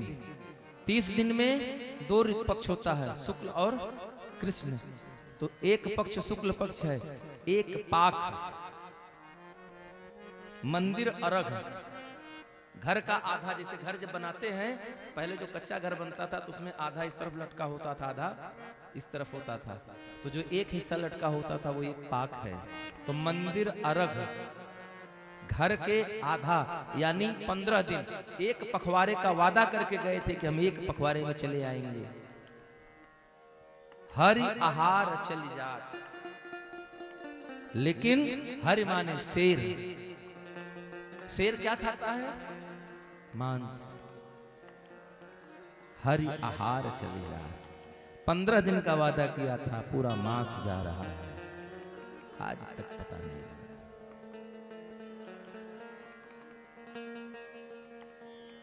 लेकिन गोपी, अच्छा गोपी कहते किसको हैं?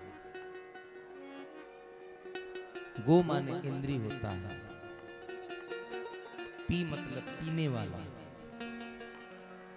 हमारे आपके शरीर में 5 ज्ञान इंद्रियां, 5 कर्म इंद्रियां, कुल मिलाकर 10।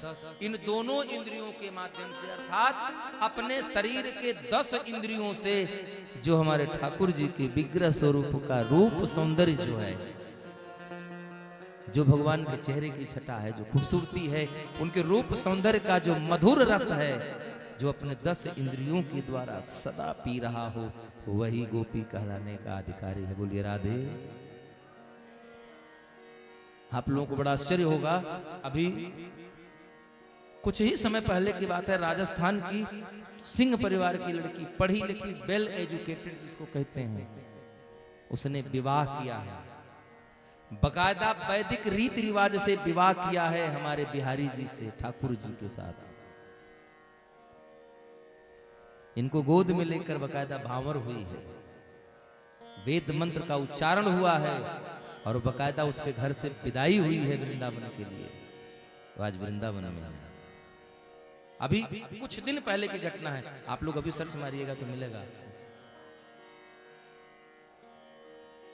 तो वो गोपी उसको कहा जा सकता है जो सब कुछ छोड़ सकती है भगवान के लिए। भौरों को सुना करके गोपियां कहती हैं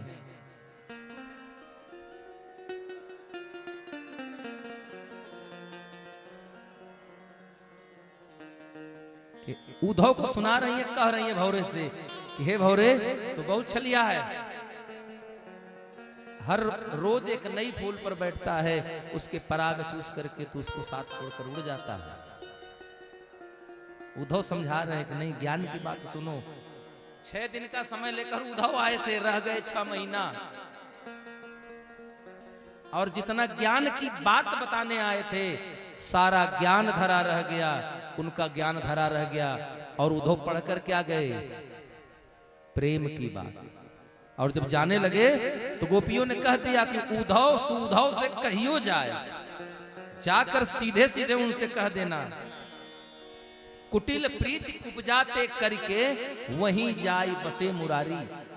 उस कुटिल कुब्जा से प्रेम कर लिया, हम लोगों को भूल गए और जाकर मथुरा में बस गए, द्वारिका में बस गए। उनसे कह देना वो भूल जाए तो भूल जाए, लेकिन हम नहीं भूलेंगे उनको। ये प्रेम है। भगवान के पास उद्धव जी आए, उद्धव जी आए तो रोने लगे महाराज। कन्हैया को देखा तो कन्हैया ने कहा, उद्धव इतना समय, आप तो 6-7 दिन कह कर गए थे। तो उद्धव कहते हैं, कन्हैया तुम यहाँ द्वारिका में क्या कर रहे हो? अरे कन्हैया तू वास्तव में बहुत छलिया है, अरे तुझे यहाँ नहीं, यहाँ जरूरत नहीं, तेरी जरूरत तो गोकुल में है।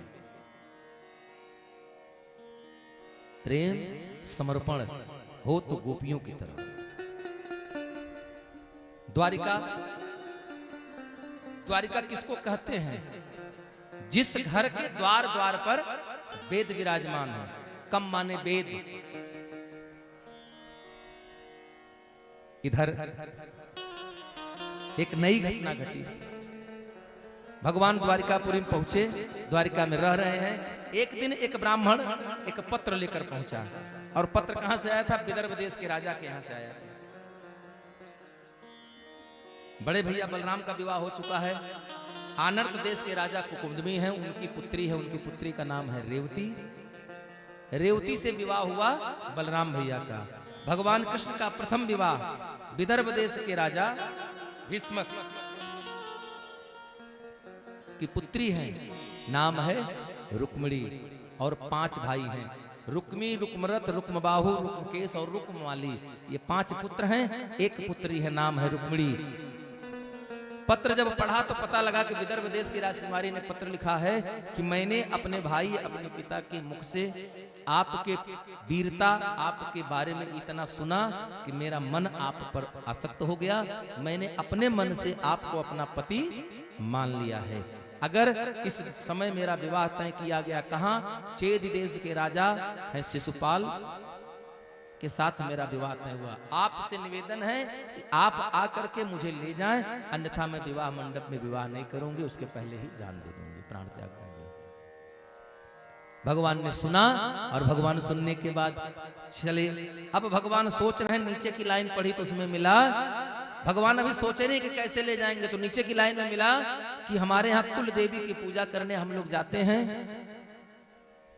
आपके यहाँ भी होती है कुल देवी की पूजा विवाह में, कुल देवता कुल देवी की पूजा, तो कुल देवी की पूजा करने हम जाएंगे, आप उसी समय आइएगा और आप हमें वहां से ले जाइएगा।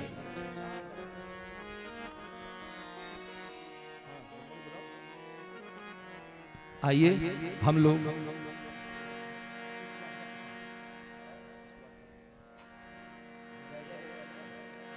जय जय गिरिवरराज किशोरी, जय महेश मुख चंद्र चकोरी, जय जय गिरिवरराज किशोरी, जय महेश मुख चंद्र चकोरी, जय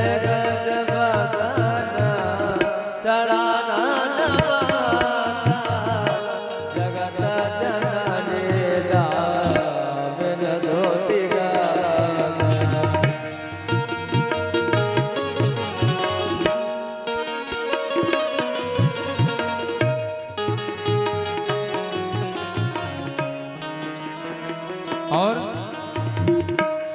कुछ सिपाहियों को साथ लेकर रुक्मिणी मैया रथ में सवार होकर के आई हैं, अपनी कुल देवी यानी मां पार्वती की पूजा करने आई हैं। आप लोग बिल्कुल शांति से बैठे रहिएगा और यहाँ पर थोड़ी सी जगह बना लीजिए, पूजा करने आएंगी, थोड़ा सा जगह बना लीजिए।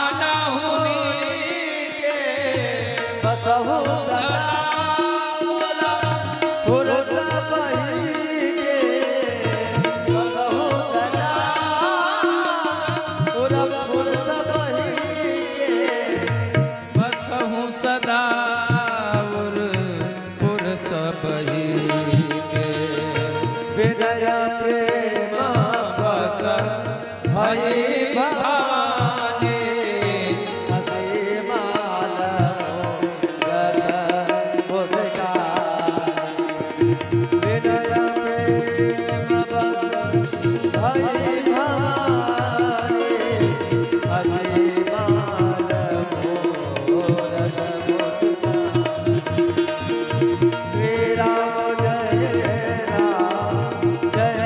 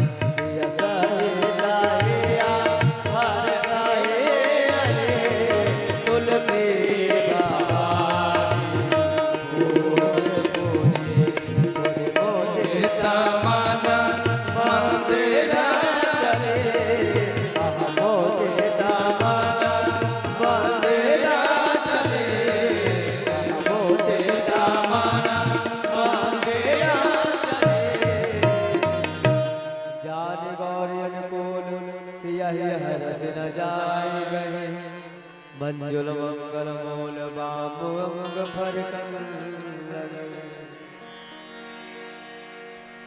अपने राज्यसभा के कुछ सिपाहियों के साथ मैया रुक्मणी अपनी कुल देवी की पूजा करने आई हैं। आओ मेरे सखियों मुझे मेहंदी लगा दो। और सभी लोग भगवान के विवाह में सम्मिलित होकर हर्ष उल्लास के साथ भगवान का विवाह सभी लोग मनाएंगे। आओ मेरे सखियों मुझे मेहंदी लगा दो, आओ मेरे सखियों मुझे मेहंदी लगा दो, मुझे श्याम सुंदर के दुल्हन बना दो, मुझे श्याम सुंदर के दुल्हन बना दो। आओ मेरे सखियों मुझे, आओ मेरे सखियों मुझे मेहंदी लगा दो, मेहंदी लगा दो मुझे श्याम सुंदर के दुल्हन बना दो, मुझे श्याम सुंदर के दुल्हन बना दो।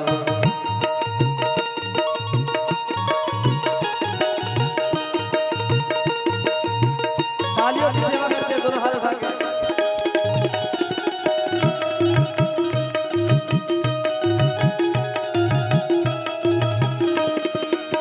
सत्संग ने मेरी बात चलाई, सत्संग ने मेरी बात चलाई, सतगुरु ने मेरी पीढ़ी रे सगाई, सतगुरु ने मेरी पीढ़ी रे सगाई। उनको बुला के हथेली बातों करा दो, उनको बुला के हथेली बातों करा दो, मुझे श्याम सुंदर के दुल्हन बना दो, मुझे श्याम सुंदर।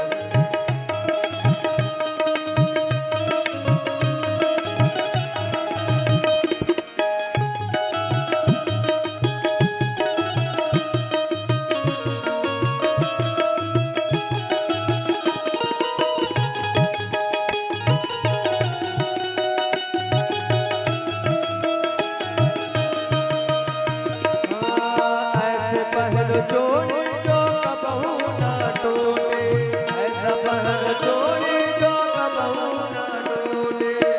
मां रुक्मणी आदिशक्ति जगदम्बा का पूजन करती हैं।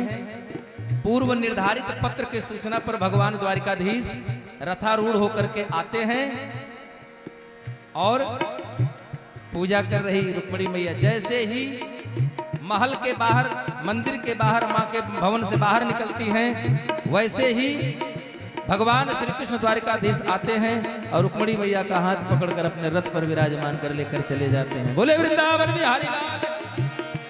ले जा बाहर ले जाओ, ले जाओ। ऐसो पहलो जोड़ी जो कबहू ना टूटे, ऐसा वरो झोला जो कबहू ना रोटे।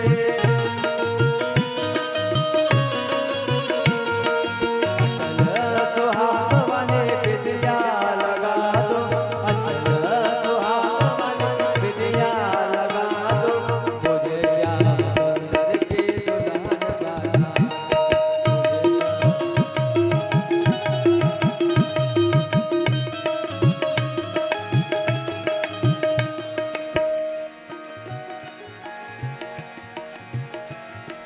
ऐसोड़े चूनर जो रंग नाहे छोटे, ऐसोड़ो चूनर जो रंग नाहे, ऐसा जो रंग नाहे छोटे, ऐसोड़ो चूनर जो प्रेम का धागा जो कबहू ना टूटे, प्रेम का धागा जो कबहू ना टूटे। आओ मुझे मोतियन के बाग भरा दो, आओ मेरे मोतियन के बाग भरा दो, मुझे श्याम सुंदर के दुल्हन बना दो, मुझे श्याम सुंदर के दुल्हन। आओ मेरे सखियों मुझे मेहंदी लगा दो, आओ मेरे सखियों मुझे मेहंदी लगा दो,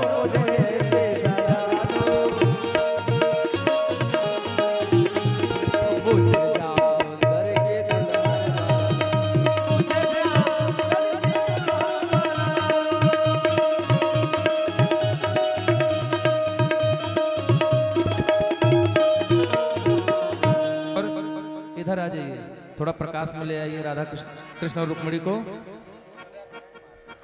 या एक काम करिए, सबसे बढ़िया है भैया, ऊपर ले आइए, यहाँ से सबको दिखेंगे नहीं तो आगे वाले खड़े हो जाएंगे, पीछे वाले को दिखेंगे नहीं, ऊपर ले आइए। और सुंदर जयमाल के स्वरूप में भगवान का पाणी ग्रहण संस्कार आपको दिखाया जाएगा। उसके बाद श्री ठाकुर जी और मैया तुलसी का विवाह कराया जाएगा। आइए।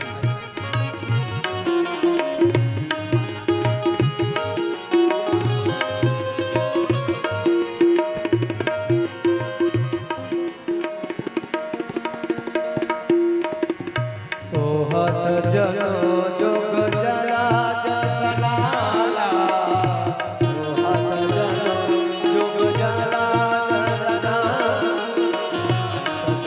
सभी सभी देत जय माला, सभी सभी देत जय माला, गावह छबे अवलोके सहे,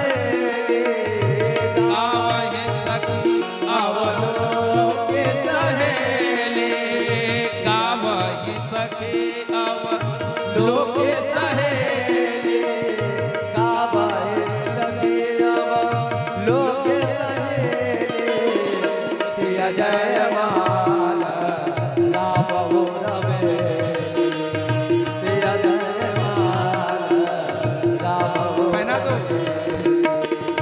सिया जयमाला श्री रोको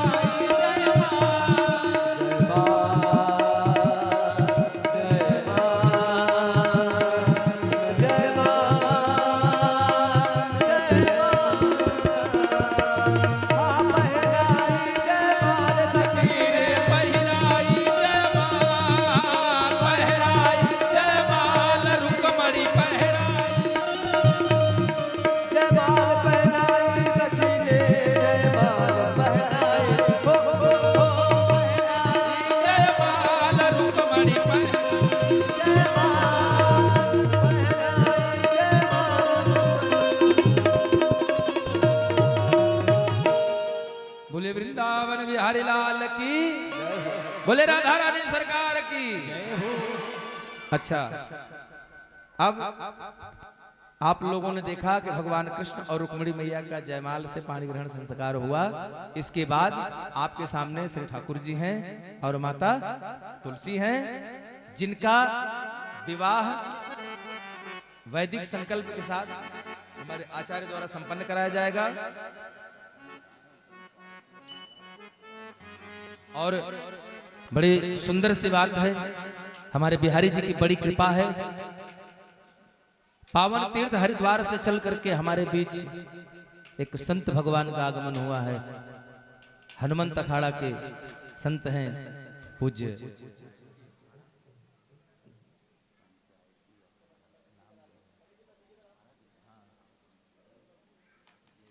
पंचायती अखाड़ा से आए हुए संत हैं। तो हम चाहेंगे एक बार आप लोग अपने ही स्थान पर बैठकर खूब जोरदार ताली बजा करके महाराज जी का स्वागत करें।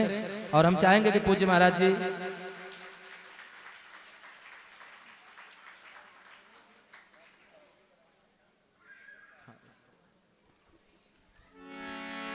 हो तो दूल्हा सा लगे दिलदार सावरे।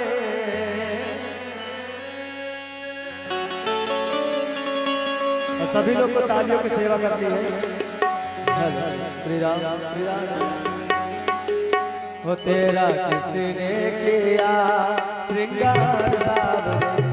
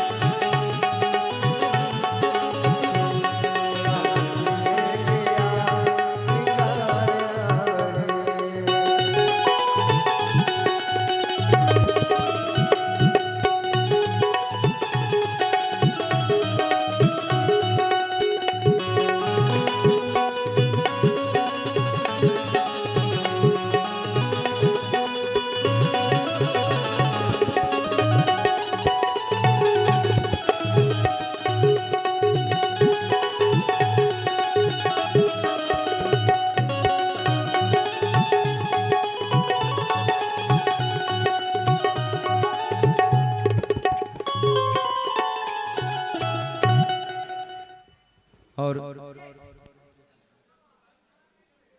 हम चाहेंगे कि इसके बाद आचार्य जी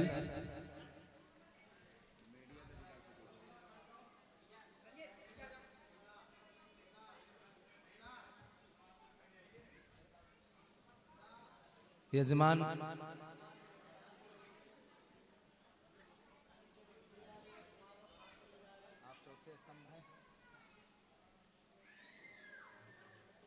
और हम चाहेंगे कि यजमान जी गुप्ता जी आप लोग अब नीचे खड़े हो जाइए और यहाँ इस दत्त भवन के अंदर उपस्थित जो भी भक्त हैं सभी लोग अपने द्वारा जो भी तैयारी करके आए हों कन्यादान के निमित्त। हाँ अब हम का बताएं का लाए हैं। अब जो लाए हो अच्छा है और नहीं लाए हैं बहुत अच्छा है। आप लोग अपनी अपनी सामग्री अपना अपना दक्षिणा जो भी है पत्रम पुष्पम अपने अपने हाथ में रखिए। आचार्य संकल्प बोलेंगे कन्यादान का, वहीं अपने अपने स्थान पर अभी बैठे रहिए। आप लोग अभी कहीं जाने की जरूरत नहीं है। अभी आप लोग अपना अपना संकल्प अपने आस्थान पर बैठे बैठे लिए रहिए, संकल्प कर लीजिएगा। उसके बाद इधर भजन चलता रहेगा, एक दो भजन होते रहेंगे। आप लोग बारी बारी से आते रहिएगा। भगवान को अपना जो भी पत्रम पुष्पम है द्रव्य दक्षिणा। अच्छा ये बताइए, हाथ उठाइए कितने लोग कलयुग वाला सोना लाए हैं? हाथ उठाइए। हाँ, मतलब आप लोग घर में कलयुग वाला सोना नहीं है। क्या बात है, बोले राधे। ये बिहारी जी की बड़ी कृपा है कि कलयुग वाला सोना नहीं है घर में। आइए जजमान जी, माइक कहाँ है आपका?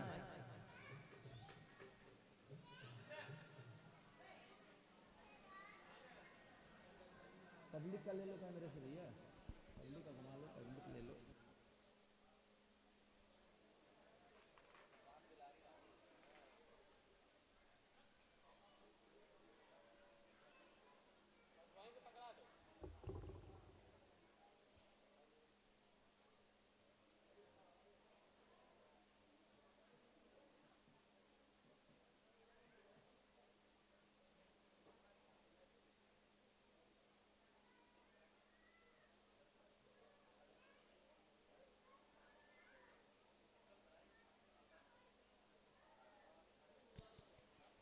सीताराम।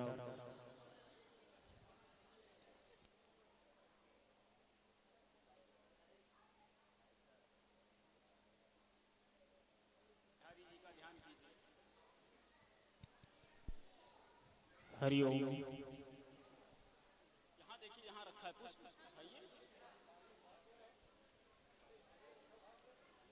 हरि ओम। द्यौः शान्तिरन्तरिक्षगुं शान्तिः पृथिवी शान्तिरापः शान्तिरोषधयः शान्तिः वनस्पतयः शान्तिर्विश्वे देवाः शान्तिर्ब्रह्म शान्तिः सर्वगुं शान्तिः शान्तिरेव शान्तिः श्यामा शान्तिरिधि। ॐ जतो जता समीयसे ततो नो अभयं गुरः सन्नः कुरु प्रजाभ्यो भिन्नः वसुभ्यः शान्तिर्भवतु सर्वारिष्टशान्तिर्भवतु।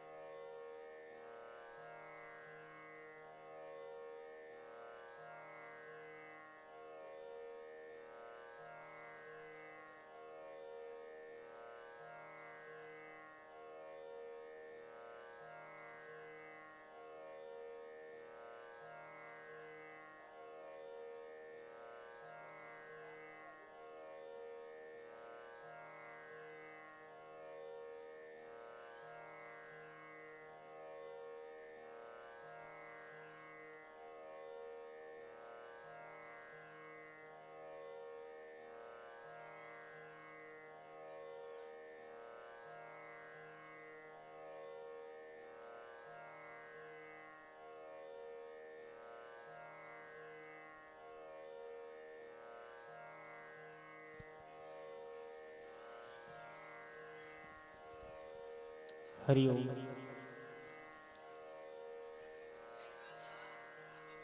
ओम सुमंगलम मंगलमीश्वराय ते सुमंगलम मंगलमच्युताय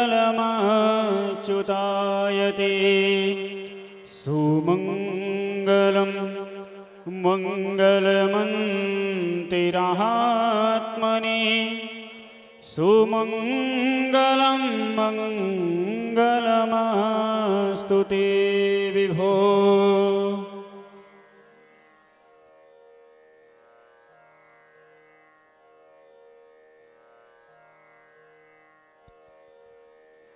ओम कस्तूरितिलकं ललाटपटले वक्षस्थले कौस्तुभं नासाग्रे वरमहक्तिकं करतले वेणुकरे कङ्कणं सर्वाङ्गे हरिचन्दनं सुललितं कण्ठे च मुक्तावली गोपस्त्रीपरिवेष्टितो विजयते गोपालचूडामणि कस्तूरितिलकाञ्चितेन्दुबलसत्प्रोद्भासि भालस्थले कर्पूरद्रवमिश्रचूर्णिखदिरामोदोल्लसद्वैटिकां लोलहवाङ्गतरङ्गितहिरधिकृपासारैर्नतः नन्दिनी श्रीशैलस्थलवासिनी भगवते श्रीमातरं भावये। ओम श्री राधा माधव चरणकमलेभ्यो नमः। श्री रुक्मिणी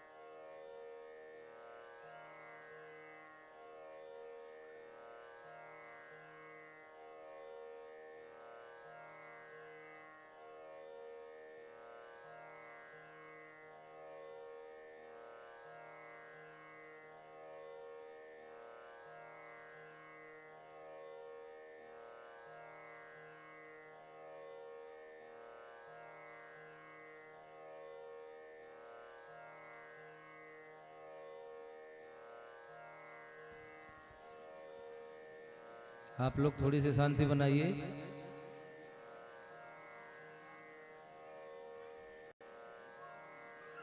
प्राचार्य जी अथ संकल्पम।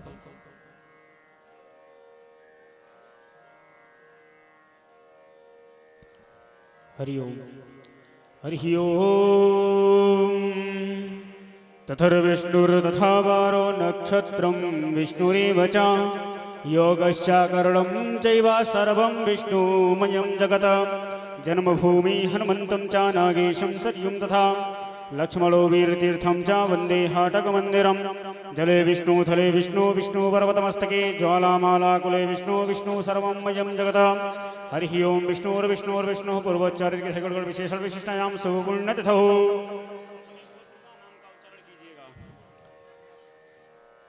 सापत्नीक सहितार्थ सपरिवार सहितार्थ श्रुति सुनित प्राणोक वेदो शास्त्र पूर्ण फल प्राप्ति पूर्वक कायिक वाचिक मानसिक सांसर्गिक ज्ञाता ज्ञात सकल दोतोपक्षय पूर्वक धर्म अर्थ काम मोक्ष पुरुषार्थ सिद्धि द्वारा श्री परमेश्वर वित्यर्थम श्री कृष्ण रुक्मिणी विवाहांग भूत लोकानुचार विवाहांग भूत यथाशक्ति द्रव्य सहित वस्त्रोपवस्त्रम सहित कन्यादानम दातुमहं संप्रददे।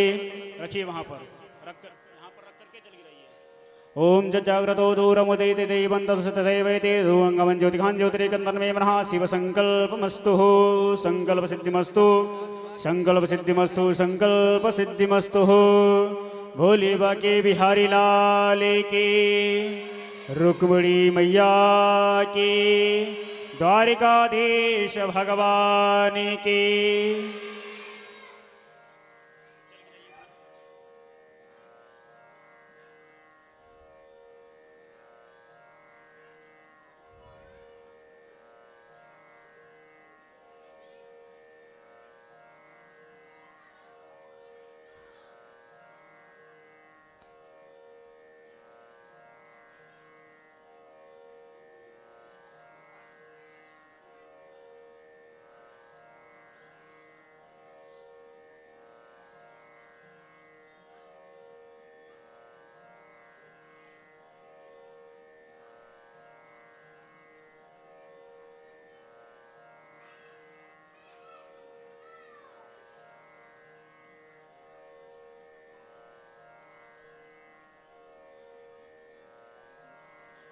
हाँ बुलाते रहो, माइक से बोल दो, माइक से बोल दो आते हैं।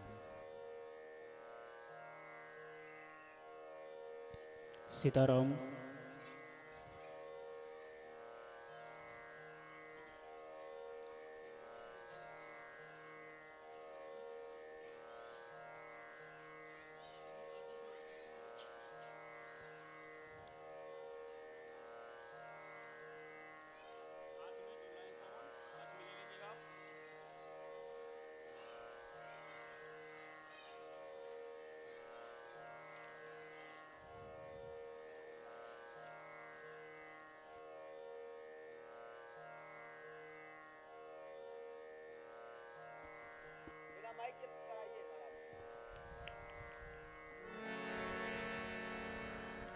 और आइए रुक्मिणी मंगल में विवाह में एक मंगल गीत तत्पश्चात भगवान के सुंदर से आरती दुल्हा दुल्हन सरकार की।